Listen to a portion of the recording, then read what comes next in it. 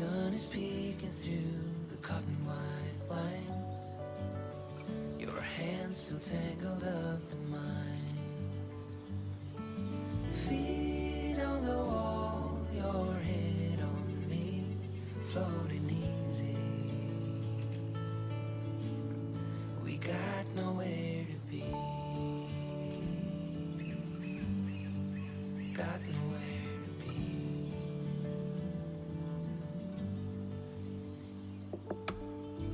Your hair's a mess, but you don't mind. You just laugh, let it fall where it lies. Coffee's cold, but we take a sip, talk about nothing. Let the morning slip. Oh, it feels like that, like summer air through window cracks. Oh, it feels like that, like summer sun on quiet tracks. Oh, it feels like that, like the summer rain that falls so slowly on the naked skin upon your back. Oh, it feels like that, like a love song on a worn out track. Yeah, it feels like that.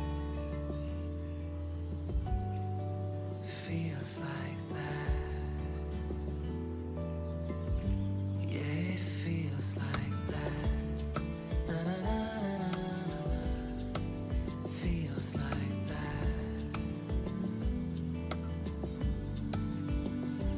Oh, it feels like that, like summer air through window cracks. Oh, it feels like that, like the summer sun on quiet tracks. Oh, it feels like that, like the summer rain that falls so slowly on the naked skin upon your back. Oh, it feels like that, like a love song on a worn out track. Yeah, it feels like that. Feels like that. Yeah, it feels like that. Na na na na na na. Feels like that.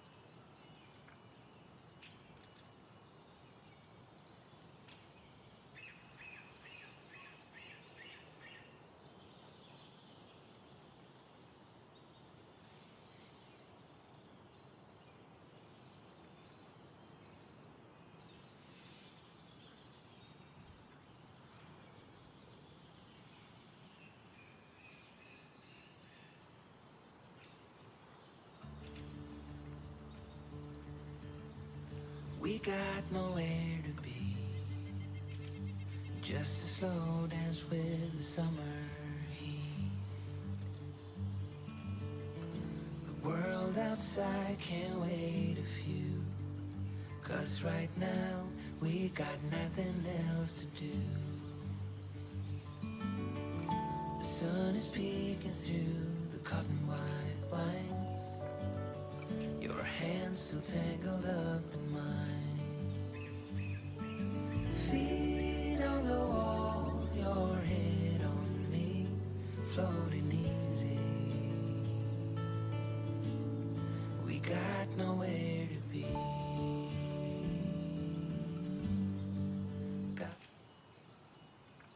Hello, folks. Welcome back to BPL Season 7. We are here on kicking off the Saturday games. It is Rags and Blank bringing you all the action on this fine evening here, East Coast style, where we're sweltering, but we're getting through it just fine. Blank, how you doing this fine afternoon?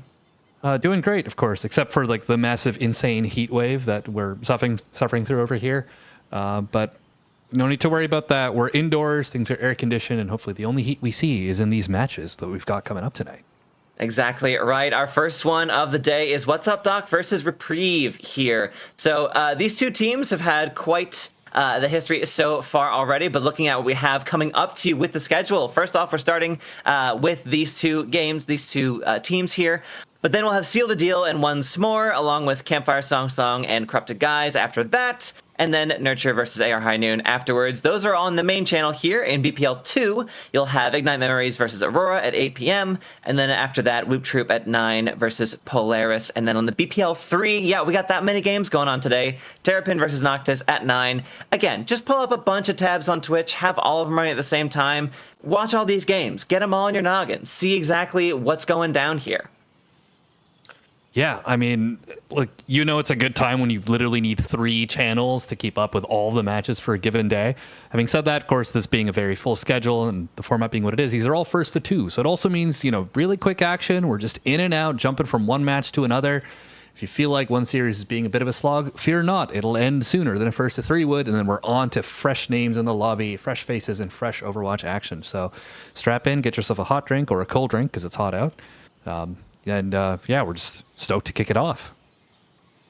Yeah, and of course, this is week 4 here of BPL 7, so we are fully in the thick of it here. These teams have had a good chance to show us exactly what they're capable of so far. We're going to have a look at the standings coming up here, just to look at exactly how it's gone so far. But here in Balsa, for our B League, Balsa Division, we have Mothmania, of course, is on top, but Reprieve and What's Up Doc are sort of at opposite ends of the standings here, Blank. Yeah, unfortunately, the match kicking us off today is between a team that really has 1 win off of a forfeit versus a team that's nearly at the top of their division. Now, don't, count your chickens before they hatch or whatever. This is still a chance for What's Up Doc to leapfrog a little bit in the standings, actually put their mark on Balsa subdivision here. But yeah, I mean, given recent history, this does look like a potentially one-sided match, and Reprieve, I mean, they're coming into this scorching hot. Yeah, they've got to be feeling good coming to this one. And like you're saying, Blank, What's Up, Doc? They really just have to take this one in stride. If it goes their way or not, they still need to make as strong a showing as they possibly can, looking at the history. Yeah, so that win there for What's Up, Doc was a forfeit at the very start of just last week. So we also have just a couple 2-0 losses for them, quick and dirty. But Reprieve has had a bit more of a, they've had to fight for their wins, certainly. The only one they fully cleaned up is in week 1. But other than that, apart from their loss at the very start, not at all surprising because the very top of the league here, Mothmania is the one they lost to. But the other 2 victories in weeks 2 and 3, they had to fight for them. Yeah, not to mention Mothmania, like you said, top of the division so far. This, I believe, was their only map loss. Mothmania's, I mean. So Reprieve, definitely a very strong team. Even that 1 loss, still a close one in a 3-mapper out of the first to 2. And I mean, I think it just speaks to Reprieve's talent and strength so far in this division. Yeah, certainly. They have really been putting themselves front and center going forward. Now that we've had, several weeks to get a look at it, What's Up Doc's roster coming up here, though, just to get a sense of who is going to be what here. We've got Luau, Pomku, and Chimarin here on the DPS line. Dusttail, as is often the case, is rounding out your Soul Tank slot, and Cobalt, Coolant, and Basket there will be your support line. So a bit of a variety of looks available here for What's Up Doc, certainly showcasing their favored heroes, not necessarily guarantee what's going to be played, especially once we get down to banned heroes, but a bit of diversity amongst this roster here. So What's Up Doc certainly not lacking for options on their roster. Definitely, and not to mention, this is a team that mostly does consist of BPL veterans, folks that have played on many, many teams before. This isn't their first rodeo. They aren't, figuring out what being in a team setting is like for the first time. So there's time still for them to start really punching up and getting a few wins on the board, whether map wins or, hey, if things work out for them somehow today, even a series win against a strong team. Absolutely. I mean, that's got to be the hope coming into it. But looking at our other team on the side of Reprieve, their roster we have to showcase for you folks. Foliage, Mahir, and Minky, and Aiden all comprise here our DPS line, whereas Maze and Creon are going to be your standard much of the time here on tank, but you're going to need two support players. So Creon there highlighting that Lucio that they're clearly very fond of, as well as Munching here.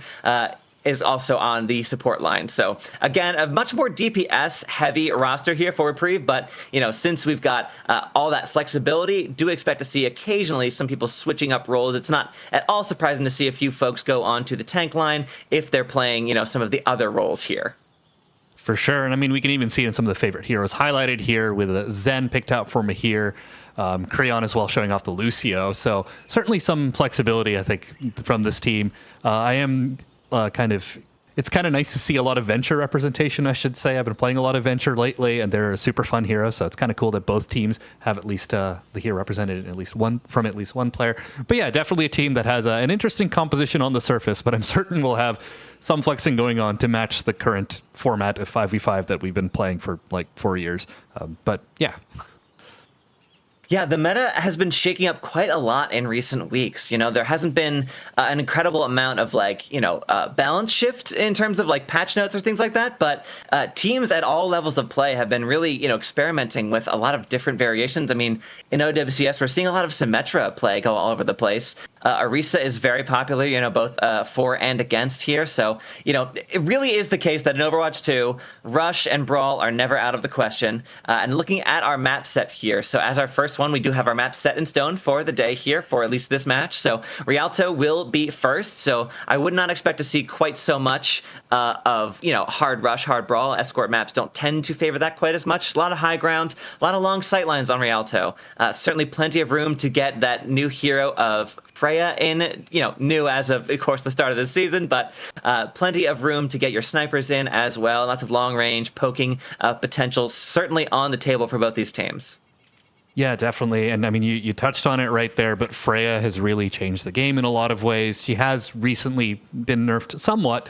And again, recently I'm speaking in a relative sense, but very, very strong pick on this map with all the sightlines that we've got going. Of course, Arisa as well, a very popular pick from low levels, BPL, OWCS, you name it. She is everywhere lately, and I wouldn't be surprised to see that pulled out as well on Rialto here.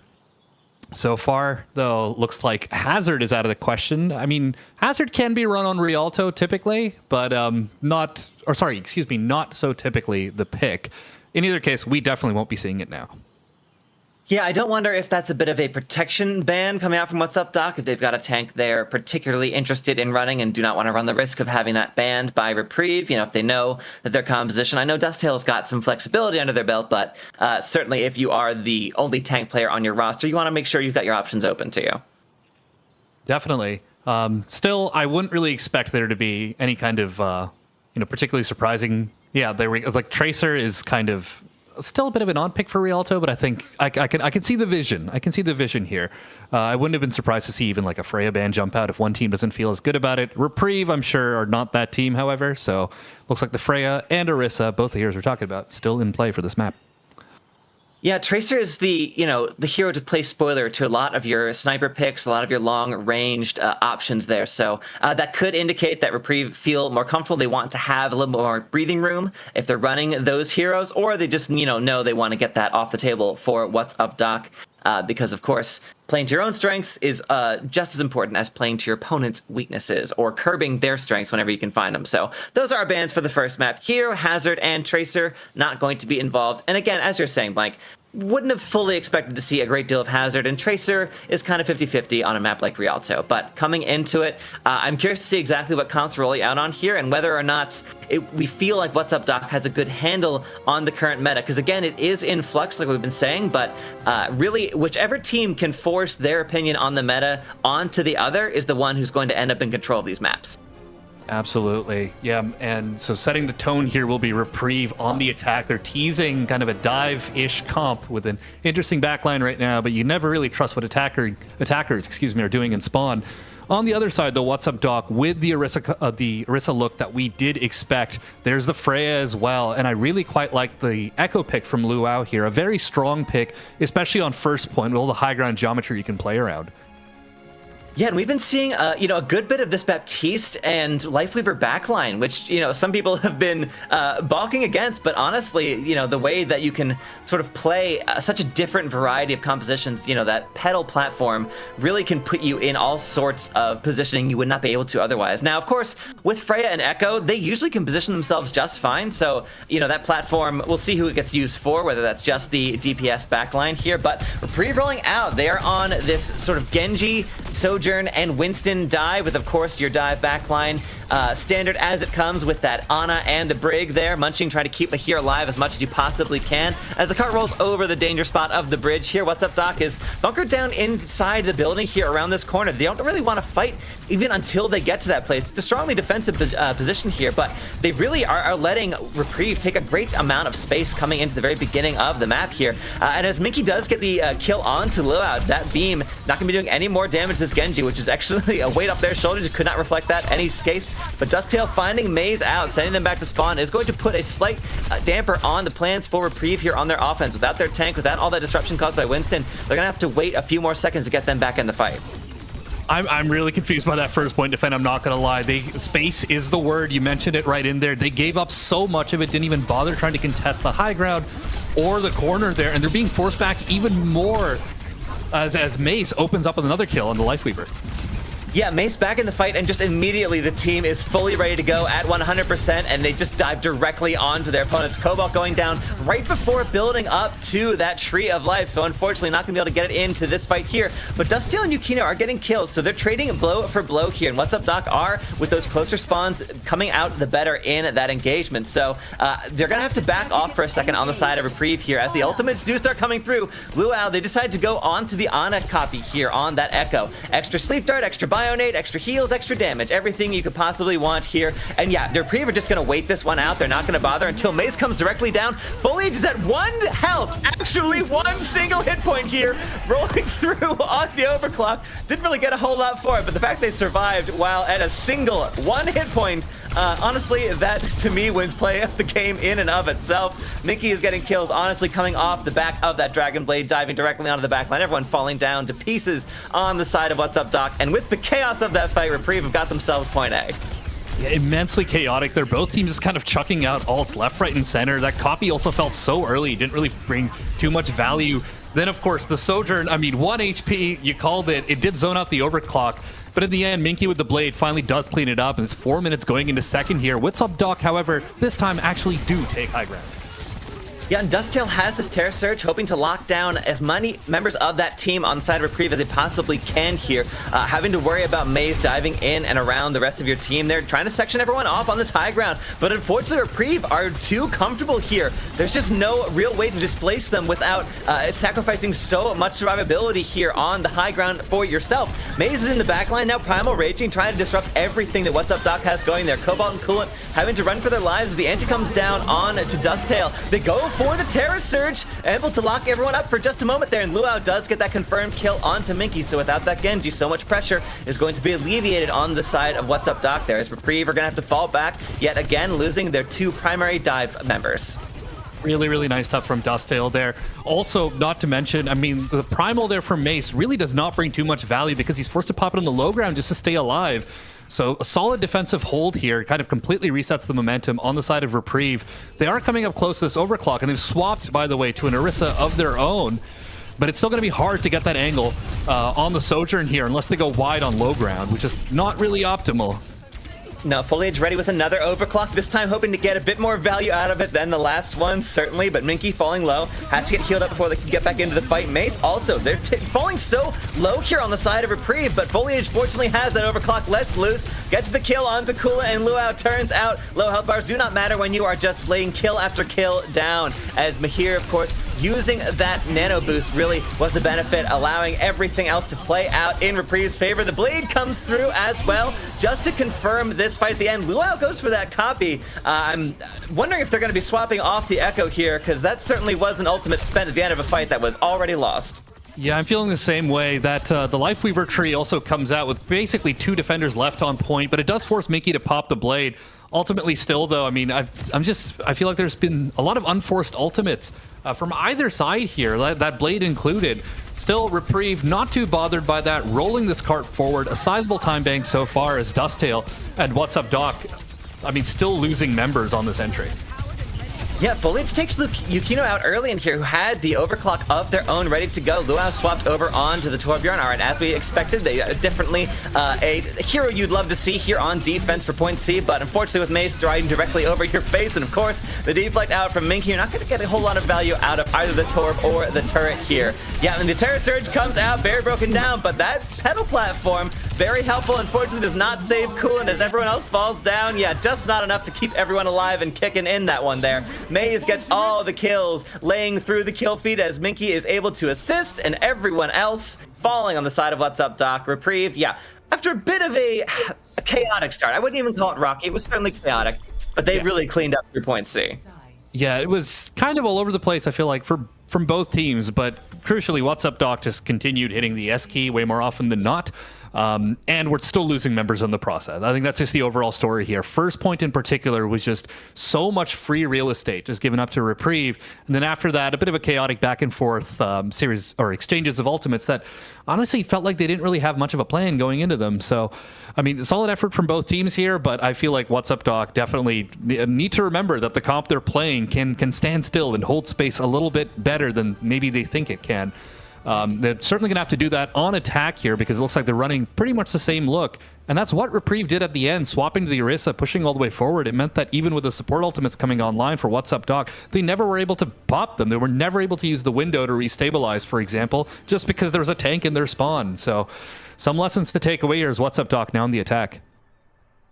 Yeah, you could tell the story is really clear through the stats page. You just got to see for a second there. Reprieve, I mean, in terms of just pure eliminations, damage, healing, output, really kind of outplaying their opponents here. What's Up Doc really need to take this up a level. And now, hopefully, on offense, they understand that, yeah, forward is much better, of course, than backwards. Make sure that that W key is, if not at all times, certainly your favorite to roll in with here, especially when you're running this Orisa comp that wants to be so much in your opponent's face here. Now, Reprieve on the defense, they are sort of falling back to this dive here with Munching now instead on the Zenyatta here back on the Ana. So yeah, they really want to have this, they're going all in essentially on this long range poke for the support line here, and everyone else, they are diving on the opponent whenever they possibly can. You see this, yeah, this is the sort of defensive hold we're expecting to see out of a team here on first point on Rialto. You've got Mace trying to hold up so much space, trying to contest on the corner from that high ground, which you can at a certain angle here. Yukino's here on the Cassidy, trying to play spoiler to these dive heroes, and yeah, that's just that. Minky not expecting that headshot, comes directly through. Foliage, however, does get the better of Yukino, so it's really only breaking even for both these teams here. Falling low on the front line, Mace has to play very carefully here, not nearly as much burst healing with this Zenyatta as you would have had maybe with the Brig on the back line here. So having to play a bit more carefully, having to be a bit more cautious. They're knowing that Dustale is going to be rocking this Orisa, so playing around, rotating around this corner here. Yeah, I actually still really like that trade because it does open up this corner for the attackers, but still Dustale in so much trouble. This is the value of the Zen in that wide open spot. Even if you've given up the corner, it is so difficult for the Orisa to advance and really do much of anything. They do get the Winston here at the very end. Mace does fall, but it's a very narrow window here for What's Up Doc to do really anything with. Yeah, Reprieve still feeling pretty comfortable. They do fall back a little bit around the corner, trying to hit the courtyard area a bit more effectively. But yeah, like you're saying, like that Discord orb, anytime the Zen has a sightline on you, just expect to get melted on the side of What's Up, Doc. Reprieve are so concerted and so well coordinated here to be able to coordinate and fall onto exactly who, what target they need to take out at a given time here. But Maze is now trying to control the high ground. A big Bionade comes through. That is massive. So putting a big damper on this defensive prowess as the Nano does come through, lands onto Minky, trying to build up to this blade here. So yeah, no blade so far, the just pure damage, and it is enough. As a matter of fact, as Mahir deals with the enemy Genji diving directly on their own face as they're on the defense. And What's Up, Doc? I mean, honestly, as much as they're going for it, they're just kind of falling down at every turn. Yeah, I think that's a pretty good way to wrap it up here. Mace often very comfortable just pushing forwards and sacrificing themselves just to open up that space for Minky to just completely take advantage of time and time again. Luau did have a nice flank that opened it up a little bit, but the Nano had already gone out from the side of Mahir on the Ana, and that was enough for Minky to clean up. Now got the blade locked and loaded, looking for it here. A minute 30 seconds. There's a deep dive from Dusttail, and they're already down.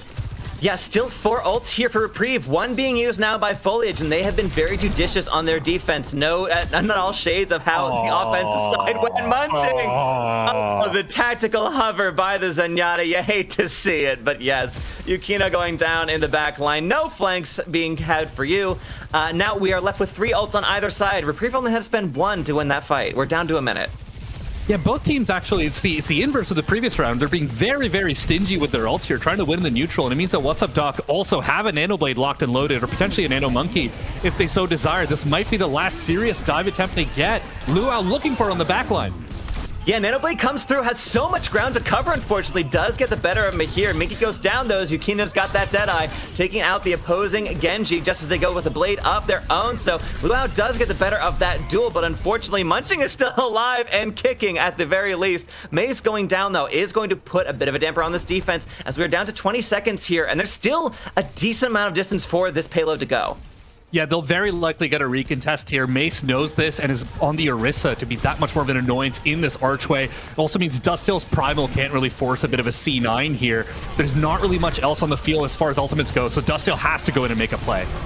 Another solid Bionade opening up this fight here. Cobalt's been great with these on their offense, but is it enough? Yukino getting the better of Maze, and yes, with the Primal Rage, Minky going down as well. Dusttail is absolutely devouring the entirety of the team here. There's so much environmental potential that they're having to run scared from it, and that way allowing the Winston to just clean up standard behavior here. And there is a bit of a concerted effort to take the objective, but not quite enough here. Dying on the point is the best Reprieve can do. Pretty much. Very, very nicely played from Dusttail there, waking up right when the team really needed them to pop off. And I mean, in the interim too, it seemed like Reprieve were just kind of dumping themselves on the point, and we're not really able to get a ton of ultimate charge on Minky on the blade here. Still, Foliage looking good ultimate-wise, and they've got that Nano locked and loaded as well. So I'm expecting both these Nanos to come out in this fight, because the fight for high ground is extremely pivotal for second, as we know. Yeah, Yukino's been looking pretty good on this Genji, trying to keep, Minky under control. Does decide to duck out of that duel real quick. Probably a good call, considering the way that's gone. Fused on excellent stickies coming out from Luau, cleaning up that Genji. No sweat, as Foliage, however, does have this overclock running, and they've been absolutely devastating with it whenever they're allowed to let loose. So with that, Reprieve will finally stabilize here on defense. And with the time going down as far as it did on that first point A push, it's barely over a minute for What's Up, Doc to push here through point B. Yeah, and ultimately in that chaos, the main fight ends up being fought, well, on main, on the ground, where the Orisa is going to win any kind of longer fight. Both Nanos do go out, but that's exactly what happens. Mace gets 3, and now Dusttail's to swap to Orisa themselves. Cobalt has now swapped over to the Juno here, which is kind of an interesting pick. I think it kind of makes sense to be able to float in and around high ground here, but this is still starting to look a bit more like an uphill battle for What's Up, Doc. Having said that, that Sojourn pick is a nice one. Okay, Luau's been excellent with these early picks here with those sticky bombs. Absolutely clinical with their application of that massive amount of damage coming through. Has the copy ready to go here on the high ground. Rest of Doc are trying to control here. Well, we do have a few members on the payload, so that is good. We're still getting some progress coming through. Copy's onto the Genji here, so not usually a common pick for the copy, but turns out you need to get one. You can go for it anytime you need. Does get taken out of it by Mace on that Terra Surge. Unfortunately, the Javelin goes a bit wide there, falling dangerously low, having to play up against Dusttail, who is looking a bit more sustained, but the rest of Reprieve is now back in the fight here. That Nano has been rolling and now has been let loose onto Maze, and of course Mahir with that perk allowing them to get a bit of those benefits for themselves. So Munching is finally letting loose with this rally as well. On the other side, Coolant's no longer a factor here, so yeah, with that, Minky is just slicing and dicing through the entirety of What's Up Doc, and with that, all that length of that fight, we went down to the wire here. Point B, just unachievable here for What's Up Doc on offense. Reprieve will take the map. Indeed, and in doing so now on match point in our first of two format.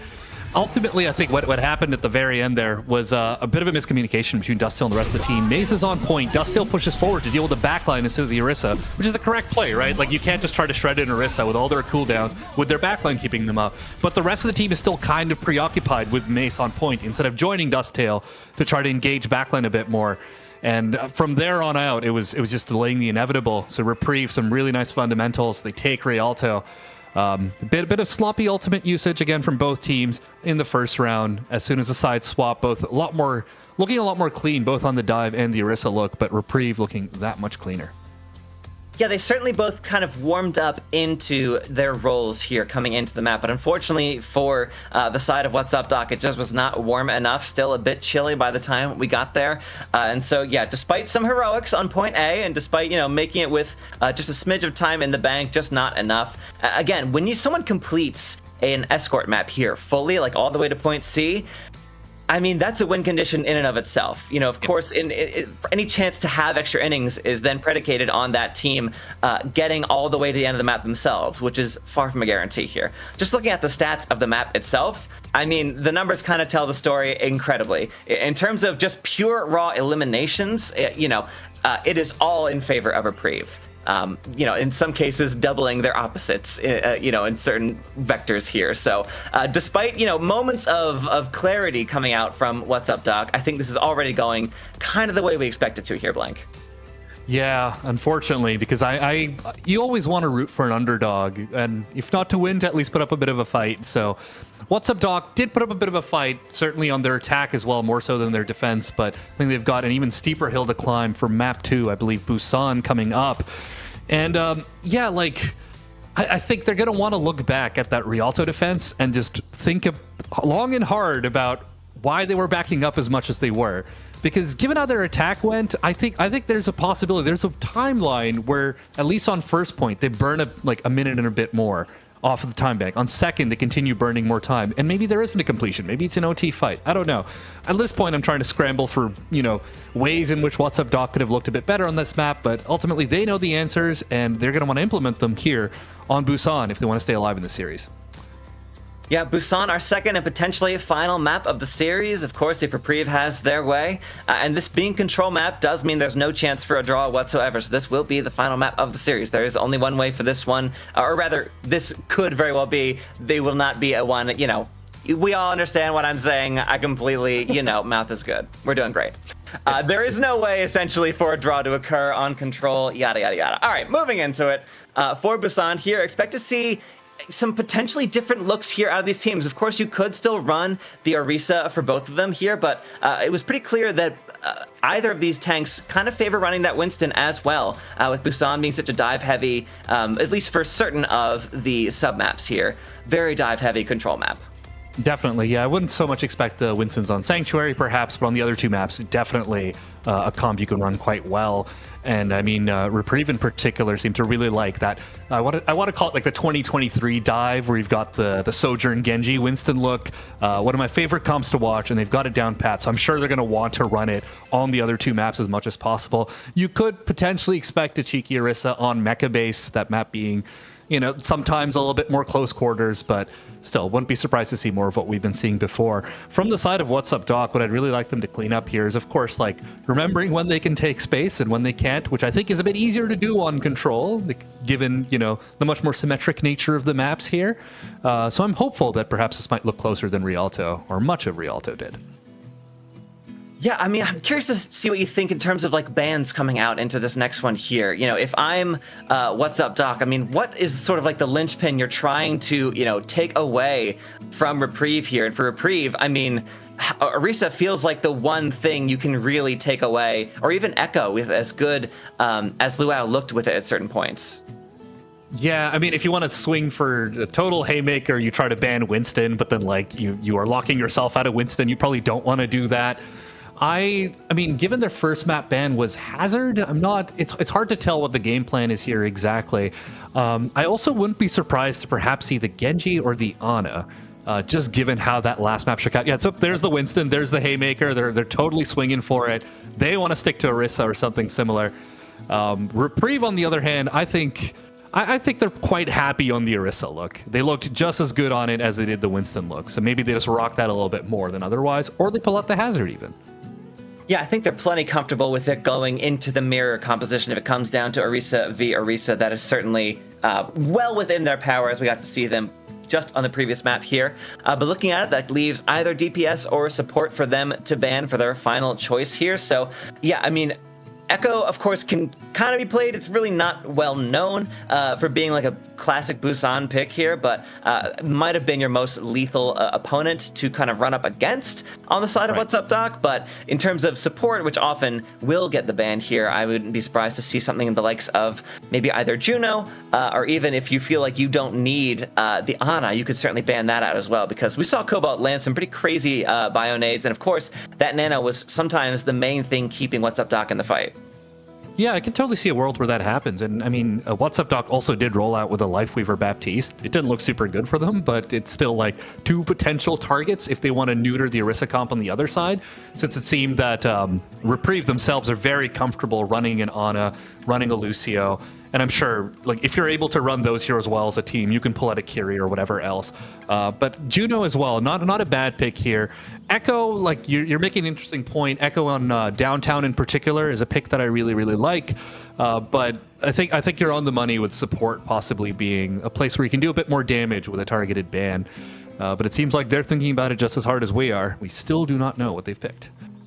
No, and this does mean, of course, that Tracer is going to be back in the fight with this one. Of course, as you mentioned, Hazard as well, which, again, any map that you see Winston on, you can potentially see a little bit of Hazard here and there. They're not playing exactly the same, but at least for people like me who are much worse at dive tanks finally feel like they have one in terms of Hazard there. But it certainly has a lot of play potential in terms of playing a sort of hybridized between that brawl and between that dive style, which really feels like a lot of points of Busan could play to his strengths. Of course, we see Ball often a lot on Sanctuary, so I don't know if either of these teams are particularly interested in running the Ball, but it is certainly a possibility now. And of course, that ban finally does come through on the side of Reprieve. It is going to be Juno, so yep, support ban is out.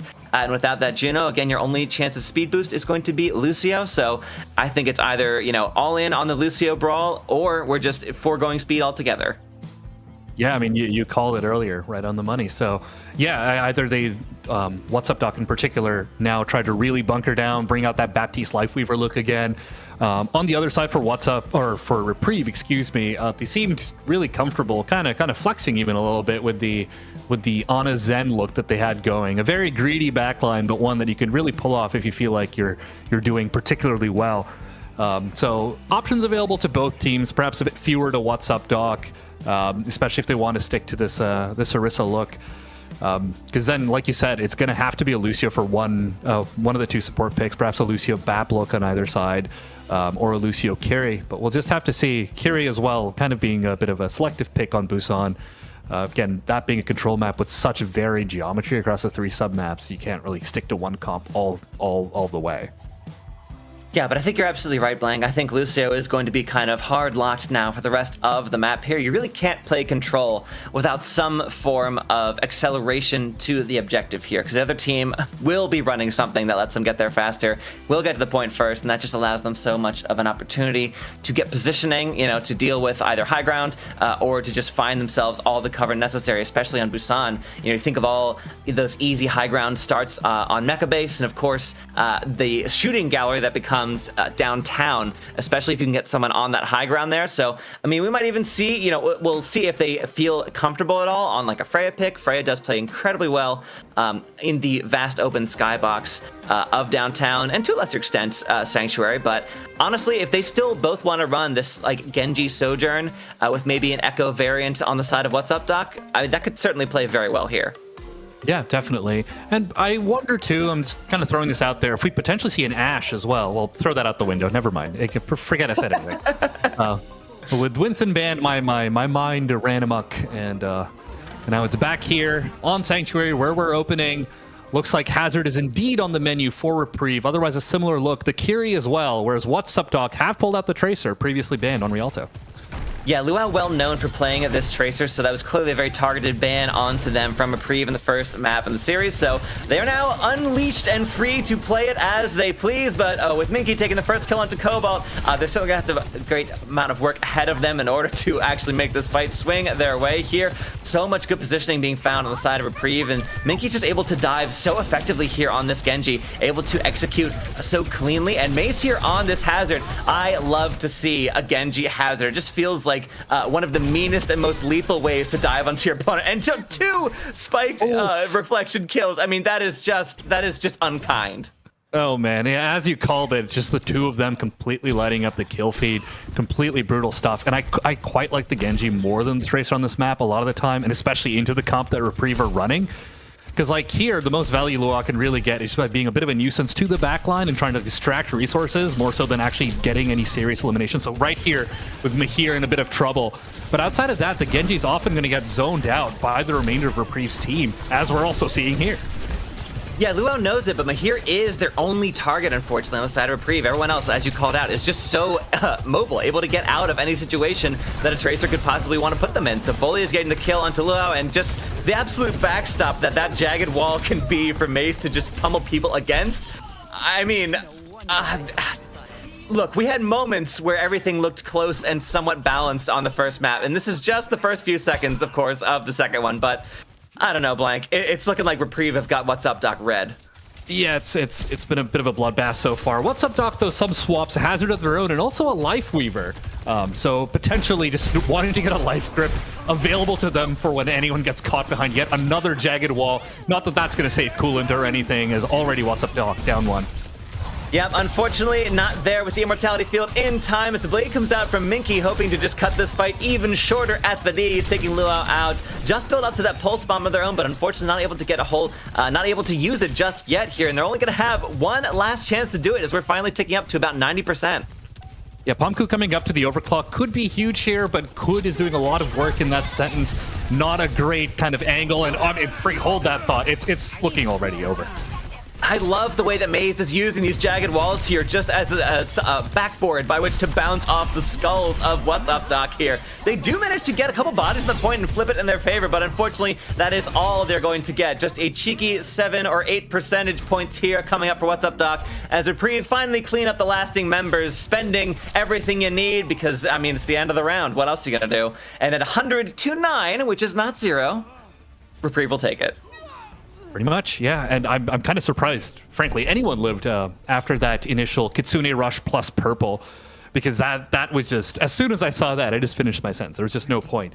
So the fact that someone managed to get a back cap off, not bad. It means it's not 100 to 0, but you do need 100 on the other side to actually win anything substantial. So Reprieve now up 1-0 on Busan as we enter Mecha Base. And I hate to be the bearer of bad news, but I think Sanctuary was probably What's Up Doc's best bet to steal something. It looks like Reprieve have completely figured this out, and this Genji Hazard look, I would argue, is even stronger on Mecha Base.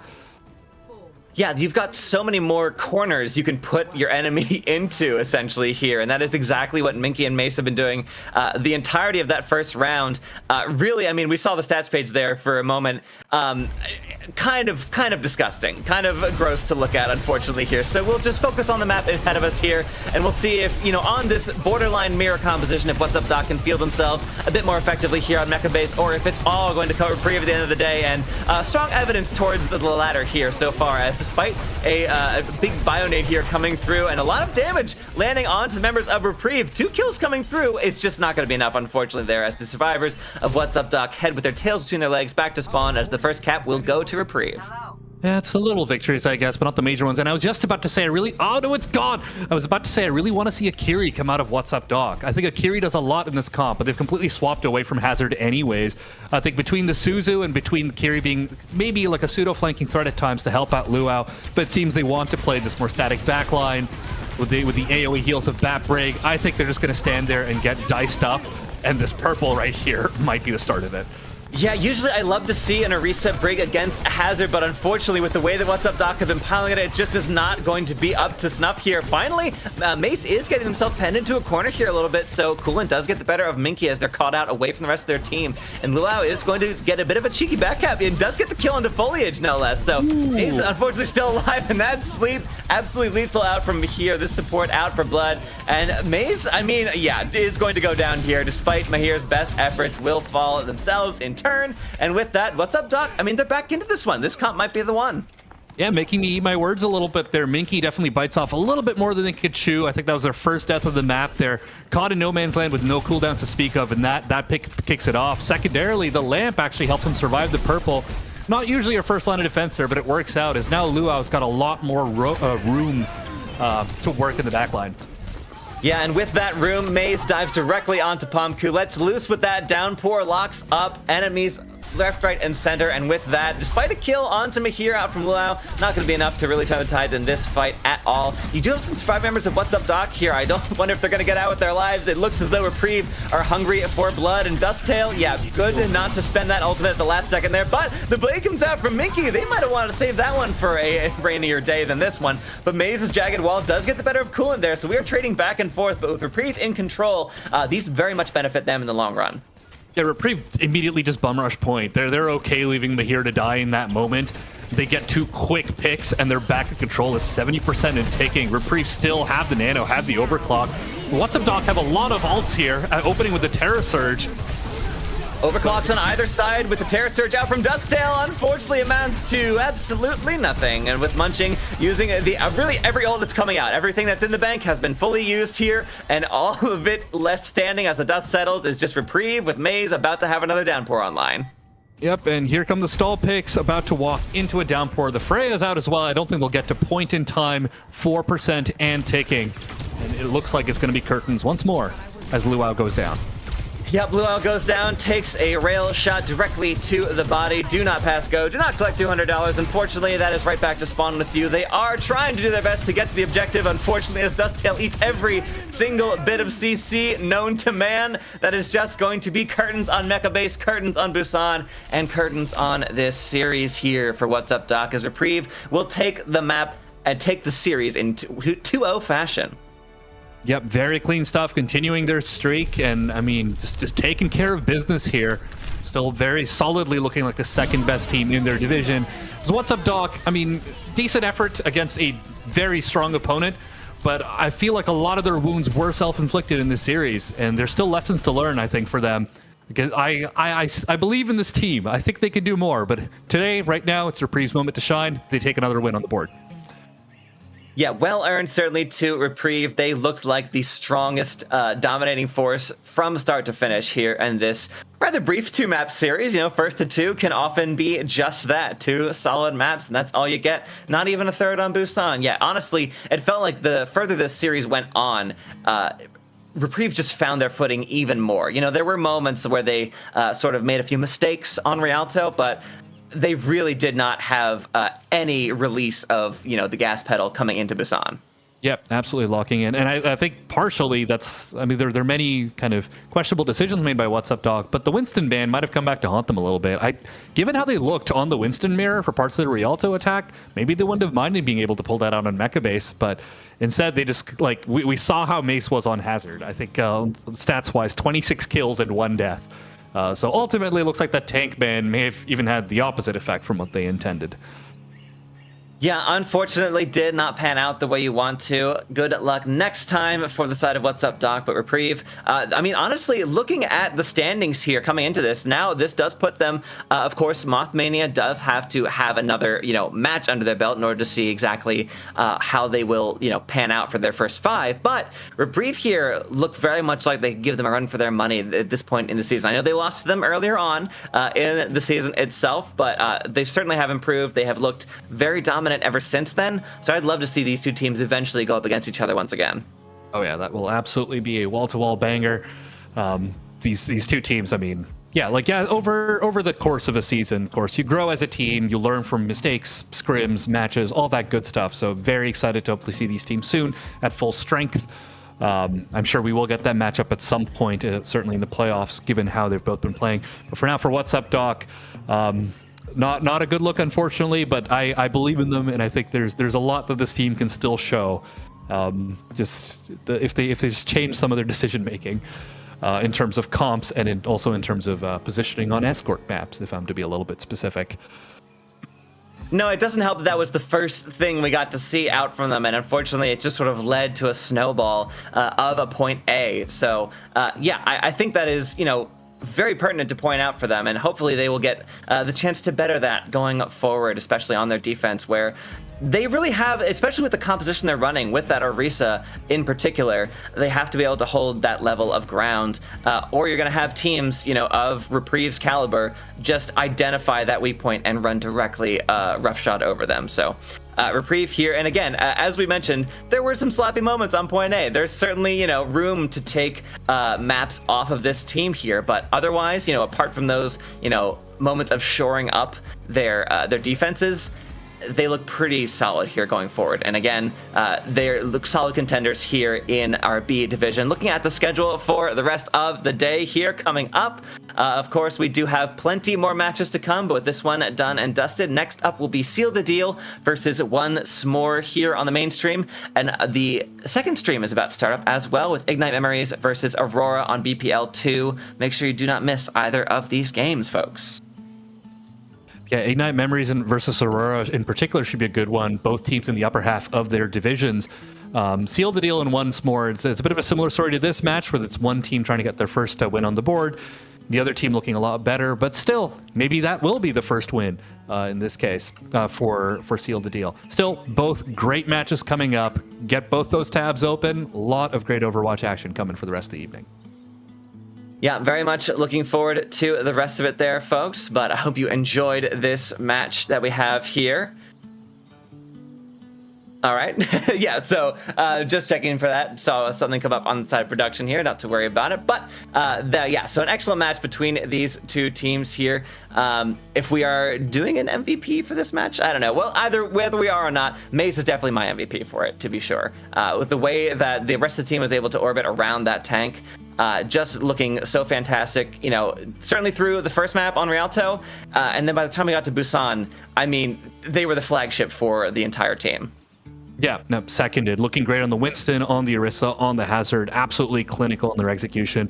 On Rialto, certainly going a bit deep, but opening things up for their team, taking the space that was made available to them. So, really, really great stuff from Mace all around. Very strong tank play. Excited to see more of this player the remainder of the season. All right, folks, for Rags and Blank, that's going to do it for us for the first match of the day, rather. But stick around. We have plenty more games for you, as we just indicated. Again, make sure you follow on both of the streams about to happen right now at 8 o'clock. So don't go anywhere. I'll be back in just a moment.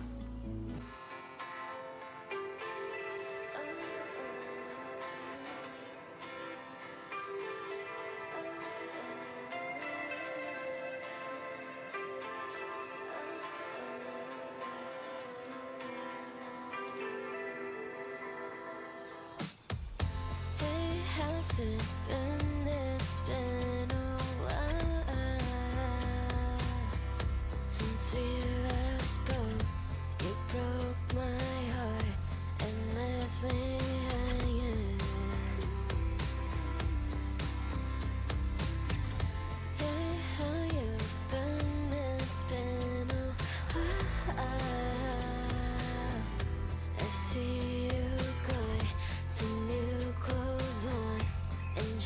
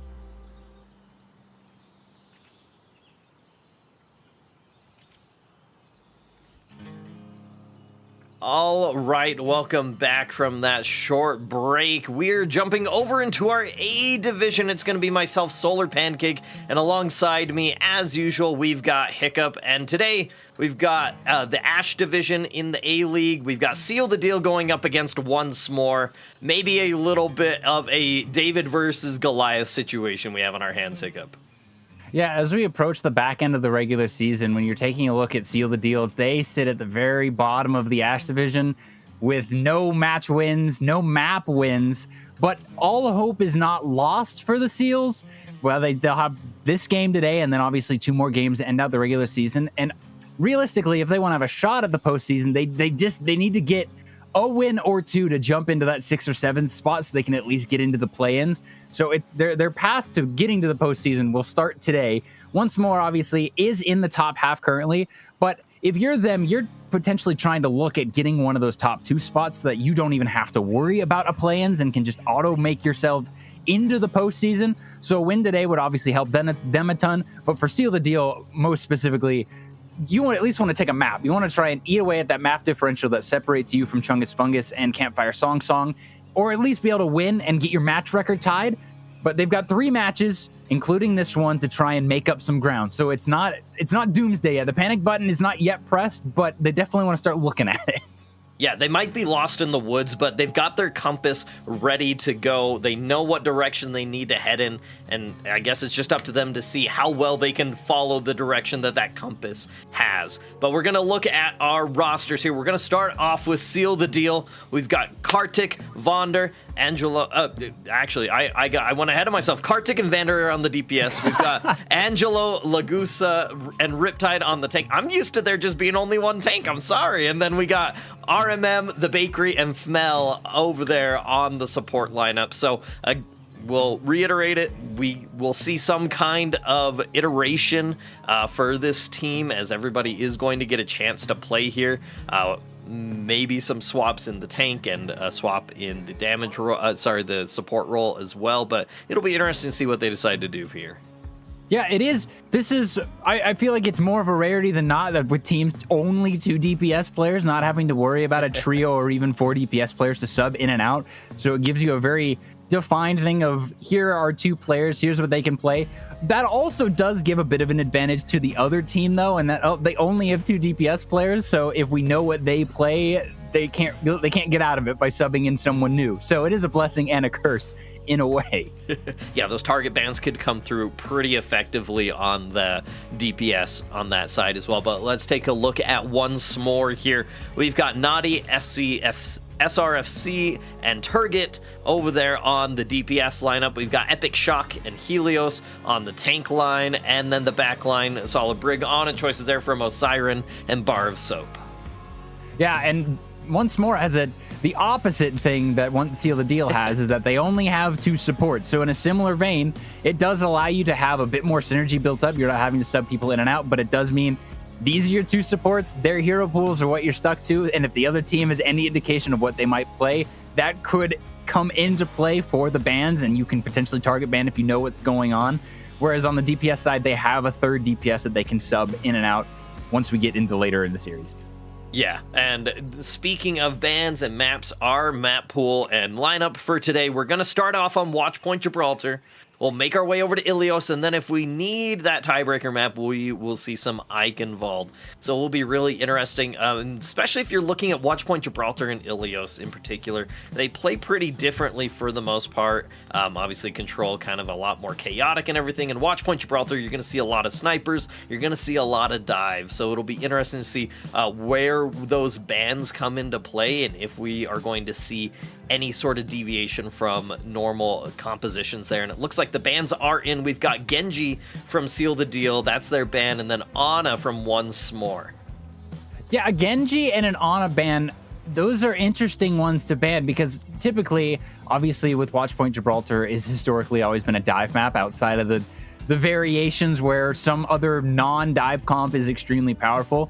But in this instance, I would expect that we would see dive, but banning a Genji and banning an Ana off the rip going into Gibraltar, that means that, obviously that we won't see a Brig Ana backline, so Winston may be a little bit out of the picture. If teams are wanting to play dive, then Lucio Kiri or maybe like a a Juno Brig could be what we see.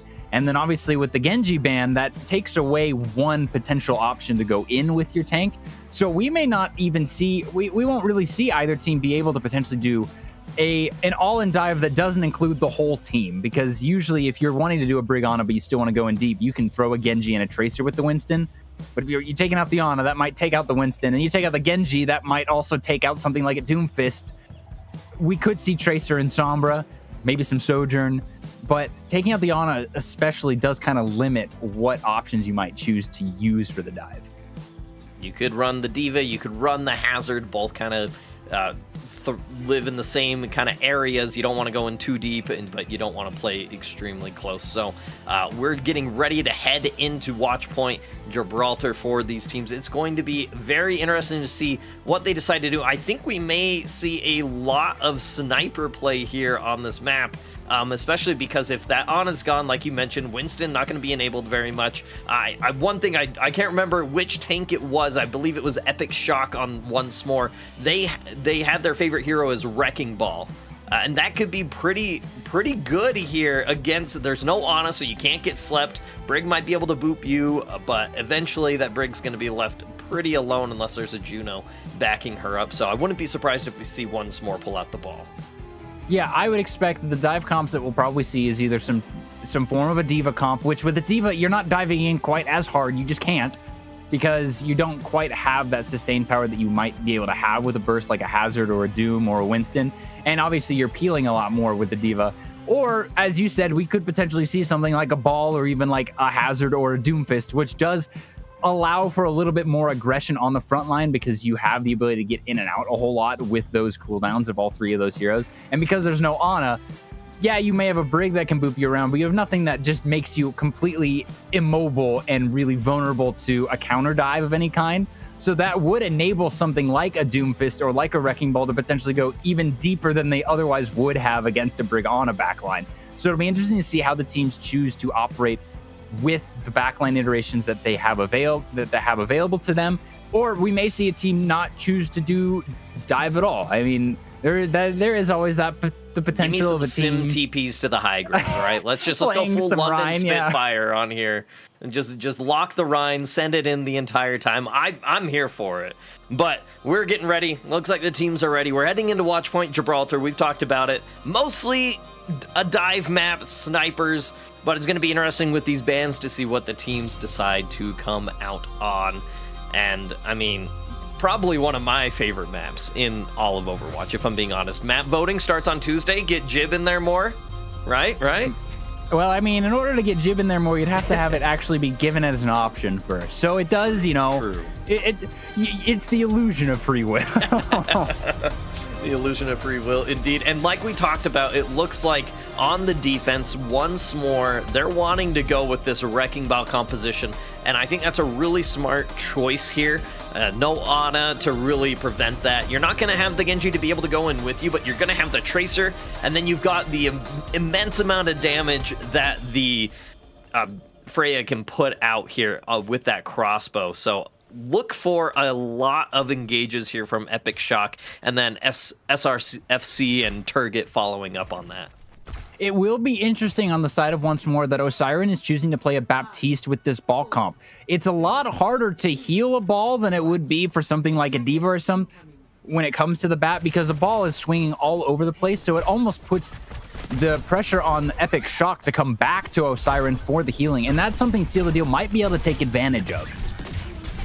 Might be able to take advantage of it. We'll see what Seal the Deal is wanting to do against this as the fight is underway now.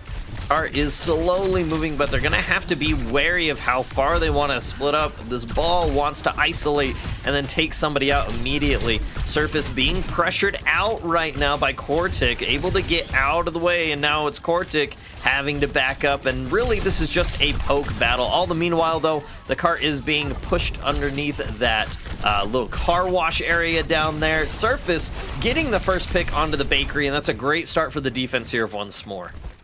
Yeah, losing your backline, it does limit what you're able to do and how deep you're able to go. Obviously, Riptide is going to be the biggest source of pressure, other than Cortic, obviously, in the mirror, and helping Surface mitigate that damage from the Freya, because if you allow Surface to just get free reign on these sight lines, the Bakery and RMM are going to have a really difficult time setting up in order to enable Riptide. It's going to be really, really hard. And this ball is just being such a nuisance everywhere. They can't really pin down this ball at all. There's no sleep dart like we mentioned before, so the ball is able to just roam around for free. A lot of damage comes in, but able to just get out immediately. And a good dive from Bakery and Kortik there on that cake. And they are trying to really just get any sort of momentum here. They are pushing the cart. They're forcing once more back, and that's a good start here for Seal the Deal. Yeah, they were able to take advantage of the fact that once more, some of their comp can't go quite in as deep with Epic Shock, as most of Seal the Deal's comp obviously isn't going to have to push in as far as they're on the offense, but we see once more being able to come back in and trying to pick things back up. Oh, Turget's going to get RMM, but Epic Shock is going to fall, and that's a lot of nuisance for the side of once more down. And the good engage there on the surface. That Freya is out of the picture. The Kiri is able to get out with the teleport just in time, but that cart is going to inch ever so closer to this first checkpoint. Minefield is available for Epic Shock, and that is going to fall. Window going to be used on the high ground. Rally from RMM, as well as going to try to keep the rest of Seal the Deal up. Pulse Bomb getting thrown out, not able to find any connection there. Turget following extremely low, gets hit with a arrow there, able to back out. And now the ball is back, and a lot of ultimates used on the side of once more. Seal the Deal only used their support ultimates. They've got this EMP and this Diva Bomb they can go with. There's that EMP, but it's going to be Surface and Osiren finding one. That's going to be good trades, but it's going to be Seal the Deal that's going to be coming out on top here, as that Baptiste of Osiren is going to get pushed out a little bit there, and they're going to be the last one on the point. A good start on first point there for Seal the Deal, and let's see if they can keep this momentum going. Yeah, we saw Seal the Deal putting a lot of pressure on Osiren, especially first on the high ground and then forcing him to the low ground, making it really difficult for them to give a whole lot of peel to Epic Shock, who was trying his best to de-seat the backline of Seal the Deal, but ultimately, obviously, the EMP there at the end helped a lot. But now we see Osiren go over to the brig to try and help a little bit more with the pressure that's been coming out of their face. Kartik not able to find any purchase with that bola. Nobody trapped in that right now. And good peel there from Riptide to make sure that that ball isn't going to be able to deal a ton of damage to the back line there. Good peel again on the Tracer, and Riptide keeping everybody up, but it's going to be the Kunais of Soap that's going to find RMM. The Bakery is going to fall as there's a ball just in the back line with the Kiri. They are everywhere. The cart is moving forward, but it's just Kartik on the cart, and that's going to be that push for Seal the Deal. They do have this Diva Bomb, but they're going in against a lot of ults here, Hiccup. Yeah, they are. I mean, Seal the Deal only have a bomb, and they've got the Orbital Ray coming up as well, but once more have 2 ults at the moment, but coming up on another 2, and they have to be careful that they don't get engaged on first. They don't have really the ults to try and push forward early, but they don't want to get stuck in this choke. A good eat from Riptide onto that bolo. Nobody's going to be caught by the Bounty Hunter this time, and we'll see if they're able to push forward with that. The Orbital Ray is going to come out to keep Riptide up in this fight, and Riptide trying to find anything but pushes a little too far. Turget going to find the Pulse Bomb onto the Bakery, and now that is going to be a lot of healing gone for Seal the Deal. Bomb was thrown out, not able to find anything, but Kartik takes down Turget, and this might be the opening that they need. A good push from the side of once more back onto target, but Riptide is there for the follow-up. The Diva making sure their team is staying up and running. Rally's going to be used on both sides. Osiren and RMM both going to Osiren, notably switching back from that Baptiste, and now once more is on the back foot here. Yeah, Kartik was able to get a really nice flank on the backside of once more and just take out the backline, or at least force them out. Now once more only has this Minefield coming back in, and Seal the Deal will have an EMP to help cancel that out, as well as the Bolo. Minefield is popped out. There's the Bolo. And now, good EMP. They isolate 3 members. They're able to take down one. That Minefield, a few of them got hit by that EMP, but they're still very dangerous and will run out shortly. Riptide, meanwhile, doesn't have a mech, so this is going to be really hard for Seal the Deal. Kartik going to find 1, 2. The Bounty Hunter for the side of Seal the Deal is doing everything they can. A good hack onto the ball is going to take out Epic Shock, and now it's just mere moments here for once more as the second point is going to fall. Seal the Deal going to take this point. They are maybe Surface doing their best, throws out the bolo, not able to find it, does get Kartik, but now sealed the deal. They've got 2 minutes to push it to the end of Jib. Yeah, now they really have to... Kartik especially has to be really careful of these longer sight lines that are now opened up on the third. If Surface is able to find some better angles to hold and catch Kartik off guard, that is going to help him open up the fight a little easier, because Kartik now has the pressure of trying to take the space that Surface is going to zone. Yeah, and this ball from Epic Shock, there are so many routes that they can get away. Good peel is going to keep RMM up for the moment, but Surface is going to find that brig. A good bolo shot comes in and connects with 2, and Riptide is going to finish it off as the back line of Once More is gone. There's no healing on that side, but there's a pesky Tracer in the back line. Vonder is going to take out Surface, and Kartik is going to survive for the time being. It's just going to be Epic Shock. And man, Once More, they don't really have an answer for this right now. They have a couple of good holds, but they've got to come out and find something with these ultimates. Yeah, Osiren has now chosen to swap over to the Zen. That backline is now going to become a lot more easy to dive because you don't have the brig, but it does allow them to put a lot more pressure on someone like Riptide by just throwing the Discord on him. Riptide finally gets that mech back. The bomb is available. A good hack. Epic Shock is caught in this room. I'm not sure they're going to be able to get out. The ball is going to fall extremely quickly, and now it's going to be Once More on the back foot. A good orbital ray from the bakery is going to keep seal the deal in this right now. They have a lot of ultimates on board, and Once More, it's going to determine who goes first, and nobody touches. The Kitsune rushes out, and guess what? The Fox can't touch the cart. The Fox doesn't stop anything. I hate to break it to you. You got to have somebody there. Seal the deal. They've got 28 seconds in the time bank, which isn't bad for Gibraltar, and they've capped this point. They're sitting in a good position here if they can put up a solid defense. Yeah, I really like how Seal the Deal are choosing to approach this, because obviously Epic Shock is on the ball and Vonder is choosing to play the Sombra. Someone taking after my own way of play. Anytime there's a ball on the other side, I do pretty much just go Sombra just non-discriminately. And I do like how they're approached, because by playing the D.Va and playing the Sombra, it allowed them to peel a lot when Epic Shock would go in, especially there on that third point. He would try and go after the bakery or RMM in the backline, and Vonder would just hack him. Riptide and Kartik would just collapse on him and take him out of the fight before Once More is even able to do a whole lot to help him. And now suddenly, Once More is down a tank, Seal the Deal are up a man, and that allows them to go in a lot more easily. But now that they're on the defense, it's going to make it even easier for them to potentially cut off Epic Shock's way of engaging and rolling out, because now he has to be the one to take the space. He doesn't have anywhere to set up for free other than the space that he has tried to get already. It's going to be really interesting to see how Once More wants to approach this. They're looking like they're going to stick to what they've been playing, which, you know what, I can definitely agree with. They just have to find those openings, and it's really going to be up to Epic Shock to make sure that he can try to avoid that Sombra, but it's easier said than done. We'll see how Once More does as this fight is now beginning here. Surface really looking for any shots that they can get, able to land one, but not a follow-up onto Kartik. Kartik going to be able to stay alive pretty well, and I think this D.Va on the defense is going to be able to zone a lot of the pressure that Epic Shock is going to have. He's hacked out immediately. All the meanwhile, this car is going to be pushed underneath through the car wash here, and I assume Seal the Deal is just going to contest it here on the other side. The Sombra in the back line just being a nuisance, trying to bother and track and mark Epic Shock as much as possible.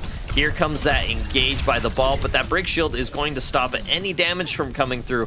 And Once More isn't really able to find any openings right now, Hiccup. Oh, there it is. No. Osiren's going to fall. Seal the Deal gets a good pick, and Once More on the back foot immediately. Yeah, I mean, that's just part of the part with the ball comp. The ball is a lot harder for the team to be able to go and take the space gain. Unlike with Seal the Deal when they were on their offense, Riptide could kind of just bully his way into the front line and just kind of sit there. But if you're playing Wrecking Ball, Epic Shock doesn't really have the benefit of going in, taking the space, and just sitting there. When you're playing Wrecking Ball, you're kind of going in, getting out, and trying to get picks. You can't really get the space and then hold it very well. You have to find something. Somebody isolated. Seal the Deal's playing very well, and great peel from Riptide to keep the team alive. We'll see if Once More is able to get anything as we have these ultimates coming up. Bolo shot Pulse Bomb and Window available. Seal the Deal's got their own Bolo, and that's going to get thrown out. But Bar of Soap, the Baptiste with that battle rifle, going to take out the Bounty Hunter in the sky. Bakery is going to pop that Orbital Ray, but I'm not sure it's going to be enough to keep Riptide up. EMP is used, Pulse Bomb thrown out. Everybody's pushing Q, but it's right now Seal the Deal that is finding the picks that they need. And now it looks like the Bakery is going to fall, so no healing for the side of Seal the Deal. Maybe this is the opportunity that Once More needs, but a good shot there from Kartik is going to stop the ball in their tracks. And now Once More, they're going to have to reset this push here. Yeah, luckily for them, they're coming in with a slight ult advantage. They've got both supportals and the minefield, whereas Seal the Deal, the Bakery just used the orbital ray, so that's not available. So it's really just going to be up to RMM to keep Epic Shock and the rest of Once More off of that backline with this rally. And Riptide, I would assume, is just going to use this bomb to remech. So realistically, you only just have the rally that you can really use as an engage tool. And this minefield, depending on where it's placed out here by Epic Shock, could turn the tides of this battle. Could support ults as well for Once More. We'll decide who is going to engage first here. The window is popped by Bar of Soap. Not sure where that is, but they're able to keep them out. A good minefield's going to zone out the supports from the high ground, and they're going to have to back out and rotate around. That is going to be the D-Mech there onto Riptide. They are going to get not back into their mech. A good bash there by Osiren is going to make sure that that D.Va's not able to get it. No touch is available, and that's going to be Once More moving on to second. Maybe a little bit of a misstep there from Seal the Deal. Yeah, that's brutal. I mean, that fight wasn't really remotely lost. Like, sure, you lost Riptide, but you had just gotten a pick going the other way. And not even getting a chance to try and win that fight to hold that point is brutal. And now they're just getting these staggers, which is going to make it even harder for Seal the Deal to try and actually gain any footing in this hangar.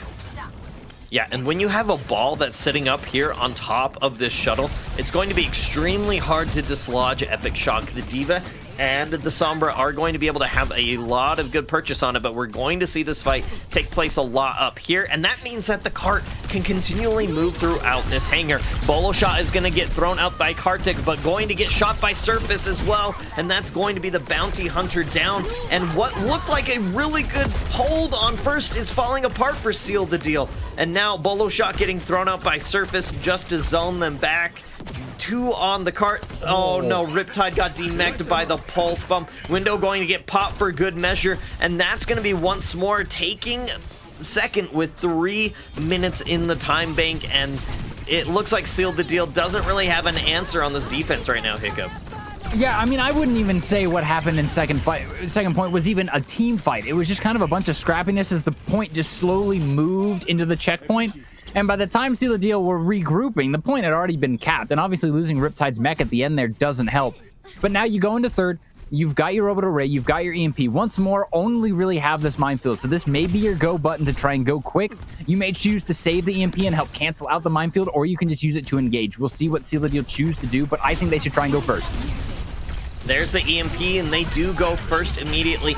They haven't found any picks yet, though, and Riptide's falling extremely low. There is no tank mech on the side of Seal the Deal, and that is a tragic way for that EMP to not find any value here. No tank for the side of Seal the Deal. They're just regrouping, trying to find anything as these chaotic fights take place. Kartik is going to take out Surface on that Freya, so a lot of damage gone from the side of Once More. They're going to have to rely on this rally to keep them up. Rally from RMM to match that as well. Riptide gonna take out Osiren, so now there's no overhealth being granted to the side of Once More. And we'll see how long they decide to keep engaging on here, and they're just gonna back up for the time being.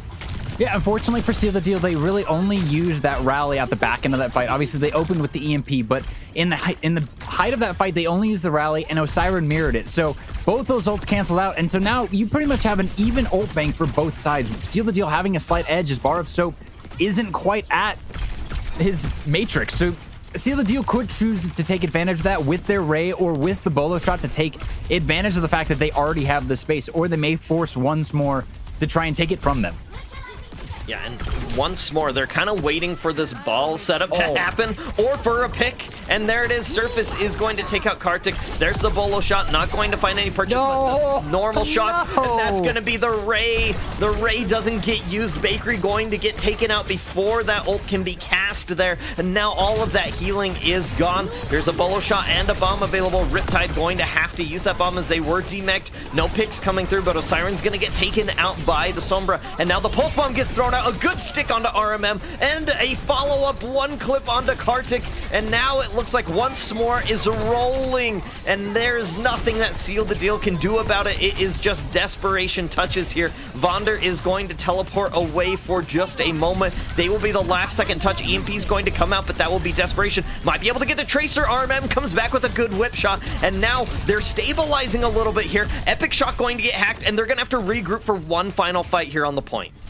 Yeah, Once More just didn't quite have it clean enough. So by the time that Seal the Deal had some staggers come back, they didn't have enough bodies to help fight it. So now Riptide is going over to the Orisa, which I think will allow him to hold the point, hold the space a lot more easily than if you were playing the D.Va, but that also means you won't have quite as much peel for your backline.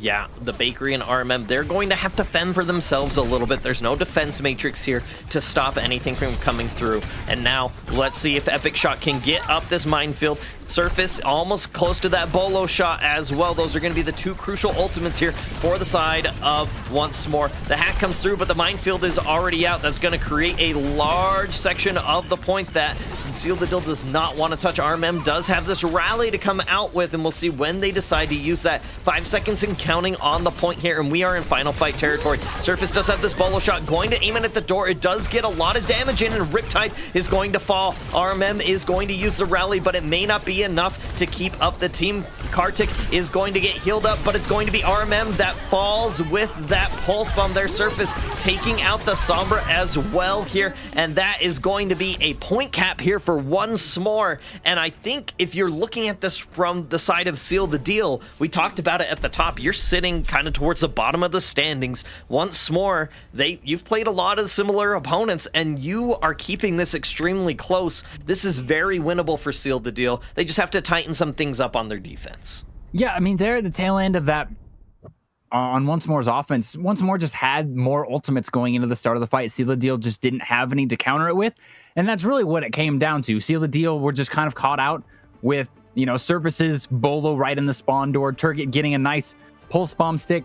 But now, as you said, it just comes down for the Seal the Deal to just kind of clean things up. I mean, especially on second point, things get snowballed out of control so quickly after what was such a good hold on first.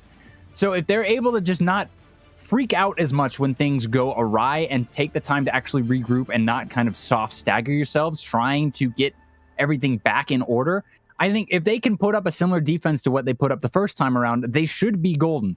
Once More, obviously, is playing a similar kind of comp. They're playing that Brig Bap and with the Tracer and the Freya to go with the ball. Neither team has changed anything up. They're playing exactly what they played the first time. So, I mean, if you're Once More, you know potentially what went wrong in your first attack that you might be able to correct. But if you're Seal the Deal, you might already have an idea. Just repeat what you did, and that should help you hold them. Yeah, and they had a good first point hold, so I wouldn't be surprised to see if they're able to get this time bank at least whittled down quite a bit before we even get underneath this high ground here. But it's going to be up to Epic Shock to try to open this up here. We did see them struggle a little bit on first point. Took them quite a while to get through. But once they did, they rolled through second.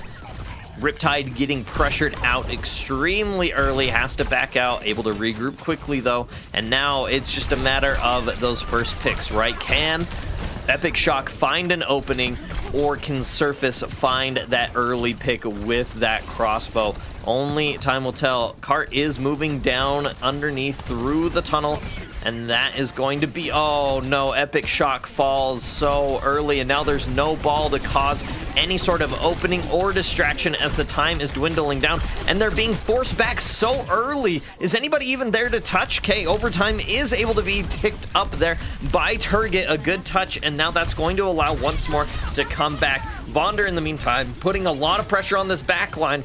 This is going to be extremely difficult to break through here for the side of Once More. The good collapse there onto Osiren. I'm not sure how the Brig got up that far.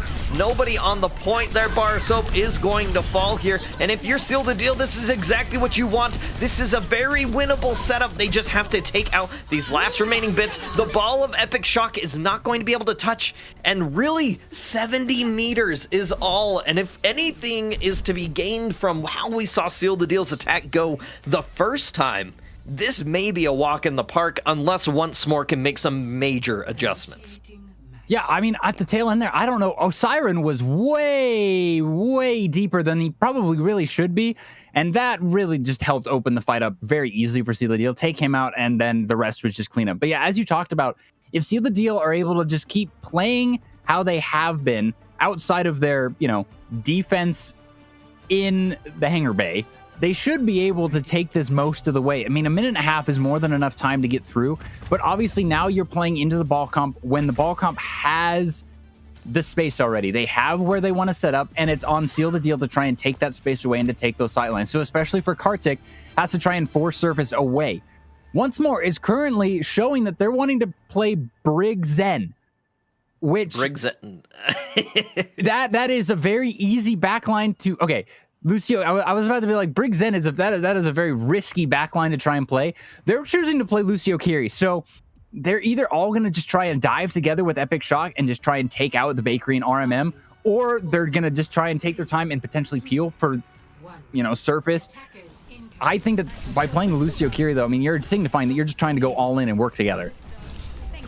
Trying to go in, you're trying to work together. Ball's already been spotted out by Vonder, so now he's gonna have to back up. They're going to have to, retreat, regroup, all of that. Good shot there from Kartik, but it's not gonna be enough. A good peel for the moment onto Kartik. Not able to get taken out there by the ball. Turget falling very low, I believe had to use the recall there. And now Epic Shock falling extremely low. This Sombra just being a nuisance in the side of that hamster.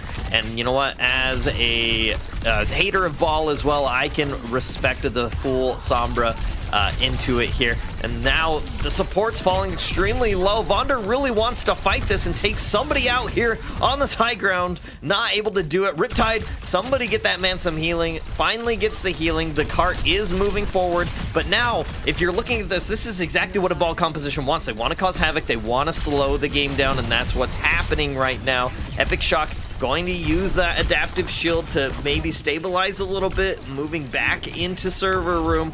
And this is really going to come down to one fight here, Hiccup. Surface does have that bolo shot. It's the first ultimate on board, but it's going to be Osiren that gets picked first. The Lucio is gone. It's only Akiri for healing on the side of Once More. Turget falling extremely low, gets taken up by the punch by Riptide, and this is tragic here for Once More. They have to find some big picks here if they're going to want to hold this. Bolo shot gets thrown out, but no follow-up is there. Riptide taking out Surface as well, and it's really just Epic Shock here on this ball. EMP comes out, and that's going to be Epic Shock. That falls minefield not available yet. Bomb gets thrown out to zone the point. Stick comes out. Turget's gonna find RMM. It's up to Turget right now. The Tracer doing everything they can, but it's not enough. And for the first time this season, Seal the Deal has won a map. Yeah, I mean, at the end there, just like what happened on Once More's offense, Osiren was just kind of caught out again. I mean, that wasn't like a pattern that was happening through the map. That was really just that tail end there. Osiren was caught off on Once More's offense and then was caught out there first at the defense, and that just opened up the fight for Seal the Deal. And like you said, this is their first map win, and this could be the momentum that they're needing to potentially put together.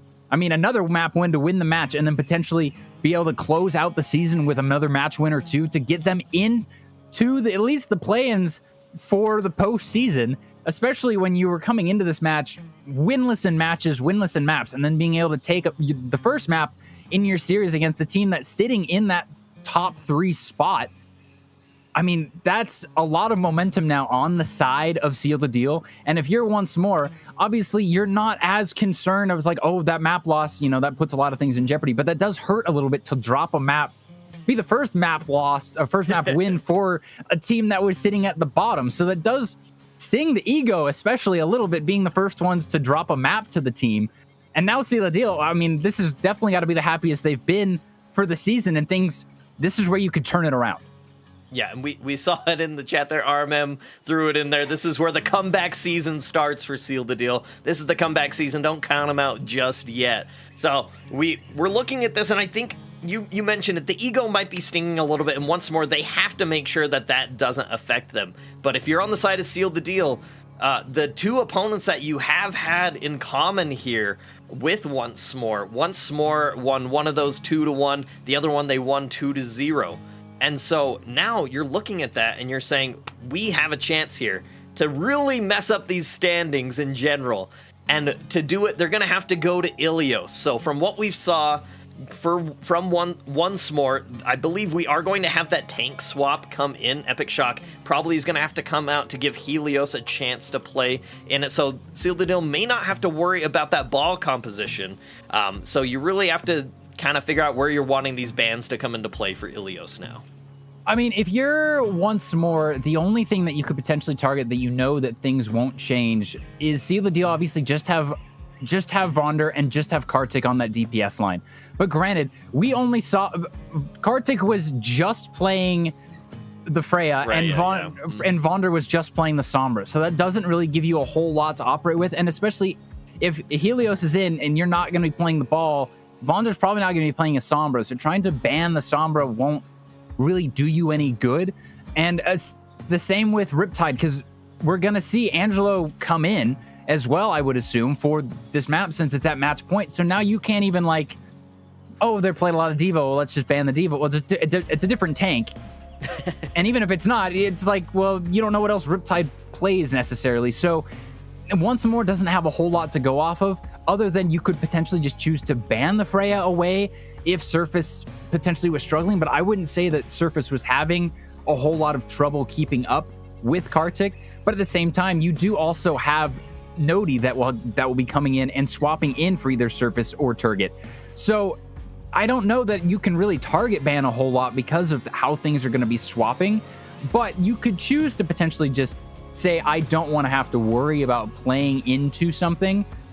But I mean, if you're going into Ilios, you could just choose to maybe ban something. Okay, so they are so Once More are banning the Sombra. So I guess they're like, you know, we may not be playing the ball, but Vonder was super annoying on the Sombra, so we're gonna get rid of that. Yeah, maybe that just goes to show that they were so annoyed by Vonder, even if Epic Shock is not coming in, not going out, right? We don't know what Helios plays. Helios maybe just doesn't want to deal with the Sombra, and maybe that's just the pocket pick for the side of Seal the Deal and Vonder on that Sombra. So maybe messing things up there. I'm curious now what Seal the Deal wants to ban. It may come down to, like we talked about, who is coming in for the side of Once More on DPS, because Nodi we are going to see at some point. Maybe if Surface is going to stay in, you go after that Freya. That way you don't have to worry about it, and maybe puts a little bit less pressure on Vonder, since maybe Sombra being their pocket pick isn't available. I don't know. What do you think, Hiccup? What do you do here? The one thing that Seal the Deal has is that Once More only has Osiren and Barosop in that back line, and really they were playing, they played a lot of things, but they did look pretty uncomfortable at first when they played the way where Osiren started on the BAP and then went over to the Brig. As soon as they swapped that and Bar of Soap took over the Brig duties, things started to look a little better. So you could potentially choose to ban Brig. I mean, Seal the Deal chose to play a Lucio Kiri towards the tail end of Gibraltar, but you could choose to force that, because if the Brig is banned, you're not going to be playing On a lot, you may not be playing Baptiste, and even Juno is a little more difficult to play. So if you ban the Brig, that opens the things up to play some more dive. Now, granted, that would mean you can't play the Brig. Okay, so they ban the Kiri, which takes away the all-in dive sort of thing, unless they choose to just play like a Lucio Juno. Yeah, and if you remember, you take a look at it, Once More, they banned the Ana at the start of Gibraltar as well. And so now Seal the Deal, they may have an Ana player in their back pocket in Fmel that is going to come in for either the Bakery or RMM. And now those Bionades, there's really nothing that can cleanse them outside of like a Zarya bubble or a Mei Ice Block, but there's nothing that can just get an entire team back to normal health. So maybe we see some Ana play here for the side of Seal the Deal. Yeah, I wouldn't be surprised to see that because, yeah, I mean, the only reason you're choosing to ban Kiri is obviously if the all-in dive was giving issues, which I wouldn't say that Seal the Deal really had trouble with it. Granted, once more only really played it on the back end of Gibraltar. But if you're targeting off the rip and you weren't having issues with it, it is potentially so that you can just apply mass status effects to all of once more and not have to worry about it getting cleansed. Now, granted, that does also mean that Seal the Deal can't play Kiri, but they didn't indicate on Gibraltar that they really want to. They were playing their Brig and they were playing their Juno for pretty much the entirety of Gibraltar. So, I mean, they didn't show any propensity to want to play Kiri there. But as you were saying, like, Femel may come in and play Ana because now that you have the Ana back, you can choose to play a more, bunkered kind of dive comp with a Winston, or even keep playing the Diva if that is something that you want to try and do on Ilios. I also wouldn't be surprised to see Orisa or Hazard or Ramatra. Those are much easier to play on this map than they ever are on Gibraltar. Yep, that is very true. It's only a matter of time to see what these teams are going to come out on. We're heading to Greece. We're going to Ilios, probably one of the more popular control maps. This is match point here for Seal the Deal. Can once more find a way back into this series and avoid going down 3-2. And, I mean, if they win, they're kind of propelling themselves up towards that top 2 and maybe a chance to avoid the play-ins like you talked about.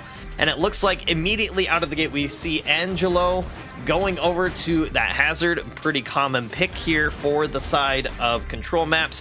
And once more, they're going more towards that Orisa composition. Yeah, once more actually didn't have any swaps. So Nodi did not come in, and neither, I mean, Helios is in, but we didn't see Nodi come in. So it's still Surface and it's still Turget. And they're opting to play more of a Brig Bap style. So Seal the Deal, especially Angelo and Vonda, are going to have a little bit more difficulty trying to get into this backline because you have to go through Helios on the Orisa, you got to go through Surface on the Cast, and Bar of Soap on the Brig. Yeah, it's going to be very interesting to see how Angelo wants to get past this horse. It's going to be extremely difficult, but once they're able to do it, that is going to be deadly in the backline. Now, importantly, Kartik is wanting to stay on this Freya, I think, and already building up a substantial amount of ult charge. Orisa probably one of the few tanks that can withstand a lot of that damage coming through, and it's going to be a matter of time to see who's going to get the first pick. A good spear onto the bakery, but no follow-up, and that is going to be a reset here from both teams, just kind of vying for point position, and it's going to be really hard to break through this Orisa. They are going to get the touch for the contest, but back off of it immediately. So much pressure being pushed onto Angelo by this Orisa of Helios. It gets forced out a good wall, but it's not enough as Helios wraps around and takes out the Scotsman. Oh my goodness, I thought Kartik may have gotten the kill there onto Surface, and now once more, they've got the point. It's ticking up. It's going to be really hard for Angelo. We'll see if we see a swap here soon. Yeah, it is. I mean, Angelo's really not going to have a whole lot of opportunities to try and go for the backline of once more. A lot of this is going to come down to Kartik hitting the shots from range and Vonder trying to apply enough pressure to potentially force someone out of position, because every time Angelo tries to approach, there's either a bunch of damage in his face or just an Orisa waiting for him. Now we have to see how they're wanting to do this. Kartik does have this bolo shot available. They are going to throw that out. It's going to find a little bit of damage on the Orisa, but that's going to be a high noon from Surface. A good lamp is going to keep him up, and that is going to find the bakery. A good stick there onto Fmel, and there are picks going back and forth, but there's just not enough health for the side to seal the deal. And now, once more, looking in total control here on Ilios. Yeah, I mean, they only had to use their DPS ults. Seal the Deal had to use there as well, but obviously they didn't win the fight outright. So now they are coming up on some of their own, but once more have their ults to mirror it. Oh my goodness. I mean, it's just so hard to retake this point away from this Brig Bap Orisa comp. Seal the Deal can't get in. They can't get in. The window was used so early and immediately takes out Femel, and there goes a large chunk of that healing and displacement from the Lucio. And we're nearing final fight here, Hiccup. There's a lot of ultimates on the board. Seal the Deal finally coming up on a lot of their first ultimates outside of Kartik, and we'll see when they are wanting to go with this, but they have to go soon as the point is already at 95%. There's the orbital ray from the Baker, and now the rest of Seal the Deal is being pressured back. A good pick there from Angelo onto the Cassidy, but it's not going to be enough as the Baptiste is going to fell the Tracer. There is going to be the Terror Surge, not going to be able to find anything. Beat comes through from Framel to keep everybody up on the side of Seal the Deal. Once more, still in control. It actually got flipped for just a second there. Seal the Deal finding these picks, but it may not be for long, as that is going to be once more getting the team wipe here. And now it's just going to be some staggered touches here for the side of Seal the Deal, and that's going to be first point Ilios. Quick, easy in and out there for once more. Yeah, I mean, when you're choosing to play this hazard dive comp of sorts into what once more is playing, you have to be extremely clean on your execution, because as soon as things start getting a little more scrappy, once more's comp operates a lot better when they're together. And when things start getting scrappy and things start getting messy, once more is able to just kind of regroup a little bit and help themselves just get their bearings back together. Whereas Seal the Deal, there's not a whole lot to regroup. Your comp isn't playing grouped up much anyways, other than potentially diving onto one target. So once more are able to especially just kind of work around Helios in that middle and Bar of Soap on the brig and keep Seal the Deal off of them. And we see them choosing to stay on this hazard comp, but we see the Bakery playing Ana, and Fmel is now also playing the Iyari. So they're kind of choosing to play a bit of a poke style, but keeping Vonder on the Tracer and Angelo on the hazard. And Kartik gets a huge pick there on the surface, and that's going to be a lot of the damage for once more immediately off the table. So a great start for Seal the Deal compared to what we saw there on Well, as we're on Ruins now, and we'll see if they're able to keep hold of this immediately. The Yari's getting forced out by Turget and immediately is felled. Helios takes advantage of the chaos in the backline and takes out Angelo. And what looked like a great start here for Seal the Deal is immediately smushed by once more. Yeah, now we see Angelo go over the Diva, which is what you kind of have to do to help try and peel Turget and surface off. Mel is now actually going over to Mercy, so going all in on Kartik, trying to just win this Freya mirror. And you know what? Sometimes that is the best play. You find your best player, you pocket them and give them the resources. That's the key. I like this Diva swap. We'll see if it is able to find as much value as we saw from the other tank of Seal the Deal on Gibraltar. Right now, they're having a hard time even finding a good angle to approach this point, and that is the power of the Orisa. Bar Soap is going to get the bash onto Vonder, and that is going to be another... all of the damage even is gone. There's no mech. The Mercy's going to get staggered out, and this is a night and day difference from Gibraltar here. Yeah, I mean, they can't get past Helios on this Orisa. We saw Vonder try and go after the backline, but a Tracer versus a Bat Brig is not a very easy fight to win, and there's no one else on Seal the Deal to even go and dive in with Vonder, because Angelo's got his hands full trying to keep Helios, Turget, and Surface off of his backline. Yeah, and a lot of ultimates on the board. This may be a big Q-fest here that we see coming up, and we'll see which ultimates are going to be used first. Lamp is forced out extremely early, and that's a bolo shot going to catch Osiren. Great shots there from Kartik. Turget is going to take out the Bakery, so it's only the Mercy healing on the side of Seal the Deal, but that's going to be enough to make sure that this point is capped. They are going to eventually take out this Tracer. There it is. Turget does fall. Point is flipped, but they have quite a defensive heal to keep a hold of here. Yeah, I mean, once more now have a bunch of ults of their own. They only use Turget's Pulse Bomb, and they've got everything else. Seal the Deal, though, do also have most of the ults as well. They only use the Bola Shot from Kartik. They just have to be careful to not let once more get space and hold it, because it is difficult. As we've seen throughout most of Ilios, it's hard to get the space back. It's extremely hard. Bolo shot getting thrown out. Vonder throwing out the Pulse Bomb, not able to find anything. Nano onto Angelo to keep up that Diva as the Mercy falls. The Bakery doing their best to try to keep everybody up, but the horse just runs past the Diva and takes out the Ana. Now 37%. I mean, well, that's not bad. Once more have a strong hold at this point. They've got a window, and it's popped them extremely early. Osiren wanting to end this fight here, and now 90% and counting. This is going to make it extremely hard. But Kartik with a double arrow shot there is going to take out Surface and Osiren, and what looked like a good way to hold back the aggression of Seal the Deal. Once more, it backfires on them, and now they're going to get staggered out. Seal the Deal going to get a little bit more percentage on the point here.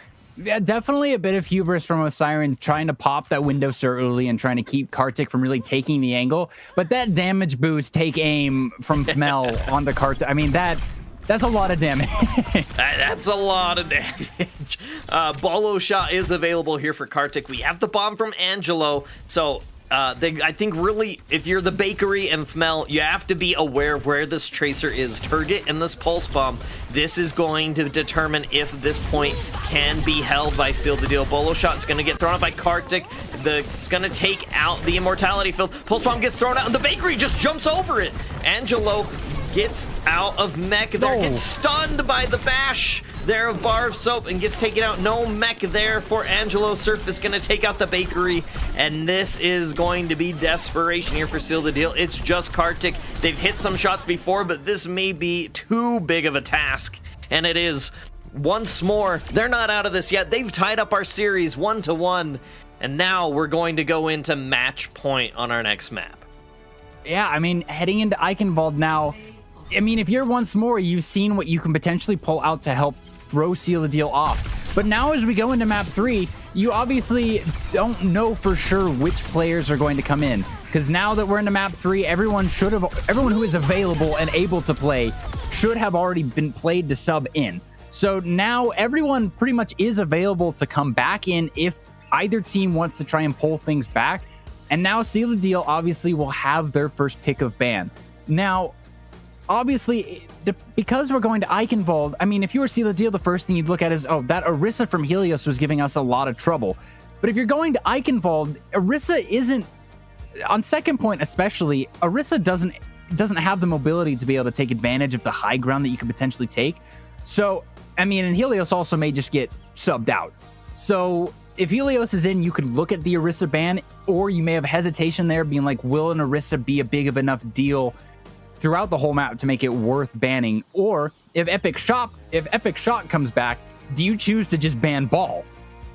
Yeah, and I think really you mentioned second point on Eichenwald not really being the greatest for Orisa if Helios is in, but really that first choke point of Eichenwald can be really, really hard to push through when there's just a golden immortal horse in front of you and there's nothing you can do. She's not dying, she's not moving, she's just sitting there spinning and eating all of the damage coming her way.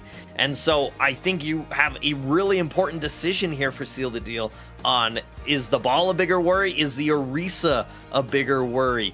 And because I think you're comfortable in Kartik in what they're able to provide with the Freya. You're comfortable with Vonder. Now maybe that Sombra's back in play as well, right? Banned, and so able to get played again here. I mean, really, there's a lot of ways that this can go. And right now, once more, they have the upper hand here in seeing what that first ban is going to be and then making decisions after that. Yeah, and because, I mean, Seal the Deal, obviously, they brought Fmel in and they brought Angelo in. You will have to make the decision, do you keep Fmel in or do you bring RMM back, and then do you bring Riptide back?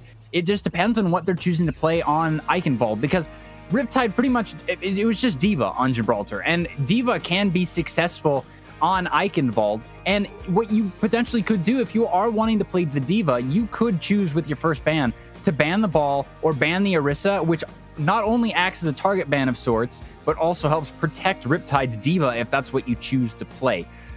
It once more, though, do kind of have the advantage of they've got two tanks, and the Orisa gave Seal the Deal a lot of trouble. And even if you bring Epic Shock back in, who's to say that Epic Shock also doesn't have a really good Orisa? And that will make Seal the Deal have to determine, well, if Epic Shock is in, do we ban the Ball or do we ban the Orisa? Okay, they're just banning the Orisa. They said we're enough horsing around. That gave us too much trouble on Helios. And you know what? I think I like this play a lot. You mentioned it before. It does protect the D.Va there. Depending on, we saw both of the tanks on Seal the Deal play the D.Va. And you did win Gibraltar. You were able to neutralize a lot of what the Wrecking Ball was able to do. And like you mentioned it, that Orisa from Helios was just a massive wall that they could not get through. So I really like banning the Orisa here. It's going to make it a lot easier to push in through that first choke of Eichenwald. And so now if you're taking a look at it once more, they know the Orisa's out. Do they lean back on Epic Shock? Are they wanting the Ball to still be in there? They can't ban the Sombra again. What do you look to ban here? I mean, you could choose to ban the I mean, the DPS line, seal the deal. If you're Gibraltar is really the only comparison we've got. I mean, obviously, it's the only other map they played, but in the sense that it's a more of a dive map, it's very different from Ilios. You have that high ground on second point, especially that you want to potentially have to worry about. You don't really know deep on the DPS side for seal the deal. They pretty much were playing just Freya, Sombra, and Tracer. There wasn't a whole lot. Those are really the only 3 heroes that they were seeing from seal the deal on the DPS side of things. So you could potentially look to the backline and try and just ban like a Brig and take that away from RMM, the bakery, whoever they have in on that backline to try and disrupt any counter dive or any diva comps that you have. Because if you're trying to play the diva and you don't have a Brig, well, then you're either leaving your backline a little exposed, you're potentially having to play like a Lucio Kiri and going all in. I would say they might just aim for the backline and choose to ban some of those supports, because there's a lot of DPS that they haven't seen that seal the deal really lean on other than the Freya and the Sombra, but the Sombra's already been banned. You can't do that again.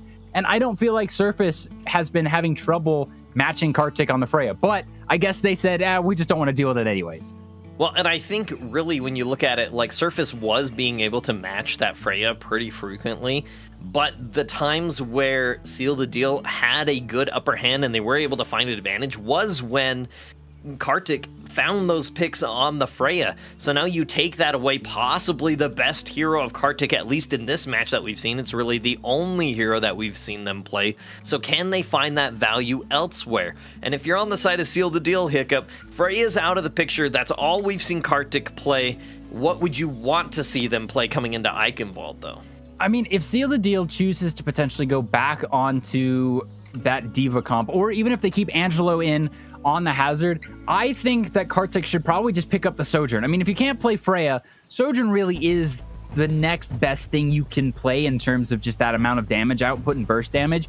Ashe is good, but it's really easy to zone the Ashe if you can just get those dynamites out of the way. But with a Sojourn, you're able to get those railguns up and take those one shots to get someone extremely low.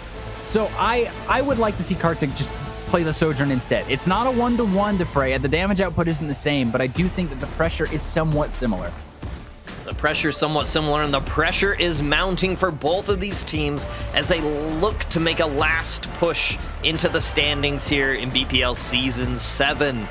And right now, once more, they're starting off on the defense, and you mentioned it, with that Orisa out of the picture. We still have Helios here on the Ramatra now. Much easier to play, and that will provide a lot of damage mitigation with the block and the form, and a lot of aggression as well if they choose to go forward. And if the spawn compositions are anything to take note of, Seal the Deal's looking to come out on something very similar, but we do see Vonder opting to go back to the Sombra. Yeah, and Riptide is back in to mirror that Ramatra, and RMM is back in for Mel to play this Brig. So the back lines and the tank line are exactly the same, but these DPS lines are very different. It's going to be interesting to see how Vonder chooses to approach this, because especially playing into the cast of Surface, it's going to be, they have to be really careful on how he navigates the back line, because one flash and it's over. One flash and it's over. This is for all of the marbles. We'll see how these teams choose to approach this. A lot of space being given by Once More. They want to fight closer around this middle building here rather than the choke. They're just going to let Seal the Deal walk through and utilize a lot of their abilities, and they're going to then push the aggression once those abilities are out. Riptide getting pressured down, but it looks like it is going to be Surface that was off in no man's land looking for a new pasture for all of those cows.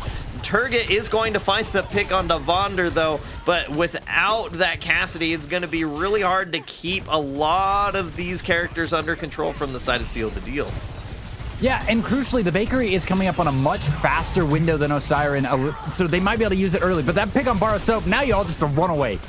Now, Bar Soap is down, and this is going to be desperation here for the side of Once More. They do have a lot of people here still, so this tide might be able to be swayed here, and it's going to be Turget going to take out the bakery, so a lot of healing down, but a nice railgun shot there from Kartik is going to do it, and that is going to be the annihilation there from Helios, the window from Osiren, one for each. That's going to be the annihilation from Riptide as well. There's just two Ramatras staring at each other on the point. Immediately, Helios is going to fall, though, because of the the overclock there from Kartik.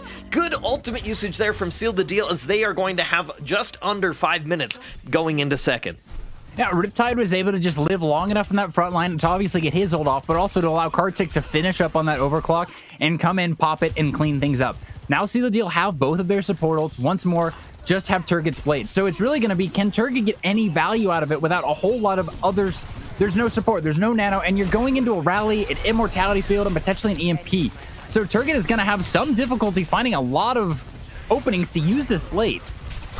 Surface did swap over to the Sojourn to mirror Turgid, going to find the Sojourn of Kartik, and that Blade that you talked about, it did find its value, does get taken out by a punch of the Baptiste on the side of Seal the Deal, but now with Surface on this Sojourn, they're going to be able to hold up on that high ground. It's going to be really hard to dislodge them. We'll see how Seal the Deal wants to handle this. They do have 3 ultimates though. Yeah, they do have these, especially this window they could use to try and zone Helios out. We'll also have to see how Vonder chooses to use his EMP, because since How Once More is set up, you're not going to get the whole team. You really have to just pick which group of Once More you want to try and take out. Yeah, no ultimates used yet. Vonder does get antied. The Genji a little bit isolated, and now the Rams are just out there punching each other. This fight is taking place on so many different fronts. Window and EMP and Rally are all pop 3 ultimates all at once there for Seal the Deal. They are going to take out Helios, but maybe a little bit of an overcommitment. Not really sure which ultimate they're going to use. They're going to have to deal with a Nano Clock and an Annihilation coming back from Once More. Yeah, I mean, I guess they just felt like that was what they needed to try and clean things up. I mean, they didn't even get all of Once More taken out through that. They just regrouped eventually as they got some picks. But yeah, as you said, they only have Kartik coming up on this overclock, and Riptide is somewhat coming up on the Annihilation. But with what Once More has, they can choose to take the space and only pop an ult or 2. Yeah, and there is the Nano on to Helios, and then the overclock from Surface. Vonder going to take out Surface. I mean, there's not a tank here for the side of Seal the Deal. And I mean, if you're Seal the Deal, you are happy that this Annihilation came out as well in probably what was already a lost fight here. So now Seal the Deal on the upside with this ultimate advantage. They really just have to kind of navigate this window of a Siren. Yeah, that Annihilation from Helios was kind of interesting, because now the ult economy has almost flipped. Seal the Deal has Kartik's overclock, and Riptide's going to have his Annihilation. All you've got is Osiren's window.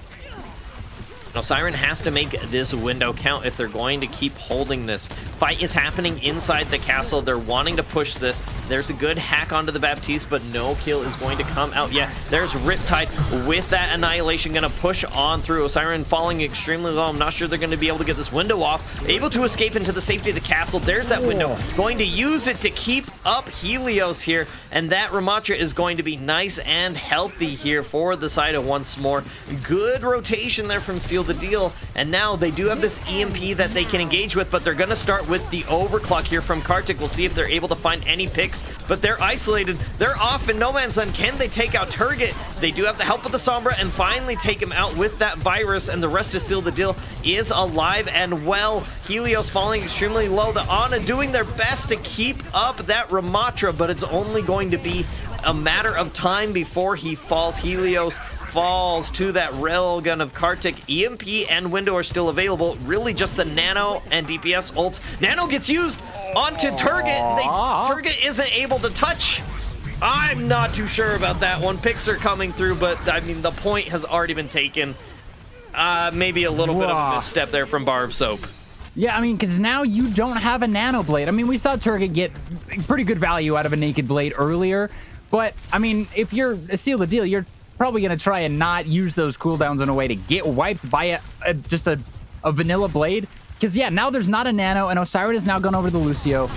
Seal the Deal. Oh, that's an EMP. Jack. The EMP doesn't get off at all, and that's the go button for Once More. The overclock is getting thrown out there. Lamp is going to keep everybody up. Surface not able to find any picks, but it's going to be these late staggers here out of this choke for the side of Once More.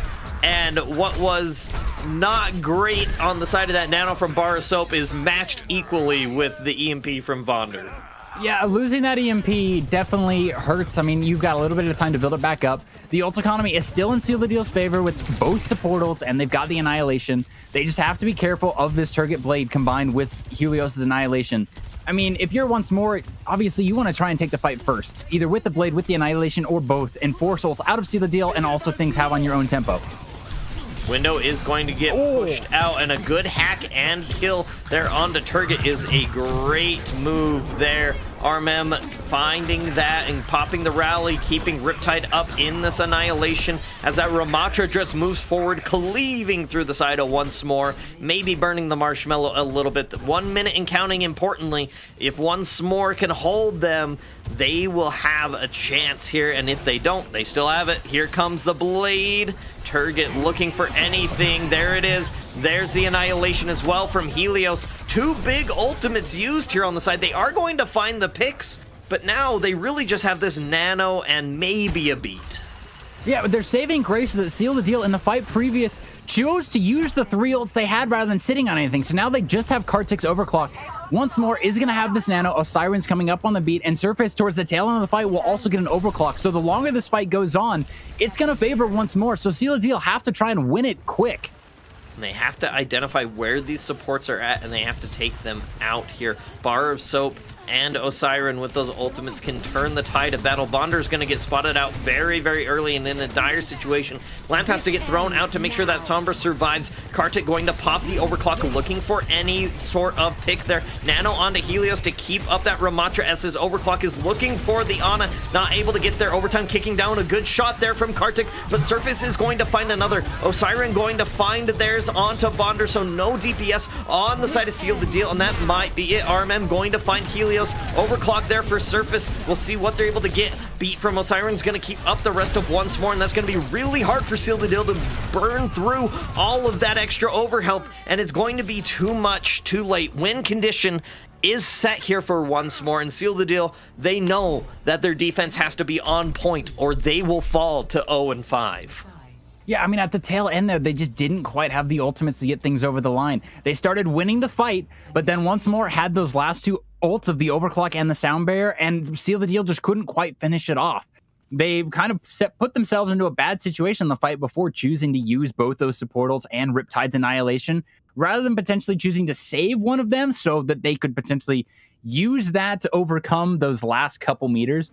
But yeah, as you said, they can't give a lot of space. I mean, obviously they can give what's essentially the whole map, but there's no extra rounds here. The end win condition for both teams has been set.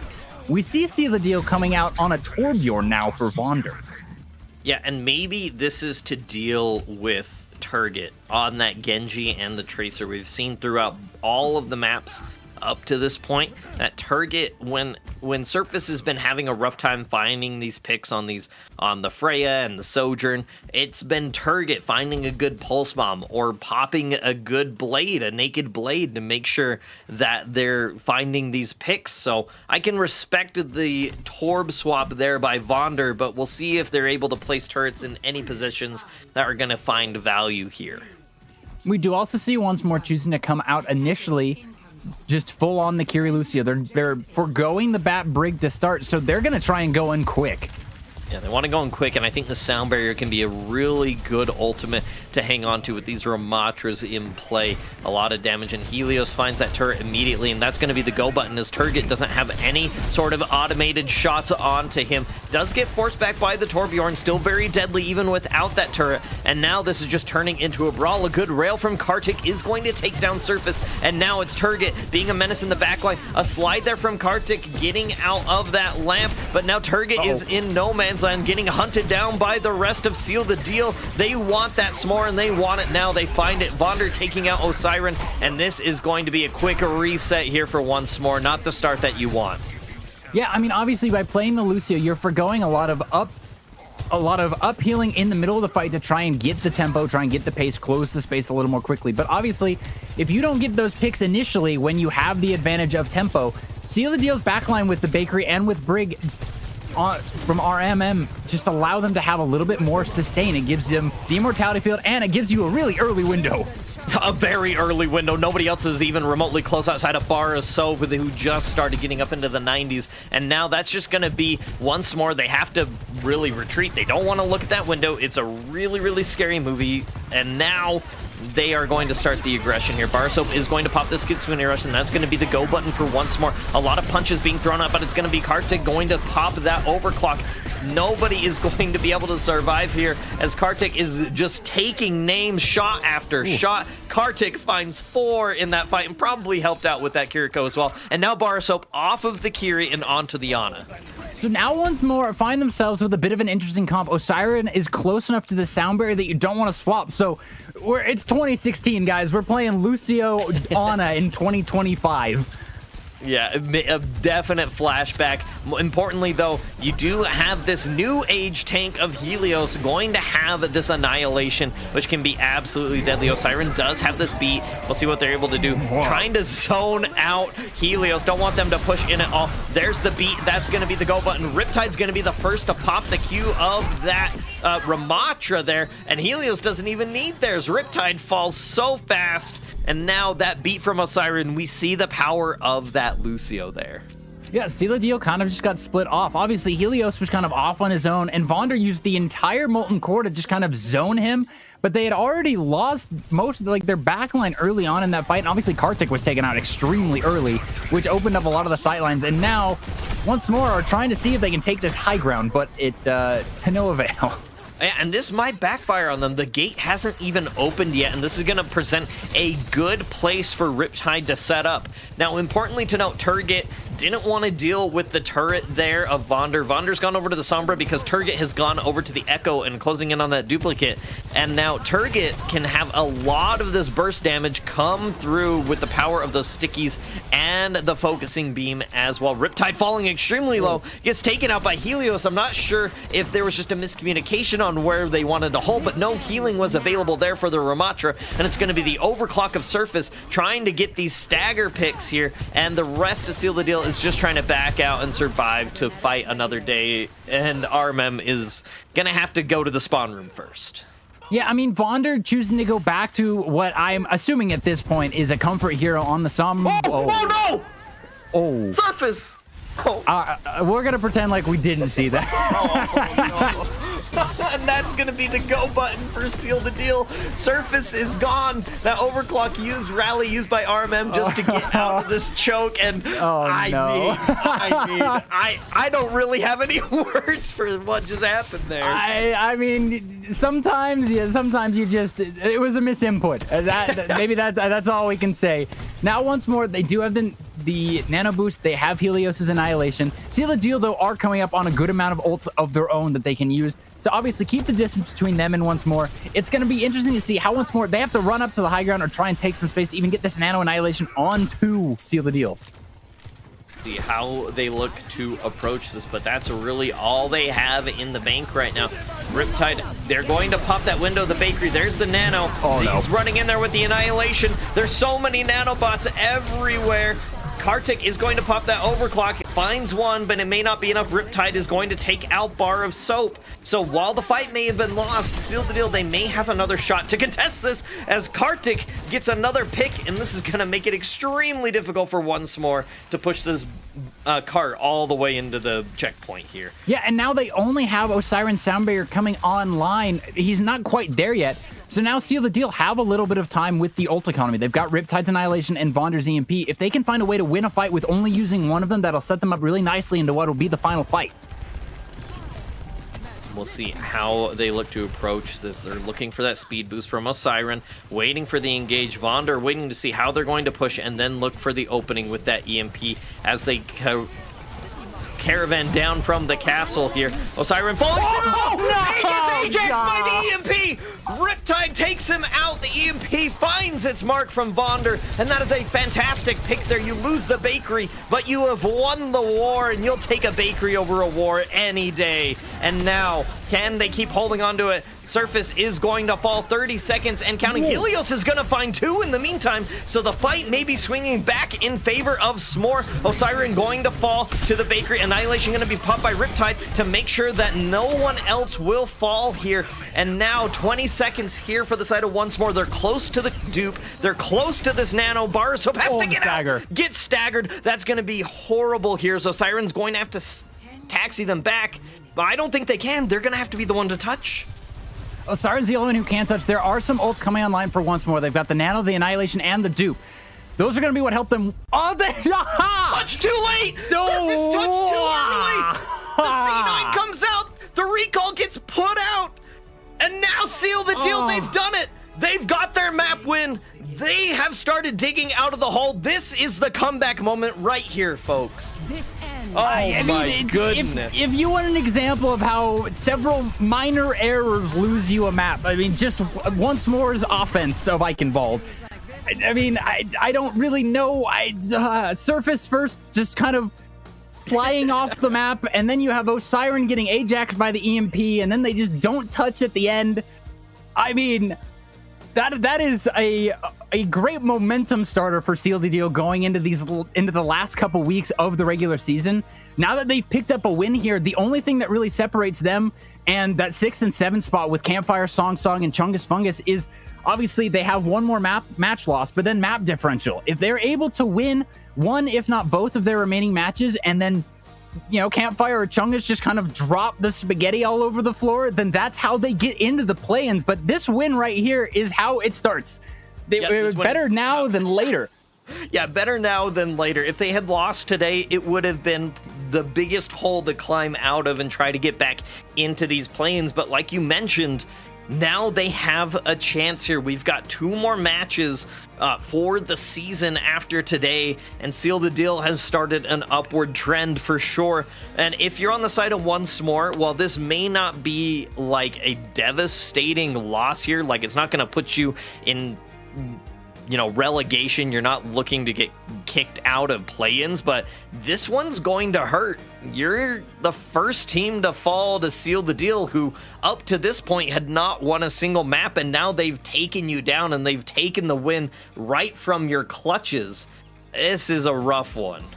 Yeah, and because of that loss, once more obviously they're now a match behind those top 3 spots, and if they want to have a hope of dodging the play-ins altogether, they not only will have to win out to try and get to 5 wins, but they're also going to have to hope that those 3 teams above them just fall down a little bit so that they can try and get the advantage here. But I mean, all the credit to Seal the Deal for getting this first win, getting the comeback for the rest of the season, because now they're definitely not out.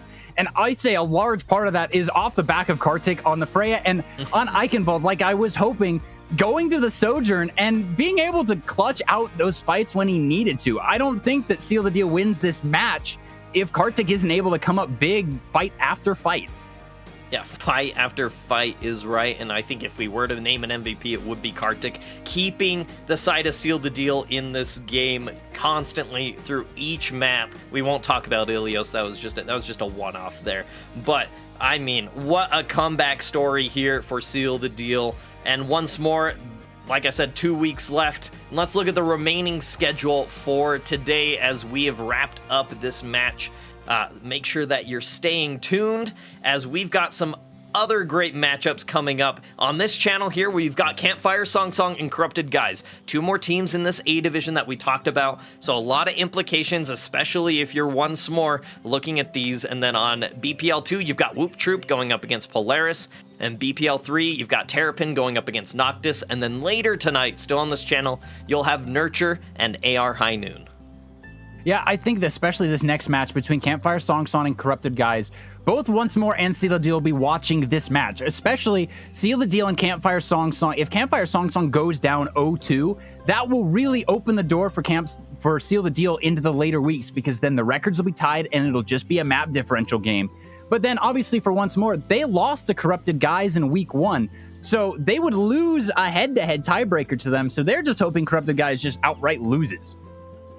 Yeah, there's a lot of implications with that match, so make sure that you aren't going anywhere and you're staying tuned as we go to a quick break. But for right now, this has been one of the crazier matches that Hiccup and myself have had the privilege of casting, and I mean, I can't wait to see how the rest of the BPL 7 season 7, wow, I mixed that up, BPL season 7 goes, but that's going to be it for us. Any final words here, Hiccup?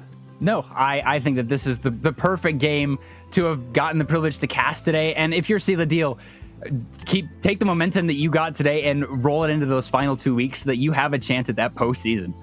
Yeah, a great underdog story. Make sure that you're following all of the BPL channels so you can keep up with Seal the Deal and the remaining teams. But for now, that's going to be it for myself and Hiccup, and we will catch you guys on the flippity flip.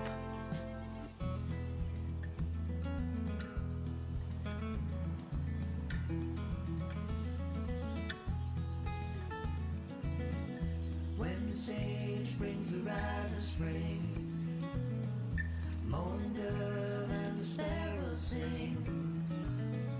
Through the light that the sun will bring, reborn. Thoughts are creeping on the wall. Swallowtail heeds the northern call, and the last of the frost will thaw, reborn. In the warmth of the spring, I recall everything once more.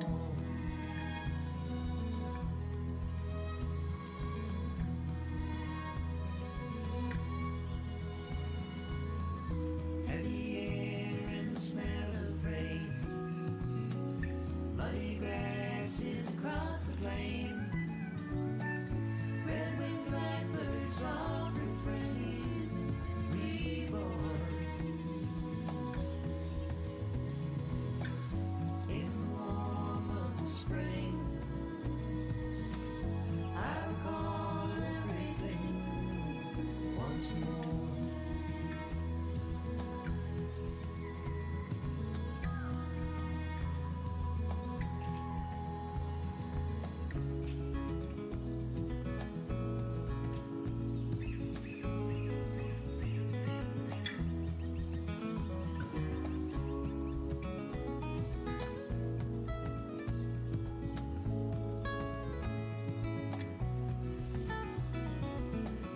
As the winter comes to pass, every one of us is home at last.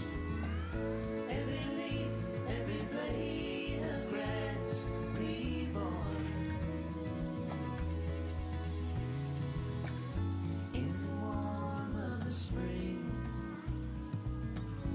I recall everything once more.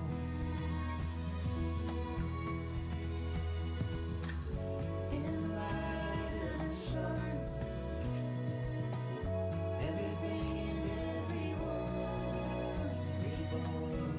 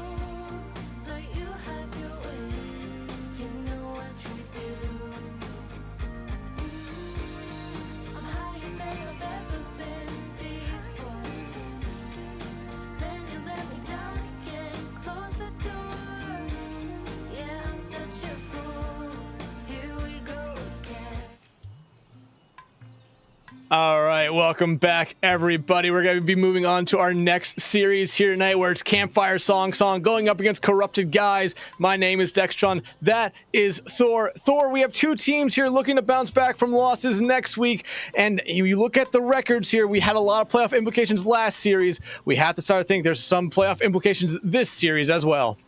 I mean, for Corrupted Guise, they're pretty much in that higher side of the bracket of this group stage. So a lot of the playoff implications really is for Campfire Song. Just in their previous match, Seal the Deal finally won their first, I guess, match for the season. And if you are Campfire Song, that's something you really don't want to be in the same position as, right? Having that same 1-4 standing if they lose this match against Corrupted Guise. So for them, they really need to win this match in order to put themselves like a bit of a, difference from Seal the Deal.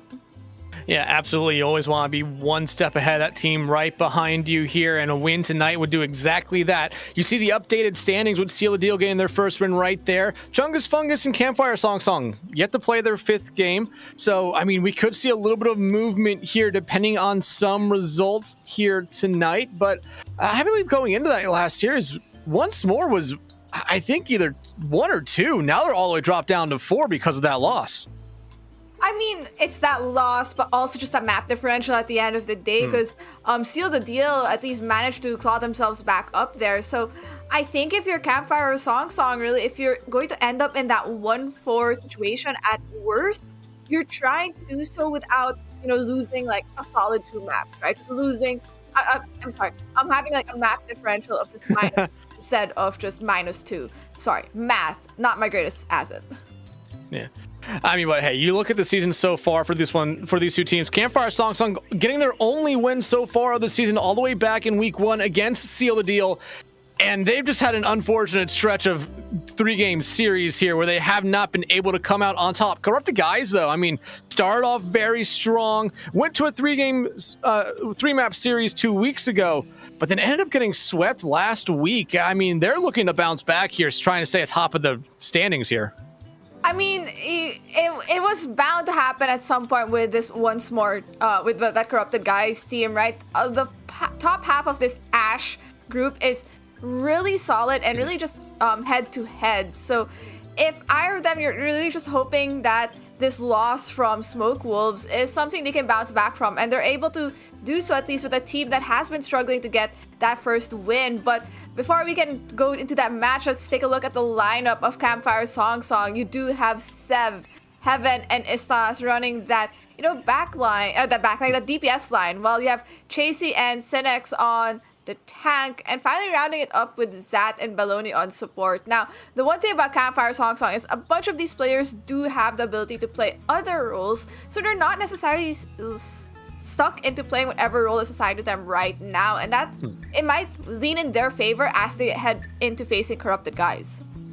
Yeah, and like I said, I casted Campfire Song in their 1 series win or victory so far against Seal the Deal. And I mean, it was really impressive to see the flexibility come out from a lot of these players. And I mean, they've had now 3 straight 3-game series and yet to come out on top of any one of those, looking to bounce back here and not get back in that win column. However, for Corrupted Guise, they've been one of the strongest teams all season long. You have Dilax, Crybaby, and Poyo being your DPS line. Krabby and Gavin the Slim as your tanks, and Bing Dong and Noctera as your supports here. But I imagine there's some flexibility. This is the first time I'm seeing Corrupted Guise this season. I mean, yeah, I 100% think there is some flexibility there, just looking at the ability of your tanks to play other roles, and even just like your DPS line switching over to the support line if needed. But that's all really hypothetical, something we will get to see as we enter into our first map of the day for this match, which is going to be Watchpoint Gibraltar. If I'm taking a look at this map lineup, they're not really at the best spot, but hey, Watchpoint Gibraltar really tests your mettle on that dive composition, and it has thrown a lot of good teams out of the loop. Yeah, and especially because you have a lot of these teams that really struggle, it seems like, being able to run a strong dive. They're able to run a serviceable dive at most sometimes, but they go up against a team that has a little bit better dive players, dive tanks, and that seems to be the biggest difference here. But looks like Campfire Song already making our first ban of this map, getting rid of the Ana. That's been a pretty favorable hero when it comes to these dive compositions, but one that I think at this point we are at least used to seeing banned out. And Corrupted Guise banning out the Doomfist. Don't see Doom that often on this map, so either they must know something about Campfire Song or they just really don't want to see Doomfist at any point. I think it might be one of those, hey, we may have heard this player being able to play this Doom composition on Gibraltar if there is no Ana. I think this ban of Campfire Song of the Ana is really there to throw normal teams out of the loop, because normally you expect that Ana Brig kind of setup on Gibraltar. You remove that standard equation, and now teams are scrambling to figure out, hey, how am I playing Gibraltar now when what is standard isn't available? And let's be real, not a lot of people also want to play Gibraltar, so not everyone has a composition in their back pocket to deal with this. But it seems like Campfire Song must have one if they ban the Ana, and Corrupted Guise may have scouted just a bit that it has to be something related to the Doomfist. Yeah, you might be right about that, but I feel like Ana is normally a safe ban on this map anyway. I mean, you want to try to break up that kind of dive support line. You see a lot of the Ana Brig, so now Brig's still probably going to be there, but who's going to be that second one next to them? Is it going to be the Juno? Is it going to be the Kiri? Iari has been one I've seen every now and then, not necessarily the best into dive, but I mean, could see it here and there. I really do think, though, throughout this first map, it's going to be a lot of Brig and Juno, Brig and Kiri for the most part. Yep, I think that's going to be the case. It's either that Brig Juno or the Brig Kiri. On some weird occasions, you may actually potentially run something like maybe a Kiri with an Illari if you want that additional poke, right? The only catch with Illari really is like you play at a bit of further distance because you really don't want to get dove on easily. Yeah, absolutely here. But it's going to be interesting to see what dive tanks we do see come out here, because a lot of times you would expect to see Winston, but Diva comes up here and there. Wrecking Ball is still a thing. We saw that a lot last series where Wrecking Ball kind of rolled through everyone or one of the teams. Hazard is a potential here. No Doom, so you're not going to be seeing them. And outside of that, I don't necessarily know who else you could potentially see on that tank line, unless you just want to try to completely swap up the meta here and go against the grain by playing something that's not dive. I mean, if you decide to play something that is not dive, in a map that is quintessentially dive, you're playing something like a Symmetra definitely in that play with a Reinhardt. But I don't think with how bad of a cooldown a teleporter is, I think you'd rather opt not to do that. And you could already see that both teams are going for this Hazard composition, which is great because you want something that's a bit kind of has the ability to brawl in a way, right? But also at the same time, be able to just dive in without and be able to survive the dive. Because one way or another, if you play usual dive characters like a Diva or a Winston, you really have to understand whether you're doing soft dives or hard dives. And at this point, with the lack of pumping healing from Ana, you might as well just play someone who could sustain better. And Hazard's a really great pick. Yes, especially for both sides here. But I do like the difference here. Attacking team, they're playing the Juno, so they want to play a little bit more aggressively here. I don't hate that pick. And you also have Poyo on the Genji, which, I mean, you look at that and just say the normal two heroes you would see affiliate with dive, but you don't have that hit scan, so they want to play up in your face very quickly, as you already see the tank here for Corrupted Guise getting in there, getting stunned out for a brief moment, gonna have to fall back down to get some health, but they do have that sustainability here that we talked about. Yep, and already Gavin is down by Senex and making this a really good defense from Campfire Song. So Corrupted Guise is still able to move the cart a bit forward. The Tracer's really potentially fighting in the zone, and Heaven already taking the Dilax. Poyo, gonna be a costly mistake right there for them. But I mean, a lot of the times on this map, you do see the defensive teams allow the attacking team to push this card up to around this point, because it's a very difficult point here for the attacking team to really engage, because either you're gonna have to split up or you're gonna throw everyone on that card, giving that defensive team the high ground. Yep, and I think that it's really up to your Tracers down there to leave that fight. Don't intervene in it and fight for this high ground. Oh, and Gavin's trying to get rid of Sev right. They're going to be able to find them out, but Synec's going to immediately trade out Gavin, and that will pretty much do it for this fight. Poyo trying to get in some damage, maybe find a late pick to help their team out, but it's just the reset button here for Corrupted Guise. Yeah, but they're able to still slightly take this high ground back in their favor. So Campfire Song Song is really going to have to make sure they're out of it and make good use of the time they don't have a tank. But already Gavin's back in. Poyo gonna be able to get rid of Zat right there, and that's the opening pick you need. And you find Ferguson, no supports right now, and a huge jagged wall out there from Gavin. Synec's trying just to keep themselves alive. They won't be able to do that. You might get 1 or 2 touches here from Campfire Song Song, but it should be Corrupted Guise capping point A. Yeah, no reason for them to try to fight this without their tanks and their tanks still responding. You want that high ground where the ship is, and they're already understanding for Campfire Song Song that that's where they want to be. There's a blade online for Poyo and a pulse bomb, so I wouldn't be surprised if there's a combo of sorts, whether that's the pulse bomb dispersing people and then the blade following up. But they have to be ready that Zat is close to this break ultimate, so that's going to be something that's going to stop them. Downpour coming out, will be able to find a couple there. There's the blade coming out from Poyo, slicing and dicing their way through one. Gonna get the deflect kill. They're on to Shondell Greg. Poyo with 3, Gavin picking up the 4th. And Thor, I mean, look at where this card is right now. Campfire Song Song, you do have Heaven around there, but is it gonna be smart for them necessarily to try to throw a touch in here? I really don't think so at this point. It feels like it's a Hail Mary and no one's really going to be able to touch, and that's a really late stagger for Heaven. If you're Campfire Song Song, you might as well have just regrouped at a better positioning, and Corrupted Guise is already capitalizing on it. And Shondell will be able to find Noctera, but at this point right now, I mean, the cart hasn't even had the opportunity to move. It finally gets that opportunity right here. But, I mean, if you're Campfire Song Song, you're finding picks here, but, I mean, you're just kind of eating away at the time bank, which essentially at this point, considering the late kind of contest here, I mean, you'll take it. I think this is not a bad spot for the card to really end. You're going to have to force Corrupted Guise to turn it around that corner, give some time for your team to regroup. But already they're starting to move the card forward. You have a rush from Ferguson, and I think that is something you will need for this next engagement, something to continue the tempo and push them into, considering Corrupted Guise has that orbital ray on the bank already, and they're definitely going to use it this first next fight. Considering much out here from Ferguson, there is the orbital ray to counter it out there from Bing, and look at what that does to everyone on Campfire Song Song. They are running for the hills. The downpour coming out. We'll be able to find a couple of nice jagged wall coming out there to slow Synex down. Not gonna be able to find much off that. Ferguson though, getting rid of Bing. Noctera will trade that back out, and Ferguson and Synex both, I mean, Gavin and Synex both falling right there. I mean, Corrupted Guise has the numbers advantage at the moment, so they're still gonna be able to continue pushing this card. Yeah, and if you are Corrupted Guise, you're going to at least take that momentum. Everyone else from Campfire Song Song is really playing a safer angle, waiting for their respawns, as it's in their favor. Pulse Bomb's still alive for Campfire Song Song, and you're trying to get that stick on maybe the support of Noctara, considering they have that rally, and that's exactly a huge pick from them. Yeah, it's huge. You get rid of the rally. Now you have a rally of your own here if Corrupted Guise decides to keep this fight going, but it seems like they're going to play it slow here. Fall back, wait for Noctera to get back into this one.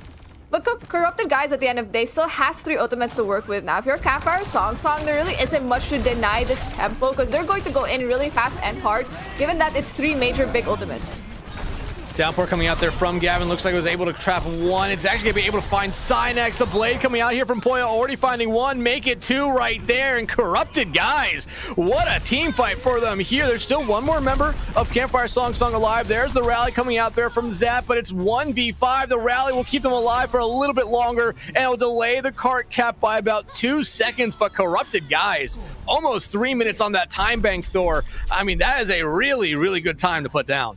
Yeah, if you're considering Watchpoint Gibraltar, the fact that you rolled through second point just smoothly and cleanly was a huge impact to them. Let's take a look at the stats, and you could see how well Corrupted Guise really just kept their live counts up and just getting the picks along the way. It really felt that Campfire Song Song was really just struggling to get the kills necessary, or once they managed to at least stabilize and win a fight, they're not able to continue the momentum. And I'm not too sure if it's really just because of which ultimates they use or where they use it, but I think there's a lot of room to capitalize on where the cart is for some of these fights. Yeah, absolutely. And I mean, I gotta give it up to that DPS line for Corrupted Guise. You normally see one of those DPS heroes, not both, a lot of times with dive competitions. But I think having both really put Campfire Song into a lot of spots where they just couldn't deal with the kind of speed that DPS line really had. I mean, Heaven and Shondell Gray Shondell Gray could try to do what they could, but they just weren't ever able to really match up with what Dilax and Poyo were doing. No, exactly. And I think for Campfire Song, you're really trying to figure out what type of tempo to play given the composition that you're running. I think they're just really trying to focus more on slowing down these dives of Corrupted Guise, but if you're unable to do it, it doesn't really work well. But already Synex taking this high ground, trying to dislodge the Corrupted Guise players from this bridge area. I mean, they're just trying to absorb some damage to allowing Shondell Greg to maybe try to find an early pick. Nice jagged wall. Gavin getting very low right here. All the healing going back into them. And honestly, one big thing I'm surprised here for Corrupted Guise, no swap that support line. They really think being on this Juno is going to be a big difference. And I mean, it will at points, but Corrupted Guise already looking like they might have to give up this high ground position. Yep, it looks like the cards is still continuing to roll. No one really stopping this Tracer on the card, but Dialog should be already there, allowing these two teams to just fight for this high ground as Gavin already taken out by Synex, and Synex is looking for blood. And you're going to see Heaven find Poyo out here. Corrupted Guise, I mean, if they could find ways to get their last remaining members out of this engagement, there could be one last touch. You're not going to have Dialax, but nice jagged wall. Noctera not going to be able to find it, and if I'm being, yeah, you're running for the hills right here. A quick regroup. There still should be time for enough.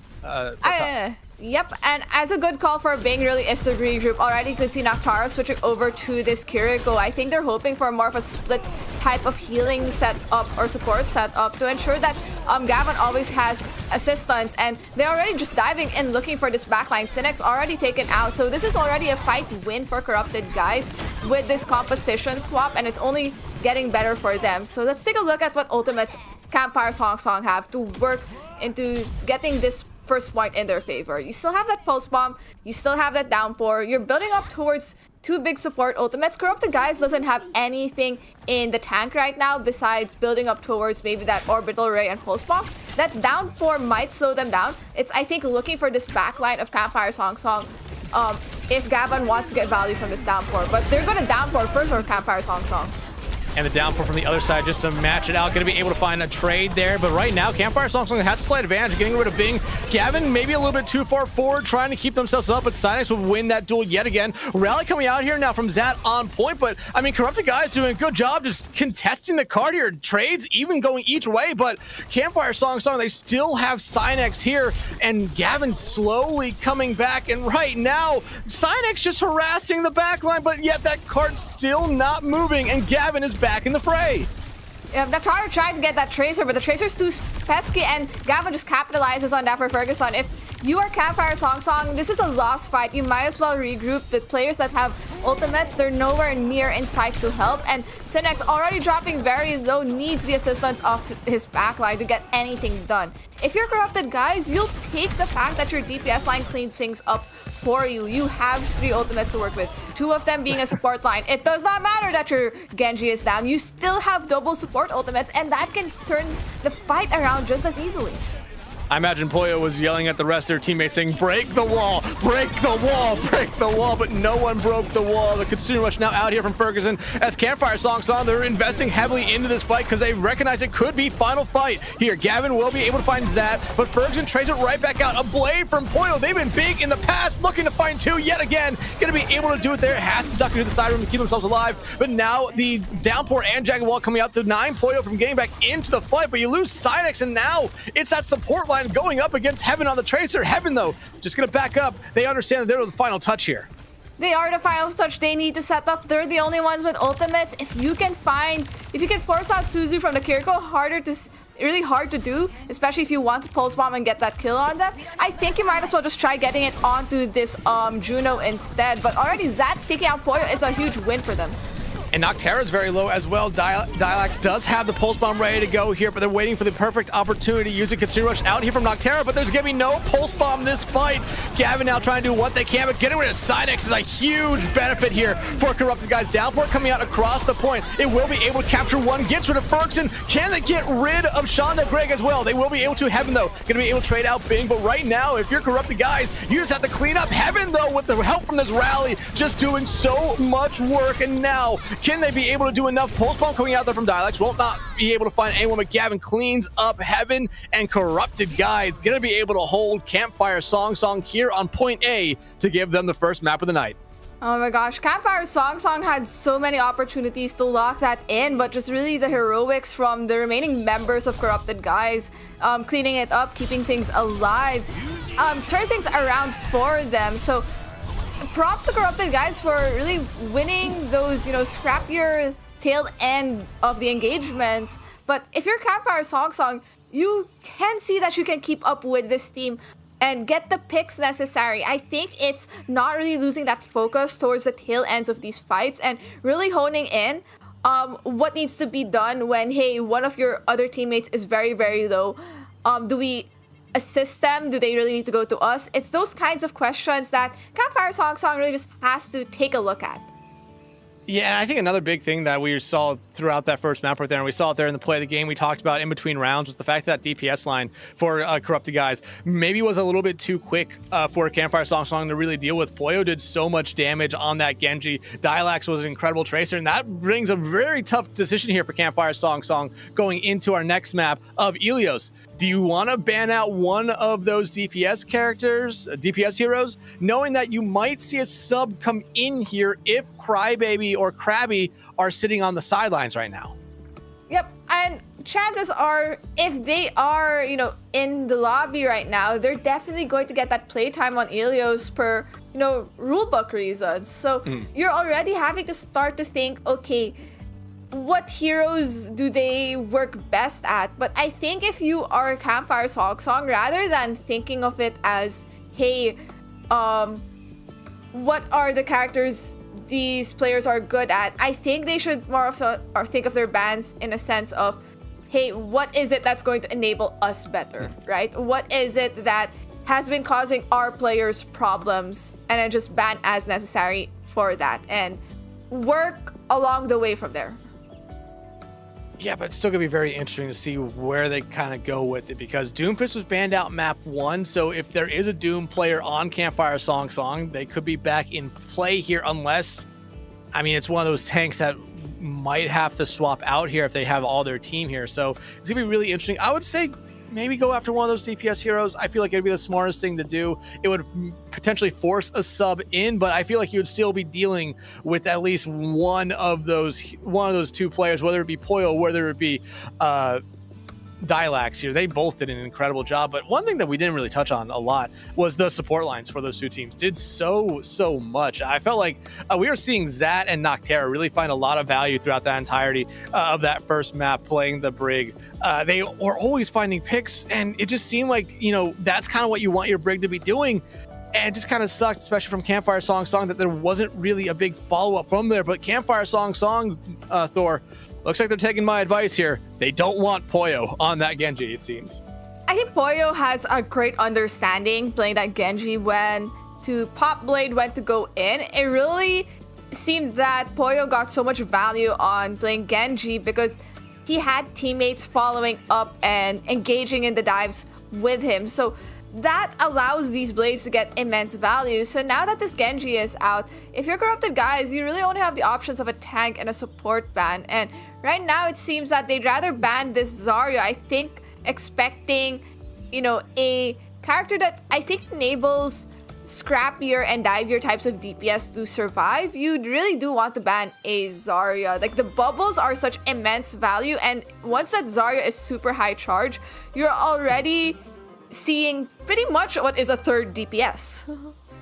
Yeah, but I also think for Corrupted Guise, it kind of tells you where they're kind of thinking for this map, whether it be a Diva or whether it be an Orisa. I feel like that would probably be the one tank that you could potentially see come out here from Corrupted Guise. And again, right now, Orisa's really, really strong. Zarya, truly one of the only like really good counters to her at the moment. So not that big of a shock to see Zarya banned out here.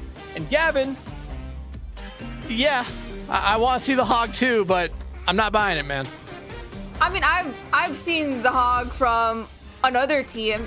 It was entertaining to watch. Actually got some value from it, but I think they also just did not win that map at the end of the day. But already you can see where these two teams are headed in terms of their thinking, and you are actually on point that Corrupted Guise playing this Orisa means there is no beam character to just melt them down like that Zarya. So maybe that Zarya ban really is to protect them. And hey, I did say that's one way you should be using your bans. Think of it as what do we want to play and how do we hard enable it. And for Corrupted Guise, that's removing the Zarya. And already Dialogue's taking out this backline. Dilax and Bing already finding two right there. Cynex now trying to back up a Javelin there will help Dilax clean them up. And Corrupted Guise basically just picking up right where they left off from the end of Watchpoint and having trying to find a way out. And Dilax not going to allow them to, picking up their third kill in that first fight. And already you see some swaps from the side of Campfire Song. We're going into Mauga territory, which I think allows for a bit more sustain from all this damage coming in. Maybe not as much survivability for your backline. And I think that's why Chasey is now playing this Baptiste, but Dilax was not seen. Great. It's still not seen, apparently. Even though they are peppering down Chasey here a little bit, they're still just freely roaming that back line. I feel like someone should notice at this point that they will show themselves, but Poyo already finding Zat out there. Pulse Bomb coming out there from Dilax. Gonna be one of the only things that they missed so far this map, but you want to know who's not missing the rest of their team. Noctera and Gavin will fall, but this team fight right here is kind of going Corrupted Guys' way here, unless we see Heaven absolutely turn it on here, but it's a 3v1 at the moment. I mean, that's a Heaven really trying to pressure out Dilax and managed to do so, but unfortunately, not enough HP left in the tank to deal with Poyo on this Freya. So if you're Campfire Song, you have a Pulse Bomb, and I think if you can get that onto maybe a backline or even this Freya, you lessen the amount of damage your team has to deal with in trying to take back this point. And that's something you definitely need if you're playing something like a Mauga with a squishier type of backline. And I mean, just look at Cynex right there. They're already so low. I mean, anytime they poke their head out from around a corner, it seems like everyone on Corrupted Guise is really focuses in on them there. Poyo stuck in that little cheese spot up there, has the bullet shot ready to go. Oh, what a good bullet shot. What an even better immortality field. But the cleanup is going to be here for Corrupted Guise. And hello and goodbye to everyone on Campfire Song. A great team fight there for Corrupted Guise. I don't know if Campfire Song's going to be able to get back in time. No, someone has to do a really sick roll out. That's on Zat's duty at this point. But with the percentage taking up, there is going to be no touches. But you could see this Corrupted Guys team having really good combination plays, right? Knowing what ultimate they want to use for next fight and really hard enabling it.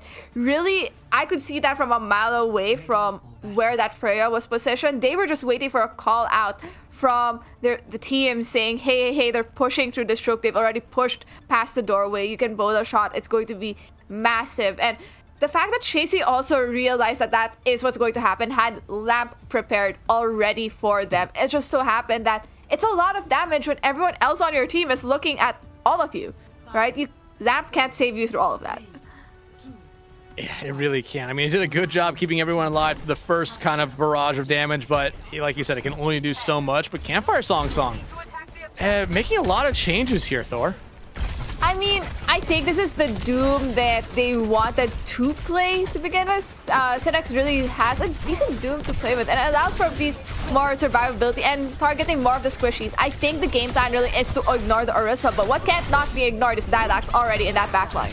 Yeah, like I kind of said, it was a pick your poison of which one you wanted to get rid of, Poyo's Genji or Dilax's Tracer. I mean, the Genji did a lot, but Dilax showing right now why maybe it would have been smarter to keep the Genji for this map. I think Genji has less ability to dodge maybe the annoying punches of a Doom or even the hacks from a Sombra, but percentage-wise, nothing on the board yet for ultimates. Just Poyo dropping sub 2-digit health and is back up. But I think there's already kills getting along the way, managing to get Dilax out. And that's a huge pick off there for Campfire Song because Dilax has basically had their way with this map for this team right now. And now Campfire Song going over to the Orisa, wanna mirroring it, being gonna be able to get a Roshandel Greg in that backline, allowing Dilax to come back in as Corrupted Guys just contest the point right now. Dilax looking to try to get onto an off angle here, focusing in on Chasey for the moment. And again, we saw this last point where everyone just kind of, forgets about Dilax there for a moment, and they really pay the price for it. Both the Orisas are down and out, but I mean, you already see Campfire Song backing out. I think part of the challenge really is you need someone else. Someone needs to be watching Dilax at any moment, because he is finding those flank opportunities and those rotations that allow him to do pesky damage on an off angle. But Chasey has that number. Chasey's like, no, I don't trust anyone else on my team. I'll get Dilax. Gavin's gonna find them right back out there, avenging their fallen teammate. A hack though on to Gavin's gonna kind of hurt them here. Bing gonna invest the Kitsune Rush here and try to keep Gavin alive, but just too much damage being thrown their way. Shandel Greg gonna be able to find them. A point flip will happen here, but no Cynex in this fight, and now Shandel taken out as well. Poyo gonna be able to find Heaven, so 7% is all Campfire Song gets. Corrupted Guys. I mean, Thor, we're about one team fight away from final fight territory, and Dilax back into the fray. Finds 2. Yeah, it's not looking great for Campfire Song because you see the ultimates Corrupted Guys have in their pocket. Pulse Bomb, Beat, everything for sustain, and that's something you have to burn in through. You only have one beat and your own Terra Surge, and they're just gonna aggressive beat to try to get to point. I mean, Heaven's gonna be able to find Dilax out early, so no Pulse Bomb now for that side, and it looks like Gavin might fall out here as well. Shandel gonna be able to get rid of them here and now. Campfire Song, it looks like they will be able to get the point flip here. Corrupted Guys smartly look like they're backing out or finding a way to reset themselves. Yeah, you could see Shandel trying to hunt these low HP targets, but they've managed to heal themselves all back up. Luckily enough, you have 3 ultimates for this next engagement. Corrupted Guys about to build towards 5 if they make this fight happen any longer. So for Campfire Song, you need to be a bit more aggressive. Use an ultimate already to open things up and slow down the pace, because that's a lot of percentage you still need to go through. Terra Surge out here from both sides. EMP not going to stop Gavin's, but Heaven going to be able to find 2, and they're finding 2 very important members of Corrupted Guys out. Shandel finding 1, but the cleanup is there for Campfire Song, and Thor, they're slowly starting to, come back in this one. And, I mean, they got rid of the beat on the other side. Yep, and that's a great ultimate to have lost. For Corrupted Guys, you at least still have that rush to work with, and that's going to be your engagement tool, maybe alongside this bola shot, right? You kind of maybe want to combo them together to get max value. Campfire Song used to, oh my gosh, that's Eden! Bolo's gone, but here comes the Kitsune Rush out here from Bing. Heaven's gonna try to respond with their own overclock here to try to slow Corrupted Guys down. Looks like it's doing its job. Pulse Bomb gonna stick there, but probably onto the worst target of Cynex. Chasey out on the Moira. We haven't even mentioned that yet. Already using that Coalescence to keep Cynex alive here, but right now, Corrupted Guys, I mean, they started off this point very, very strong. Dilax falling out of this one early. You're seeing trades back and forth, but Campfire Song doing what they need to do here right now to keep themselves in control of this point. And I think at the moment right now, Thor, they might be able to win it. Nice beat coming out there. Zach gonna be able to find Bing after it here, and Corrupted Guys, I don't think you can necessarily back out of this one. I don't think they're gonna see a final touch come out here. Campfire Song gonna force a 0.3 unless we see some heroic plays come out from Corrupted Guys. I don't think the Tracer's going to attempt to touch. There's a slight one. They're really just rotating who's touching really at this point. It's looking for Lost Gods, waiting for the other players of Corrupted Guys to touch, and that is exactly what has just happened.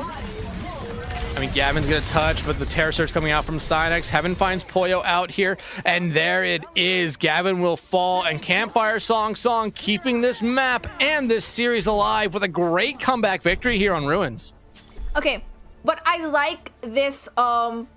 You did say we didn't mention the Moira. I really hadn't had time to really process it, but I think it is a solid switch for Campfire Song. Let's take a look at why. You have trying to heal an Orisa through so much damage coming in as a Kiriko is super hard, especially if your team prefers to slightly stack together. And I think the orbs of Moira allow for, a bit more sustained as the fight is ongoing, as long as you know how to geometrically bounce it everywhere. So that's why it got the value it needed in Ruins. But Corrupted Guys ain't playing that. They'd rather play the Reinhardt on this, what might potentially be the match point round if Corrupted Guys win this map. So already they're thinking of just bunkering on point and oh no. We saw that. That was right. Yeah, I mean, a little bit too slow on the rollout there. I think we're gonna see a comp swap come here. Yeah, there we go. There's our comp swap.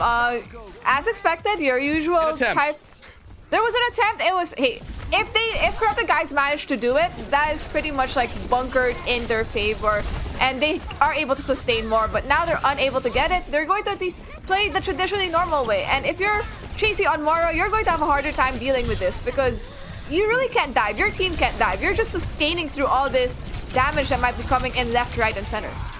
Yeah, but here's one thing, though. When everyone focuses on Gavin, there's no way they are getting out. Sinec's going to be able to find Bing right there. And Corrupted Guys, I feel like completely losing out on that first fight. I think they won't be able to come back on this point. I really believe that. No, I think there is time for them to figure things out. What they have to deal with first is the Terra Surge available from Sinex. And they have nothing to really deal with it. Maybe your best shot is, if you're the Ana player, to just nade that in, keep your monkey up, hopefully, who is dropping immensely low sub 2 digits and gone. I don't think this Winston pick is working out like how Gavin probably wanted it to. I think it might honestly be time to make a swap off of it because the last 2 times we've seen them in the fight, they've dove in, used the bubble early, and we're already at about 25% health by the time that bubble went away. Dilex, though, going to be able to find Heaven out here. So Corrupted Guys, I mean, you're going to have Gavin here soon. You could just try to take a fight here at the point, just get something going your way, and finding Sinex out. I mean, that's the point cap here for you. If you're Corrupted Guys, you just need to be able to complete it. Yep, and that point should turn over in your favor with what is going to be 2 ultimates for this next engagement if you're Corrupted Guys. Campfire Song, though, you have 4 ultimates for this next fight. You're going to have to try to get value with this EMP, but with how split this Corrupted Guys team is, this might be a probably 2-man mission for Campfire Song if you want to use the EMP on the high ground. But I think they're opting to play it on point instead. I mean, hey, drag him to point. Beat coming out here. Bob out, but Sinex saying sayonara to Gavin yet again as they spear spin them off the side of the map. I think at this point, Gavin would understand, don't be near the edges of this point. But Campfire Song, I mean, they're in winning conditions right now. Someone from Corrupted Guys has to get a touch. Dilax going to be able to barely get one right there, but I feel like this is more of a fumble for Corrupted Guys as Campfire Song going to send themselves to their 4th straight Map 3 series. This Campfire Song team is keeping things interesting, but if you are these Corrupted Guys, you now have an idea of what this team wants to play and how they want to play it.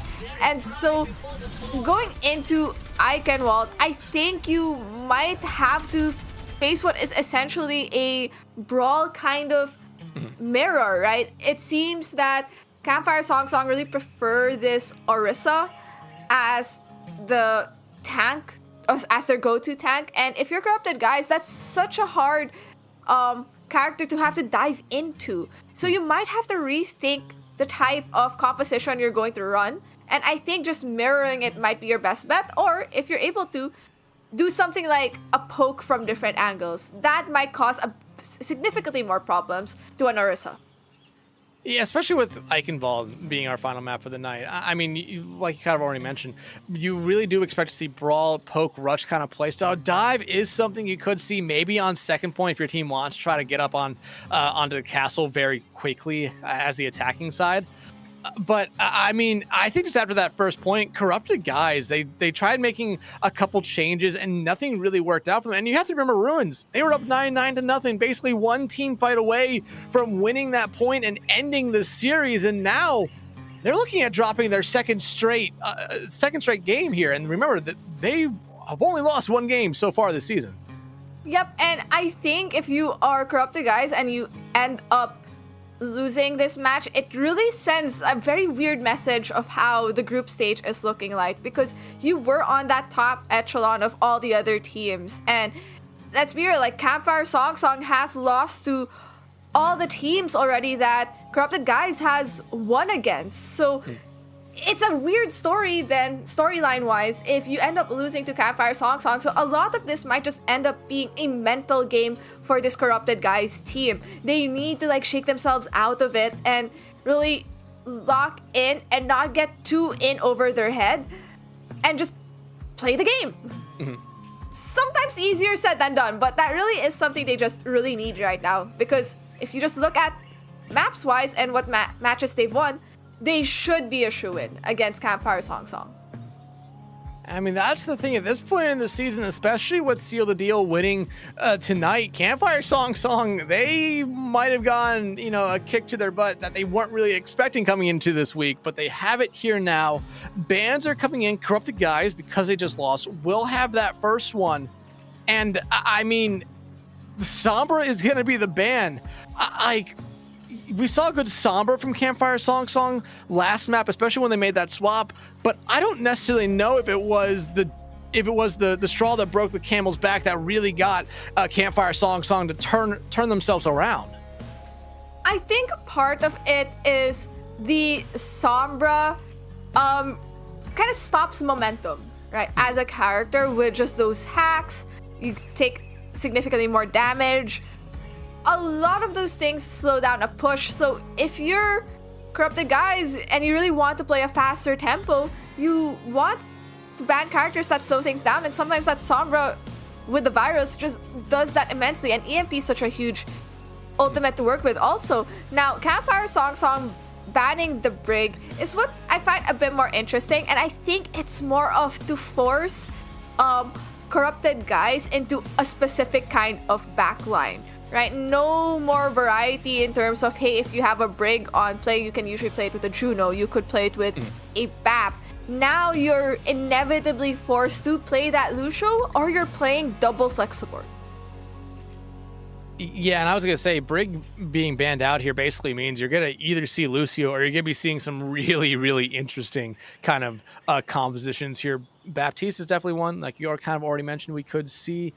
I mean, even some off-the-wall ones. Like I said, Iari could have seen a little bit maybe on watch point, but this is, I feel like, is a little bit of a better map for her, especially just being able to put the pylon up in safe spots from either side, really getting rid of it. Ana back in the fray. I mean, no tanks being banned out this time around. It's going to be interesting to see what these two teams want to go with, because we've seen varying success from both teams on all the tanks we've seen tonight. Exactly. And if there's one thing we at least know with this Brig ban is normally we kind of default back into that, Lucio as the only main support, but we have seen teams roll out with a Life Weaver alongside these other heroes. So I'm not going to be surprised if that's something that they have in this pocket, considering how Eichenwald as a map is designed. I've seen a bit more Life Weaver players on Eichenwald than honestly any other map. So that's something that is available for them to work with. But as you said, you're expecting one way or another a bit of a wonkier backline unless they stick to that Lucio. And already you could see what kind of insanity we might have. I mean, Gavin's done this once. Nocto on the Life Weaver. Is it possible? Okay. Big brain thinking. It is. I think Big it brain is. thinking. They probably, the hog pick one way or another is potentially to get a hook kill from the air, but nah, that seems to be a tease one way or another. But seeing this Life Weaver Mercy kind of backline, okay, Life Weaver BAP, I can run with. It was the Life Weaver Mercy that kind of threw me off. Life Weaver BAP works really well in a sense if you really want to create different off angles, but I think the pylon from a Illari just works better, and if that's higher up, that's pretty much the source of healing for your Pharah, as Poyo has locked in the Pharah, raining some damage down. So at least Campfire Song may have had that red because they have double hit scan. Yeah, I was gonna say Pollo might not have the funnest of times, at least at the start of this one, unless they're able to really like shove Heaven and Shondell into spots they don't really want to be in. But you also have to deal with Chasey on the BAP as well, so Pollo already kind of recognizing they might be in for a world of hurt here. Sinix though, getting taken very low here early on. The support's gonna have to work double time to get them back up and healthy here, but everyone in a small corner, and that is not what you want, especially with a Pharah on the other side. Sinix will find Gavin, but the cleanup is there for Corrupted Guise. However, Shondell gonna be able to get rid of Nocterra, not even a tick. And I mean, this is what I kind of said to Thor. I feel like Pollo, yeah, they're gonna be able to find a lot of burst damage, but I just don't necessarily know how well this Pharah is gonna play into this comp. No, but I think Pollo and Pharah, just watching their gameplay, understood where they wanted to play. Once everyone else on Corrupted Guise was kind of forced in a room, they're able to poke out a bit and force out damage. They just weren't able to get picks, but already Chasey with a window is there to deny any space. And Gavin falls first here again. I mean, this is a big kind of mistake by Corrupted Guise. And they're kind of just picking up right where they left off from Helios, where they were doing really good, and it seemed like one swap they made just didn't go their way, and now it's like they're completely playing a different game here. I think if I'm Corrupted Guise, you want, as much as the Pharah really has that strong aerial control, I think they might switch after the usage of these ultimates. Corrupted Guise with 4 ultimates means they have stuff to work with, but the rush, Campfire songs are just really changing up the tempo. They want to go in, they want to win this, but Dilax is saying otherwise. Dilax with 3, keeping their team single-handedly in this one here. Dilax with 4, give them the ace. There it is. Dilax, it doesn't matter what hero they're playing, they are destined for pop-off opportunities. That's your certified ace moment, brought to you by Dilax on the Sojourn. Cart now begins to move out of first point and onto second of the Streets phase. Corrupted Guise still with 3 ultimates to work with. Campfire Song, not much to work. You do still have this Visor, but we've always seen how Visor doesn't really get as much value. It really is there to deny time, lessen time to go out in open space. So you're really waiting for everyone from Corrupted Guise to go open up in this area.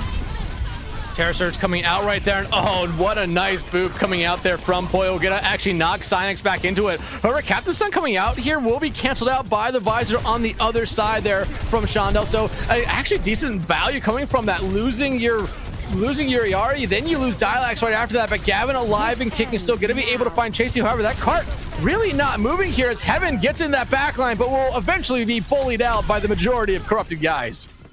It's one of those moments watching these players like, I know what you're trying to do. This is a suicide mission, but if you get it, it is a heroic play. And that was what Heaven was trying to do. It's just unfortunate. Barrage still online for Pollo. Oh no. They don't know. They don't know. Oh, they get 2, so it finds all the value, and that's all you need from Corrupted Guise. Ant Matrix coming out here now from Chasey just to try to maybe slow down the cart a little bit, but it's really not going to find much value. Oh my goodness, wait, what? Just watch the map. What am I watching? Corrupted Guise is just going to capitalize on this. Let's be real. That's a big misplay from Campfire Song. The support line can't do anything about that. The squishies left cannot do anything about that. It's just an unfortunate set of timing brought to you by first the barrage of Pollo has Campfire Song thrown into a hell of confusion, especially to Sinix, who now has switched over to the Sigma, which I think is a pretty solid pick in this closer space of third point icon walled. So already opening up with the rush to get things started. The one that I forget to put on my recording camera. Oh my goodness, but yeah, the rush here from Zat's actually going to slow down Corrupted Guise a decent amount here, and it's something they desperately need. Dilax, though, popping off here with their overclock. Remember what happened last time they got this? Had an ace, but right now struggling. They will be able to find Heaven, but they immediately have to back up as they're starting to be pressured out here by Sinix. Nice immortality field to actually keep them alive, and Bing will be able to help them take care of the tank. Pollo does fall here, but still, Dilax doing so much at the moment. Eventually, Shondell Gray going to be able to find them out. Deadeye going to be canceled out by Bing. Ultimates being thrown left and right, really not finding value here, but Corrupted Guise, they keep that cart moving. If you're Corrupted Guise, you just back off. You've lost so many of your players. You're still waiting to regroup. Everyone from Campfire Song is back. You need to kind of regain your balance before you re-engage, and you have 2 support ultimates to do that. Campfire Song only have this nano. Yeah, and the Ant Matrix coming out here, being already gonna be able to find Shondell, who really slowed down Corrupted Guy's last fight. The Captive Sun coming out here, and yeah, they really want to get rid of Chasey right there. Noctera gonna make sure they're no longer on the map. And hey, Synex, that flux you had, well, it's dead and gone. Dialac's gonna be able to find 1, 2. Noctera finds Shondell Greggy yet again. 2 minutes 20 seconds. Corrupted Guys. I mean, Thor, especially after I said it looked like they weren't playing the same game all the way back on point 1. Well, they really turned it around there. Complete the map with that time bank. I feel like this Corrupted Guys team is such a tempo-based type of team. So they really struggle to get themselves back on track. But the moment they do, they're just locked in afterwards. And we see that through this map, right? They struggled a bit, in our previous map. And then a portion of their first point attack until finally, Dialax got something really big for them.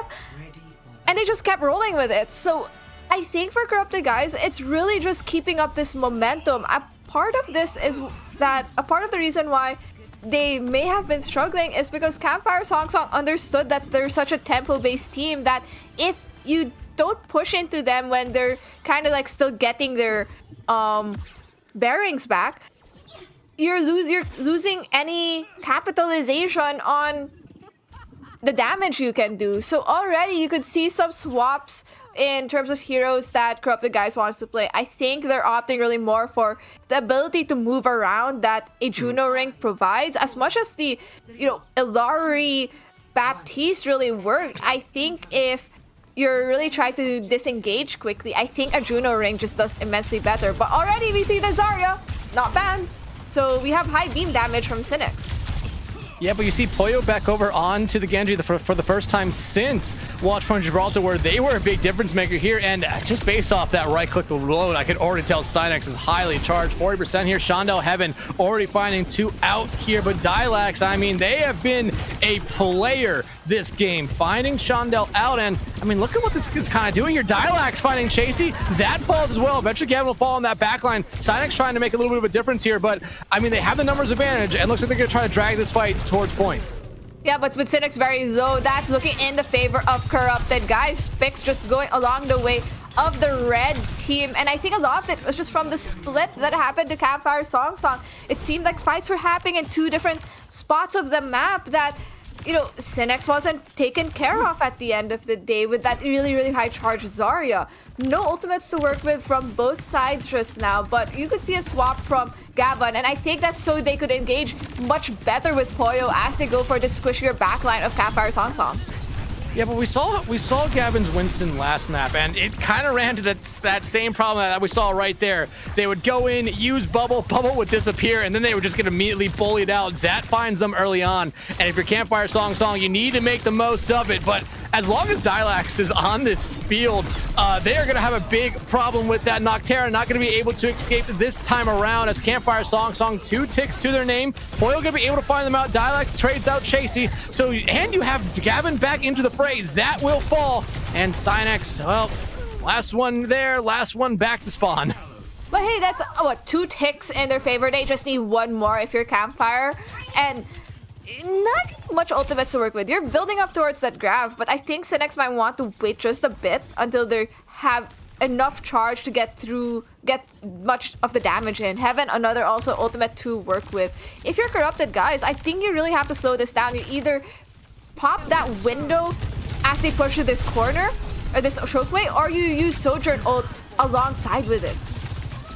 I mean, yeah, they have to do something here. Bing, like you said, has that Amp Matrix ready to go, but if you look at Synex, grab here with all the ultimates that Campfire Song is coming up to. This should be their fight. Dialax, though, there's the grab out. Dialax using their overclock. Not going to be able to find anything just yet, but they find Synex out after it somehow. The Immortality Field keeping them alive. Heaven, though, will find that Amp Matrix out now. There's the Orbital Ray from Noctera. As Corrupted Guys, they want to try to stay in this fight. They're trading out kills back and forth, but, I mean, you really need to find one. Dialax will fall there, so I feel like this is Campfire Song's point, and they're going to be able to push on to point B, and Gavin's going to get staggered here. That's just unfortunate timing. I think it was a miscommunication on how to re-engage back onto that point. Cynics on that Doomfist might just be to displace people from the high ground just much easily. And Corrupted Guise making already the swaps in response to what Campfire Song is playing. And I think just especially with how this second point of Eichenwald is looking like. It's an Ana, Kiri with a Hazard, and they're still building up towards ultimate. So they're going to have to rely on the Genji Blade to get something done first. Noctera, though, finding Shandell Greg out is, not something you'll ever, look at as being bad. And look at what that does here to Campfire Song. They're just backing up. They really want their Cassie. Heaven will be able to find Poyo, who had that blade probably somewhere in that backline. And it looks like Dilax is going to be joining their DPS partner in the spawn. And Gavin, well, they might be joining them as well. Yeah, but the supports of Corrupted Guise still alive and kicking, so they're able to keep Gavin up. Blade's still available, not the tank anymore though, but hey, if you're Corrupted Guise, you want to at least use this Blade for this next fight. Combo it with something. Wow, Cynics just said no more for Poyo. They don't want Poyo to play. Cynics doesn't want anyone to play. I mean, at this point, yeah, you kind of don't want anyone to play right now if you are anyone on Campfire Song. You want to get this second point capped as fast as you can because you're going to have a pretty smaller time bank. You won't have the same one that Corrupted Guise had here. But, I mean, Campfire Song did invest some ultimates. Noctera, though, able to get themselves out of some trouble there. I mean, luckily enough, TP still exists as a cooldown. Your Ana still alive. If you're Campfire Song, you have to open up with something. Or Corrupted Guise specifically, they're losing tempo. This Blade has been held on for too long. Kitsune Rush coming out. There's the downpour. Cynex get a fall off the map for the second time this map. Poyo will find Heaven, and I think with that kill feed right there, you are just looking at backing out here if you're Campfire Song. But no, they decide to invest in it. Orbital Ray coming out there from Chasey, actually going to lead to Gavin falling there. Poyo's Blade, though, is somewhere on the field. Doesn't really find much, and now Gavin making another swap. Yeah, oh, there, never mind. Dilax killing things. Dilax going to be able to find one, make it two for the player that has been popping off. Make it three for them here. They're looking for another ace this map. Noctera going to be able to take that one away from them. And Gavin coming back out on the Reinhardt is just going to be able to outlive Cynex, allowing Poyo to find them out there. And now 50 seconds left to go here for Campfire Song. They are coming up with some ultimates, though. I mean, they are. You still have your Sojourn ultimate, and the Doomfist ult is something that is I think it's going to deny some further push, but already you could see Campfire Song being anti-dated by Corrupted Guise. They're going to struggle with this push given what Corrupted Guise at least has in terms of cooldowns. You are at least in your favor having ultimate, so you're trying to set up Heaven to get max value from this Sojourn ultimate, something maybe to the high ground, but they're playing low ground instead, which is interesting in itself. Yeah, very interesting. Suzu was invested there early, and Cynex using that Meteor Strike to get onto the high ground. I thought that might be a tool used to just get a late touch here with under 10 seconds left to go, but Cynex going to be the first one to fall here, and now you're kind of banking on Heaven to do a lot. Nice anti-nade out there onto Shandell. Heaven falls as well, so no overclock, and there is the rest of the cleanup. Corrupted Guise. They definitely let it slip a little bit on Elios, but they come back strong on Eichenwald to get back to their winning ways. Exactly, just the immense value of this team and playing together. I think the Ilios situation might have thrown them for a loop, but I think that's how we said it really is a mental game for this, top caliber team in this group.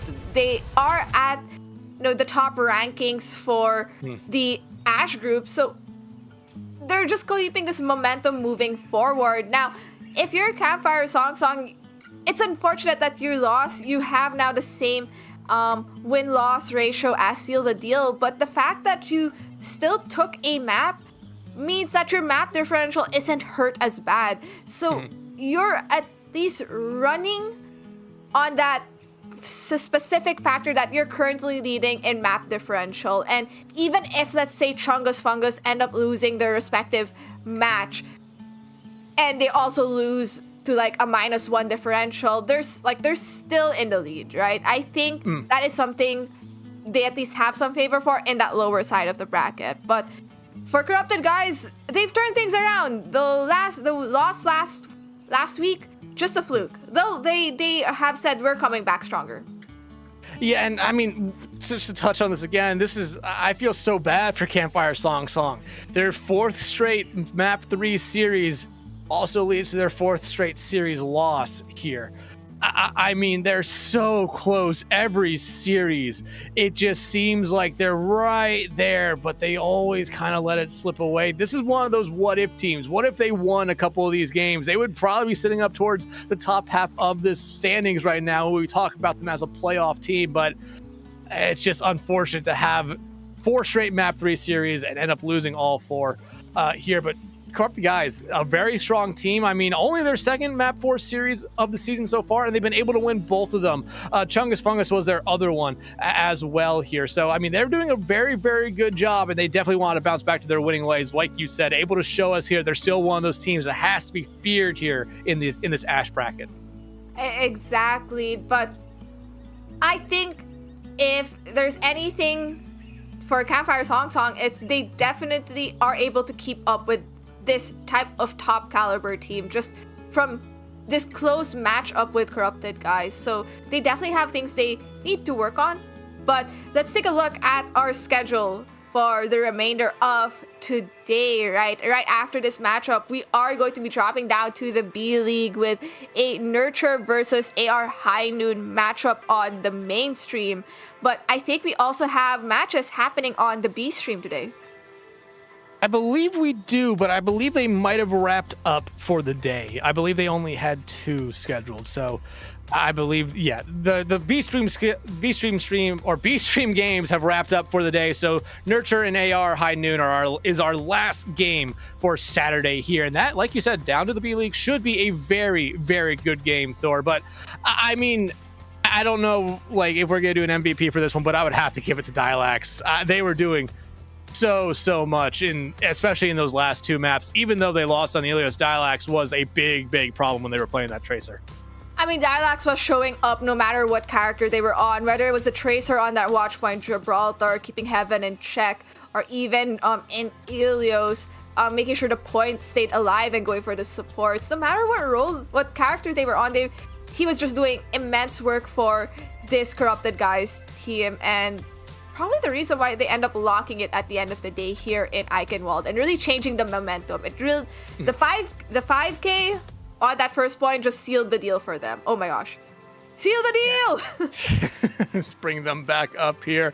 Hey, congrats on them getting their first victory earlier tonight. But I mean, hey, I think I saw a couple people in the chat saying probably Corrupted Guise doesn't get first point without that 5K from Dialax there. And part of me wants to agree with them, but then you also have to remember after that fight, you still had 3 ultimates for Corrupted Guise going into that point 2 push. So it might not have won that fight. They might have been able to win the next one, but you never know in that situation. But Thor, that'll do it for us here. Remember, everyone, still one more game, Nurture versus AR High Noon. That'll come up right after this break. So everyone, stick around. We'll be right back.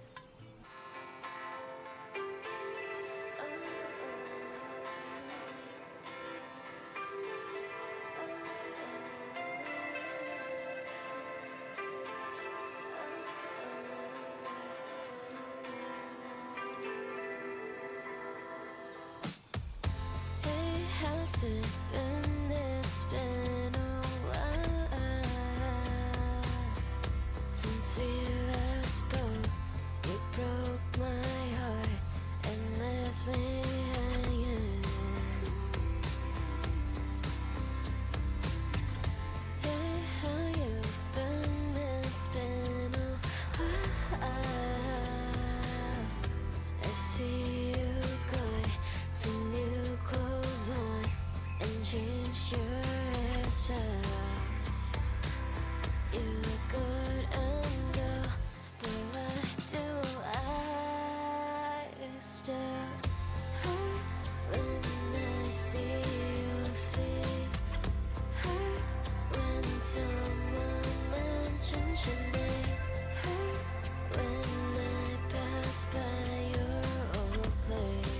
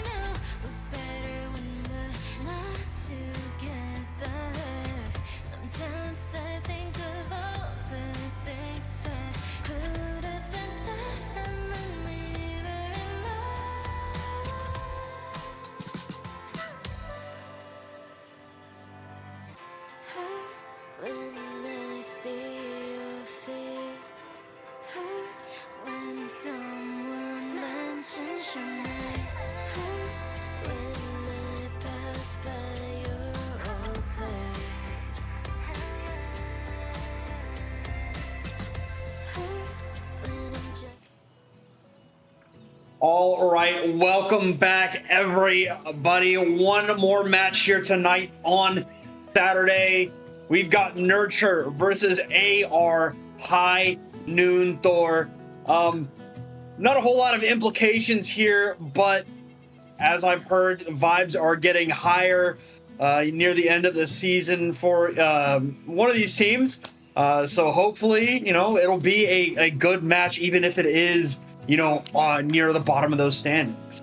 Yep, and I think if you are Nurture, they need some level of momentum shift. So if the vibes are better, we're definitely going to be seeing better gameplay. But this is a matchup between what is the bottom two teams of this Birch side of the groups. So if there's one thing Nurture wants to prove is to try getting their first match win of the season. Now, if you're AR High Noon, your goal is to get yourselves back into a more comfortable, I guess, 2-3 kind of score line, right? Not really having to tie yourself up with Nurture, even though you may have a better map differential if it does happen. Yeah, so, you know, obviously you're looking at these standings. You know, these teams don't unfortunately have a whole lot to look forward to when it comes to the playoffs.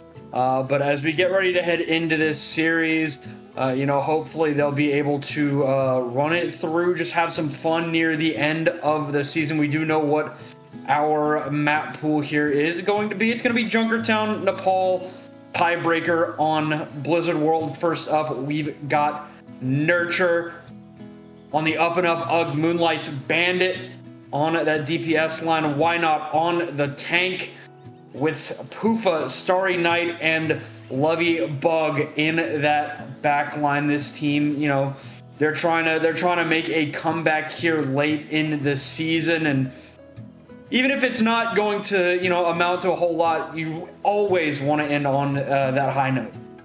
Exactly, and one way to do that is with a possible win, but facing off against them to stop any of those wins is AR High Noon with the DPS line of Narcissus. But hey, a lot of these other players, such as Dux, they're able to flex to the other roles. They call me M and Maedas, sharing that tank role, and they both have their specific tank competencies already shown through their specific character preferences. Mitzi, Charlie Brown, and Meow at the end of the day just round off that back line. So if all players are in today, we're definitely going to be seeing some swaps between these two among the three maps. Could not agree more. And as I said a little bit earlier, our first map going to be Junkertown. You know, we already know what our bans are going to be. These teams were kind of anxious to get this match rolling. It's going to be Widowmaker, Kiriko. Widowmaker, I mean, it's Widowmaker on Junkertown. There's not really a whole lot else that you can really say about that, right? She's extremely dominant if you let her get away with it. Turns out people don't like to let Widowmaker get away with it. So that one will be out. Kiriko, another one that makes perfect sense in my mind. You know, I mean, it's kind of easy to see the thought process behind these hero bans. Yep, and I think part of it is with that thought process is when you ban out a support, you one way or another know what kind of backline you're expecting from these teams, and already Nurture is showing a bit more of a backline that is stagnant. I think a lot of this is going to be enabling Ugg on this Ashe in a more, I guess, stagnant position, right? But you still have that D.Va at least being able to fly around and dive on the necessary targets, and already you could see one of those necessary targets being maybe this Ana that Charlie Brown is showing. And hey, D.Va is great at least if you're running into this Junkrat.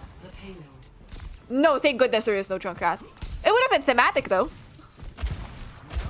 All right, here we go. Headed into map number 1 at Junkertown. Narcissus trying to find a little bit of that annoyance up in the front line there. Drops down after being caught on fire. Has to dash away.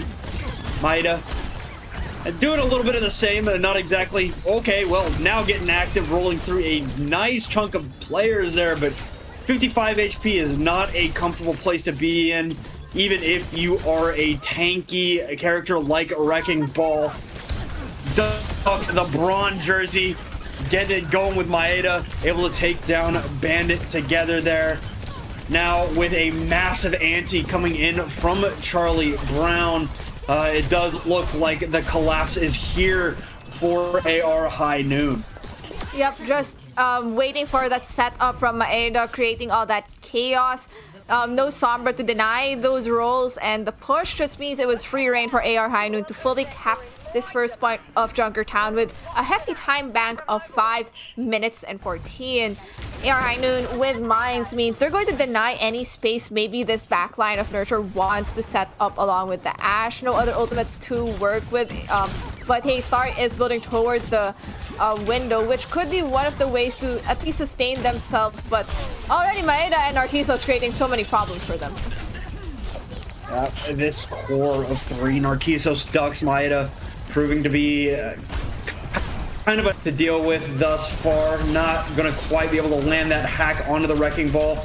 They are dealing some good damage, but Maeda's doing, you know, the Wrecking Ball thing, where you don't really die even though you take a whole buttload of damage. Narcisos staring down the barrel of an Amp Matrix, gonna get the Nano Blade going, cuts that Immortality field in half, and that is, yeah, that was a great combo there by Charlie Brown and Narcisos, and this point has been moving unstopped since the very beginning of the map. Yeah, this is a very steady pace of movement for the cart. Maeda still having those mines means this high ground could be potentially dangerous for Nurture, and they'll be forced to play the low ground. But if you're Nurture, you have 4 ultimates to work with. You only use Baptiste window, so maybe your Bob is there to help create that space contest the cart a bit further. And I think you want to use one of these ultimates at this next fight because you are at this back foot. You're losing out to the tempo that AR High Noon is creating. All right, nice couple of headshots in there from Ugg. Has to use the Bob and the Coach Gun to get away. Help to take care of Narcisos there. Unfortunately, Ducks is in the back line raising hell, but 3 players are already dead here for Nurture. The 2 versus 3, especially with those spawns, not going to be easy. Pulse Bomb goes a bit wide, gets out at least the Immortality field of Starry Night. If you're a Nurture, you still have this EMP, and I think you're able to use this for this next fight, maybe potentially to deny maybe the mines of Maeda, or at least deny any engagement from Maeda. Going in on Bandit again, has to use that virus, not allowed to get the hack off. Bandit still has the EMP, Amp Matrix down for the second time this round. See, the first casualty there is Narcisos, and Bandit uses that translocator, heads right first into a pool of mines. Bit of a stalemate here, 4 versus 4. That ante not gonna quite connect there from Charlie Brown this time. Gonna be looking towards Mitzi on that brig. Gonna get thrown away, and the rally going to come out. EMP gonna land on to 3 here, and it will be enough to win Nurture this fight very, very comfortably. I'm not too much of a big of a fan for this rally pop from Pufa, considering that the fight was pretty much done and over to deal with, especially with that EMP from Bandit. And you wish you had that for this next engagement, because you're going to have that Pulse Bomb, you're going to have the Blade, and there's still that Nano available. You're already expecting that Nano Blade combination from AR High Noon. So if you're Nurture, you're looking for one of these targets ASAP. Yeah, and this is scary. The Immortality field is not going to find a whole lot of value in the face of a Dragon Blade that is Nano boosted. Bandit doing all that they can to stay in that fight, as Why Not has to use the self-destruct to get back into the mech. Will not be allowed to. This is going to be desperate times here for Nurture. Won't even get... Okay, they will get an opportunity. Pufa gets out on the Lucio. Gets booped off by the Wrecking Ball there. Maeda getting some impact right at the very end. 2 minutes 44 for the side of AR High Noon. It is that was quick, Thor. It's quick, but if we give props to Nurture for at least lowering the time bank, because when they went into that third point of Junkertown, AR High Noon was in what was more than 5 minutes of a time bank. So they did lessen and cut off time, but just judging from how AR High Noon is playing, Nurture is definitely struggling to deal with this very coordinated dive of a Wrecking Ball, Genji, Tracer, and I'm pretty surprised that there wasn't really a swap to another character that could slow down the tempo. I think as much as the Sombra is great, Hack really only is able to go at one target at a time, so you're really relying on EMP getting immense value. But with how the tempo, at the speed at which you build EMP, it's not something you can consistently rely on. So I was hoping maybe for some swaps from this DPS line, because I think on a defense, a Torbjorn isn't really a bad pick. Like, yes, the Deflex and the Genji Blades might just kill the turret, but it slows down any engagement from a Wrecking Ball or from a Tracer. Well, Maeda looking like a Christmas ornament on top of the spawn building. Nobody knows to look up in the sky. We're gonna feed the slam there onto Starry Night. Has to pop that regenerative burst a little bit earlier than I'm sure they would have liked. A lot of pressure into UG and Bandit as well as the re-engage comes through. It is very low, hacked up there, able to roll away, however, so not going to find a whole lot here early from either side, really. Nice shots from Narcissus, though, on this Freya, and Maeda is able to open it up with that pick on to Bandit, and won't be able to fall on the Wrecking Ball, though. So it does look like High Noon will be able to hold here at the bridge. Yep, and this is a decent spot for High Noon to hold on to things, but Madden getting Maeda back is able to at least continue to get this cart rolling and find the picks, and that's a great opening for Nurture to keep this cart rolling. Ultimates to work with for AR High Noon is just this bolus from Narcissus, and they might get some value from it if there is someone that could touch. But with Maeda dying pretty early, that might be your signal for a recontest, and he's already looking for that opening to roll through, but is scouted out by this DPS line of Nurture. Why not? It has to get back into mech there. Able to do so. Ant Matrix down and out. Ducks trying to go face tank. It no longer has the deflect, but why not? Eats the bolus shots there from Narcissus. Not sure who that slam went on, but it seems to have worked out there in the end. 3 players dead for the side of Nurture. They've still got a little bit of time, but I mean, they're building up to these ults very, very slowly. Oh, well, why not is being hard staggered by this team, Tough. and that is unfortunate. Ducks finally getting the last blow. I think at that moment, it's really you either jump off map or find a target that isn't shielded to kill. Nurture has at least a EMP for this next fight along with a rally, so that's something to sustain. But with Starry Night already down, they might not opt to engage that quickly and just wait for their Baptiste to come back, which isn't a good thing for them, as that just means Narcissus can get back the bonus that he lost from being eaten by Why Not. Well, we're going to see that minefield down, and Bandit just eats it again. Unfortunately, not finding that value that you would like out of the Sombra. Still has the EMP, 4 ultimates in the hands of Nurture. Maeda rolling around looking for another target to slam on. Hack will not connect, unfortunately. Now looking for this Sombra one more time. Maeda not quite able to track down Bandit in that front corner. Bola's ready to go for Narcissus once more. EMP is down, lands onto 3, but they just cannot follow up on it. It was a good EMP, but a good EMP is a bad EMP when there's nobody there to look at them. It really was a attempt to combination dive between Why Not and Bandit, and I think that is part of how Nurture wants to play this is maybe that Sombra Diva diving together on a target that they know is going to be an immense problem. And for them, the initial view is maybe part of the immense problem was Narcissus with on this Freya, but if everyone else at AR High Noon is doing their job and bothering the backline, it becomes much of a struggle. All right, well, overtime already here for Nurture. They are on the objective, but they're kind of lagging behind. Those bullet shots will not connect, but they're able to track down Starry Night on a self-destruct is in.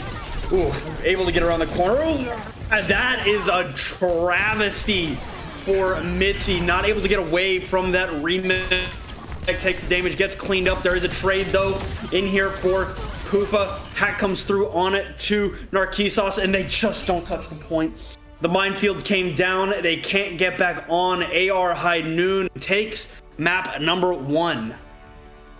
Yeah, and honestly, it's that's a play of the game.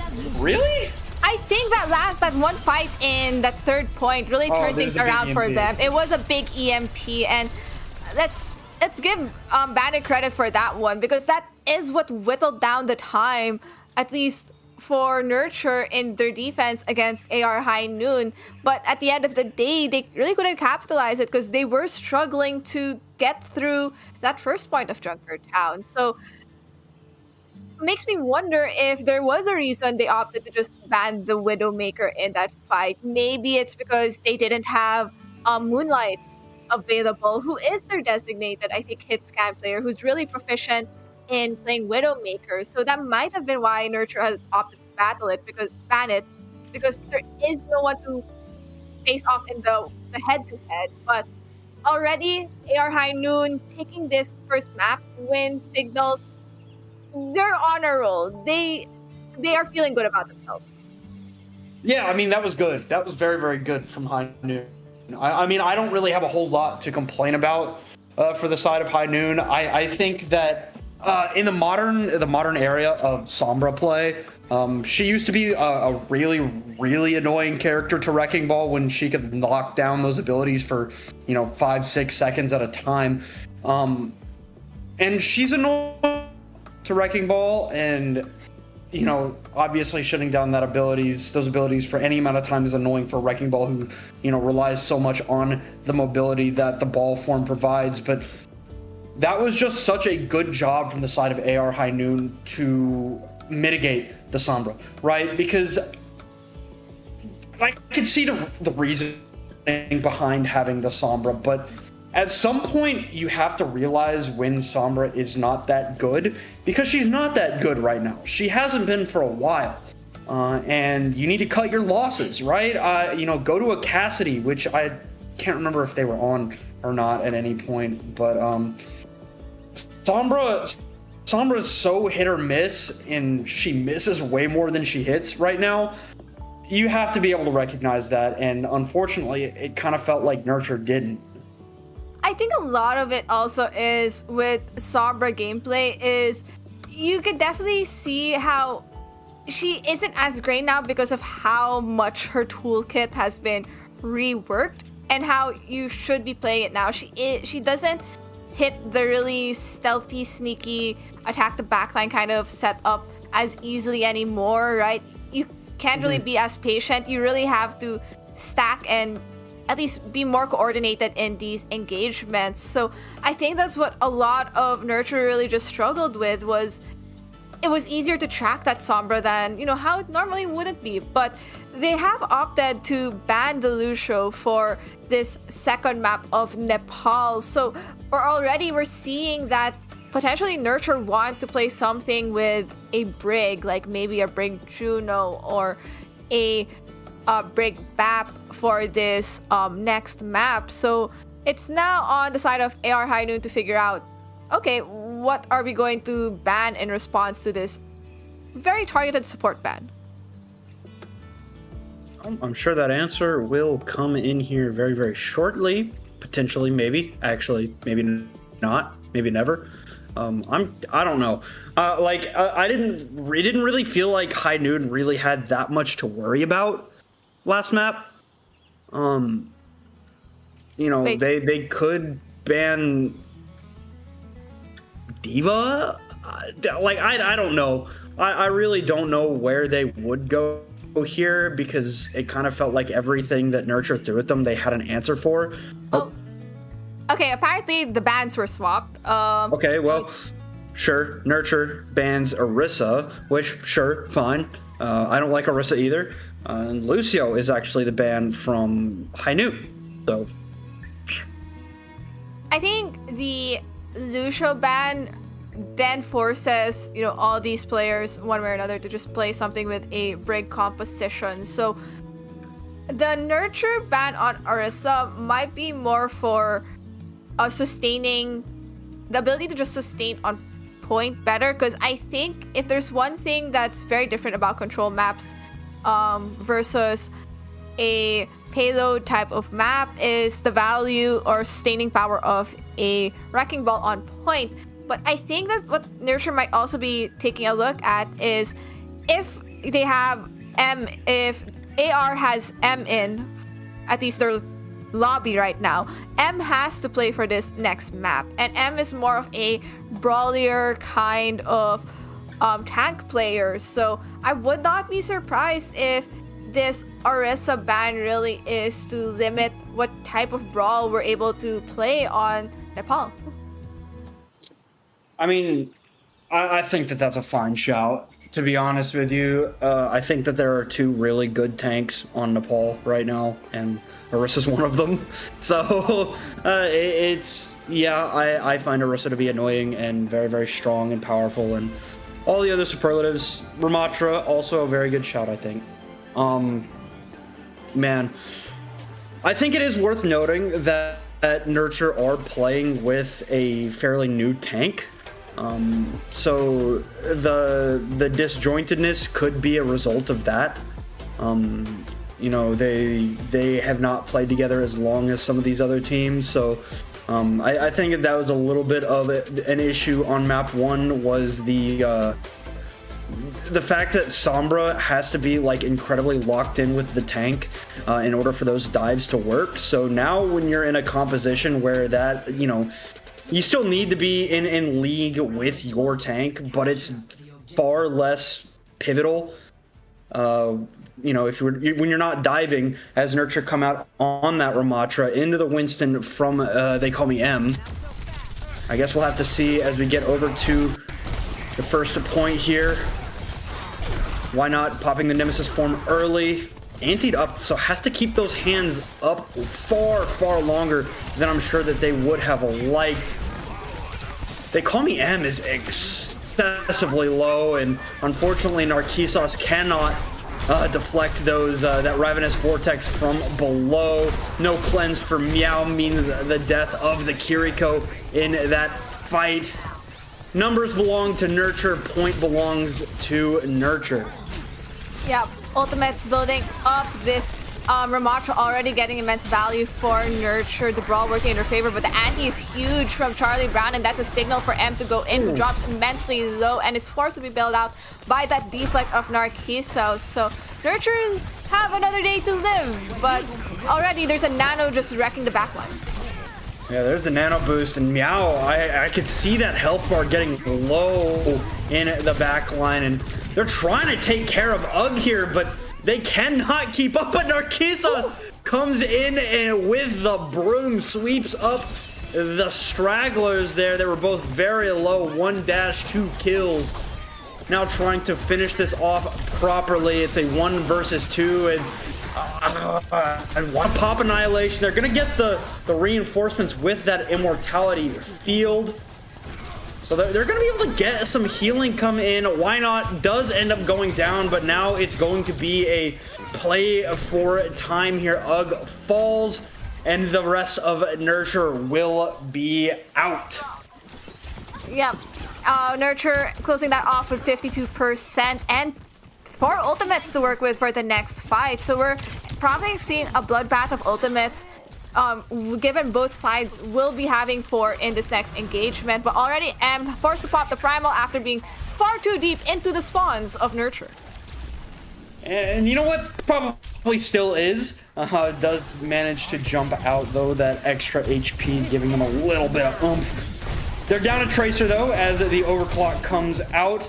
M, unfortunately, it always comes up. It always comes up. The map geometry getting in the way of his survival there. AR High Noon cannot get away. Nurture will take it right back. I will not be surprised if M was cursing at the map geometry of Nepal, but if there's anything AR Noon should be happy with, they only used that primal, which was the survivability of M, so they have a pulse bomb to force out from these supports of Nurture. And the Immortality Field not even going to get an opportunity to come out. The Ducks had red in the eyes, but Bandit to save the day. Beautifully done by Nurture there. They did pop both support ultimates, so High Noon have got the tools here, but they're going to hold on. Yeah, I'm glad that Bandit has opted to stay on this Tracer. I think this has been an immense turnaround also for this team because there's someone marking Ducks at the end of the day. But already, Nano Blade pop. Ooh. Okay, yeah, Narcissus going to pop that blade, cuts down a couple here. And, you know, it's dirty. It's not exactly clean how they get this job done, but they're going to be able to take this point back before handing it over to Nurture. I think that was a costly fight, though, at the end of the day. AR High Noon only having a pulse bomb to work with for this next fight, so you're hoping to get big by sticking to one of the supports. Nurture, though, you're going to have a pulse bomb, and why not, is building towards Annihilation. So you're definitely going to have more survivability of your tank. So if you're Ducks, you're trying to get immense value and a solid stick while trying to also pressure out Bandit from doing anything to your team. Well, that is a great anti-nade. Will dissuade the push for a moment anyway, as the Annihilation comes out a little bit early, I'll say.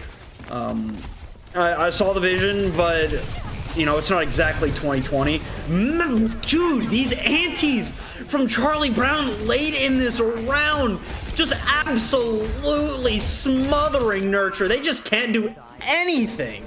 That is the round, and a lot of it really is their rotations are being so red that you really just needed to push through. Like, don't stay too long. It's definitely this Ana knowing where the rotations are happening, being called out by the team, and tossing an anti-nade to deter any further push. But I know the anti doesn't really stay that long, so I think at some point you really just have to push through and slightly brawl it out. We did see the vision of that Ramatra ultimate from Why Not, but it didn't get the value that it wanted. I think at that point, right, you see your Ramatra pop it, you really just chase. I don't think there was a reason to continue staying in that high ground with the Ramatra ultimate, considering you were at an advantage. Why Not was asleep.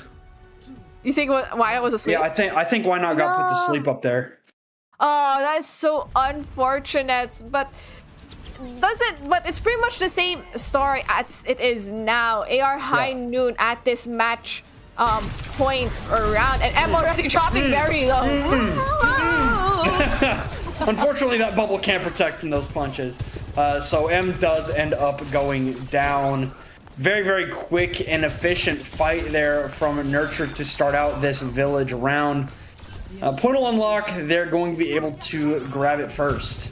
Yeah, I think Nurture understand that with playing with M on this Wrecking Ball, on this Winston, he will stay for as long. He's really maximizing his health before dropping, but Bandit already marking Ducks elsewhere. Yeah, forces out the Nemesis form. Did get antied up there, which is a little bit annoying, but pretty inconsequential to Why Not with that survivability.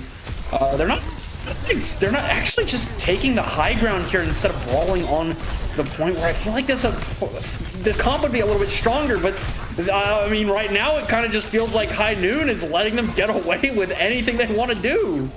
I think this playing on the high ground for Nurture really is like this bait kind of situation. Because if we look at it from just a brawlier perspective, Nurture has a better brawl for composition-wise, but they were definitely just building up to Nano is what it seemed. Well, there is the Nano Boost. A big anti on a Pufa and Starry helps take them down. M will fall. It is a 3 versus 4 right now. 3 in the way of Nurture. As Narcissus tries to get into this fight, sees that Amp Matrix get thrown down in front of them. Dragon Blade pulled maybe a little bit of an overinvestment. Why not? It's just hunting in the backline. Overclock popped by Ugg here. Gonna try to go in, finds Meow, does go down, but I mean, they've done the damage that it feels like they needed to do, maybe?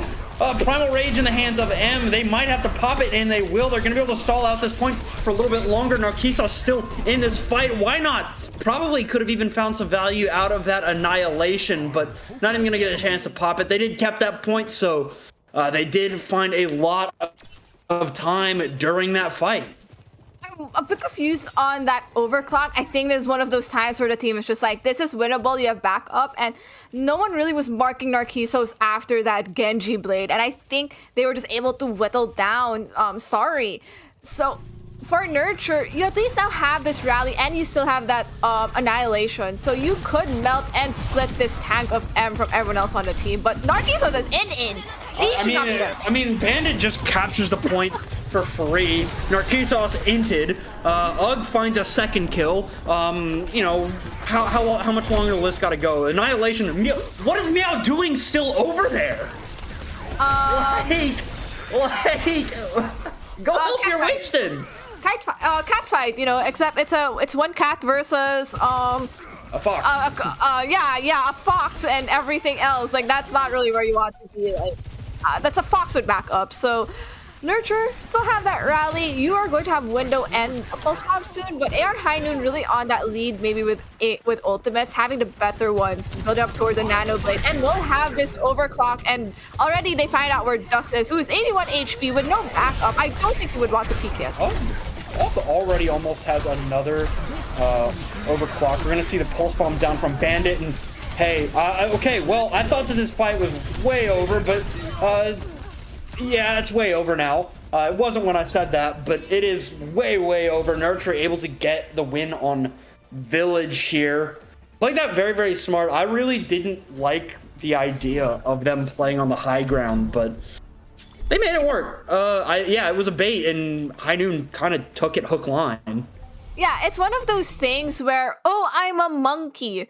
I'm a Winston. I want to do these soft dives where the players are. Oh, they are on high ground. Oh, I should waste my cooldown to jump onto its soft dive, then back down, but not in a sightline that my teammates could see. I think that was part of the problem. So as much as M had the backup of Narcissus in some of them, and it did turn over some of these fights, it wasn't really as consistent, especially when you're not on the sidelines of your support line. Now, Nurture is still sticking to the same composition, while AR High Noon opting to go for this Ramatra mirror. And I think if you're playing in a map like Sanctum, I think that is well granted. Yeah, you're gonna want to stay on the ground, of course. So we go in here to the Sanctum. Ravenous Vortex out forces Ugg backward. No casualties just yet, just a lot of poking. Ugg able to actually drop down Charlie Brown. That disruptor shot catching the Ana out of position. M gets the cleanse there from Meow, but that will not be enough to keep them in that fight. And I mean, why not is very, very low. We'll be able, wow, Ugg killing 4 in that fight. That was ridiculous, but great fight from Nurture. And that gets this this Ramatra Soldier lineup of Nurture towards that 50% mark for ultimate. Starry Night with window 4 next fight, and she should be able to deny this push from AR High Noon, but already you see M switching over to this Hazard for a bit more sustained. Where is Ugg is just shooting, and they're hopping in front of the crosshair. Ugg is just being allowed to do whatever the hell they want, and Nurture can't answer. A nice little anti there on the Why Not, but the Annihilation is going to mean that that anti is, well, they don't pop it. I thought that they did, but Ant Matrix is what got popped. Now we're going to see the Great Flavored Revenge here. Why Not anti up again, but that block more than enough to withstand all that's being thrown that way. Unfortunately, nobody else has a block besides Why Not, so will go down here in this fight in the end, but not before they cross the half century mark. So, you know, not a bad first half here for Nurture. Yep, and Starry Night lives to tell the tale somehow, unless that's coming from the respawns. It's coming from the respawns. AR High Noon with 3.5 ultimates for this next engagement. As for Nurture, you will at least have 2, so you have a rally to sustain through whatever is coming in, and that's going to be a Genji Blade. You're expecting another Nano Blade from High Noon, so I think you might want to force it out, or they're just gonna go do it themselves. Yeah, Nano Blade comes down, and the rally from Poofa, it does a lot. It helps a lot, mitigates a lot of damage. Wait, That's this too is an much. expensive fight.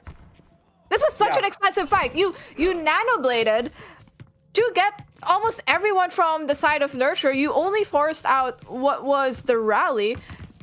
You now have nothing to deal with this incoming Sojourn ultimate. Maybe the High Noon to deny space, but that's something where you could just speed in this Ramatra in full form and melt them down. All right, well, High Noon keeping it, you know, tight here at the front. Able to keep Nurture from breaking through. Poofa's getting pretty low again. Does go down as Ugg finds a couple here quick. Very, very good. Dux does come in with a beautiful couple of shots there. And this block, that meter getting very, very low.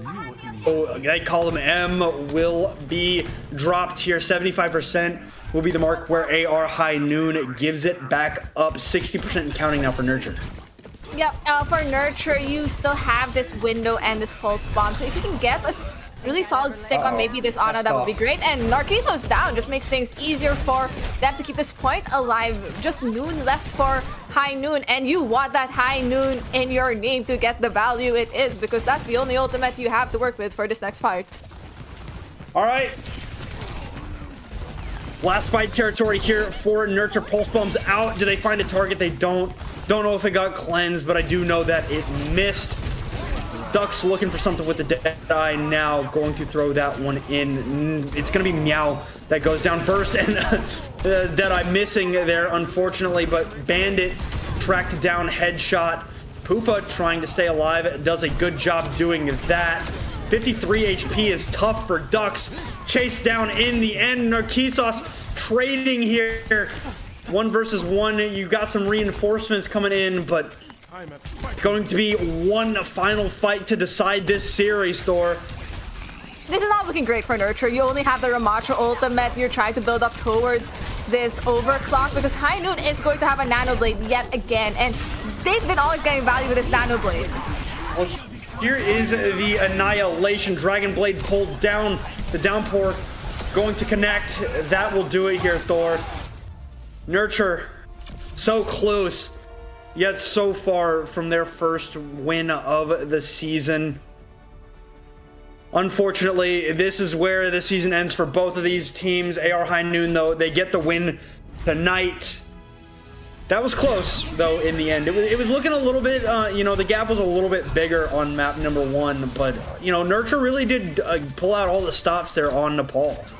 Yeah, I think that was the best showing of Nurture I've seen for this whole season so far. And really, you could see that this swap on, you know, the attack line has brought them the value that it needed. Maybe it was, if it was just there much earlier, it could have turned things around. But definitely lots of shining bright spots on this newfound Nurture team. But definitely at the end of the day, stopped by AR High Noon, and really just unfortunate. But hey, if you're AR High Noon, that puts you in a tied standing with Ignite Memories, who is also at 2-3 and the same map differential as you. Yeah, I'll keep the stack with you, Thor. I don't really know what the playoff standings are going to look like. AR High Noon I have to imagine that the fact that they are lower on the standings, yeah, it's because they did end up losing to Ignite Memories, so they have the tiebreaker there. Will not be able to jump that number as the season comes to a close. One more match in this group. I'm trying to think of the word there. One more match in that group, and the standings will essentially be locked in. Just the match between Daybreak and School of Rush. So, you know, the standings are very, very close to being exactly what we're going to see for the playoffs here. Yeah, and that is pretty much how it is for this match up for today. But let's take a look potentially at the schedule for this whole day. Terrapin and Noctis is an off-stream match, so we weren't really able to see it. But a lot of 2-0s today, besides, you know, very close matches. I will say, I think we do know. I think they haven't reported the score yet. Terrapin, I think, won that match. I can't tell you the score. All I know is that Spooky popped into the VC earlier and told us that he won. So, yeah, Terrapin won that game. Okay, so not sure of the score, but definitely we know Terrapin won that one. But this has been pretty much today's matches on both the mainstream and the B stream. But we do have more BPL happening tomorrow, and hopefully we have staffing for the C stream, because it's a packed day that starts at 5 p.m. with Chungus Fungus and Camp Half Court on the mainstream. Yeah, Chungus Fungus, Camp Halfburger, Birdwatch, Mothmania. Then we split into 3 Frogs on Fire, Primal, Pineapples on A, Goatman, Boa on B, Daybreak, School of Rush on C. Then we go back down to 2 Smokeholes, Grim Reaper on A, Blind Music Society, Bluff Creek, Big Mode on B. And we finish out the night tomorrow night at 10 o'clock, Camp Halfburger, Marin Marshmallows, and Red Bandas, and Camp Jump Shot. Thor, that was an interesting match. It definitely got a little bit better near the end for me, at the very least. Nurture started to look better toward the end of the season. It's a shame that the season is so short, only 5 matches. But, you know, that's something they can look on and say, hey, we got better. We did all we could. And, you know, whether we won or not, it is what it is at this point. You just got to go next. Yep, exactly. And for Nurture, that's pretty much what it is. They still have other matches, but hey, that's pretty much for them for tonight. So I don't think there really is much on our end, right, Fletch? No, that's going to do it for us here tonight. Here on Saturday, we got more Overwatch tomorrow. Thank you all for watching, and we will see y'all at 4 o'clock tomorrow.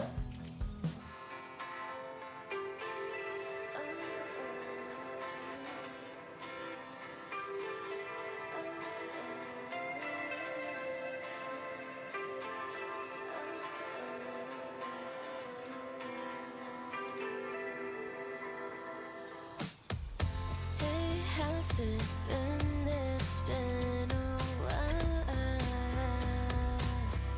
since we last spoke. You broke my heart and left me hanging. Hey, how you been? It's been a while. I see you going to new clothes on and changed your hairstyle. You look good and go, but why do I still hurt when I see your feet? Hurt when someone mentions your name.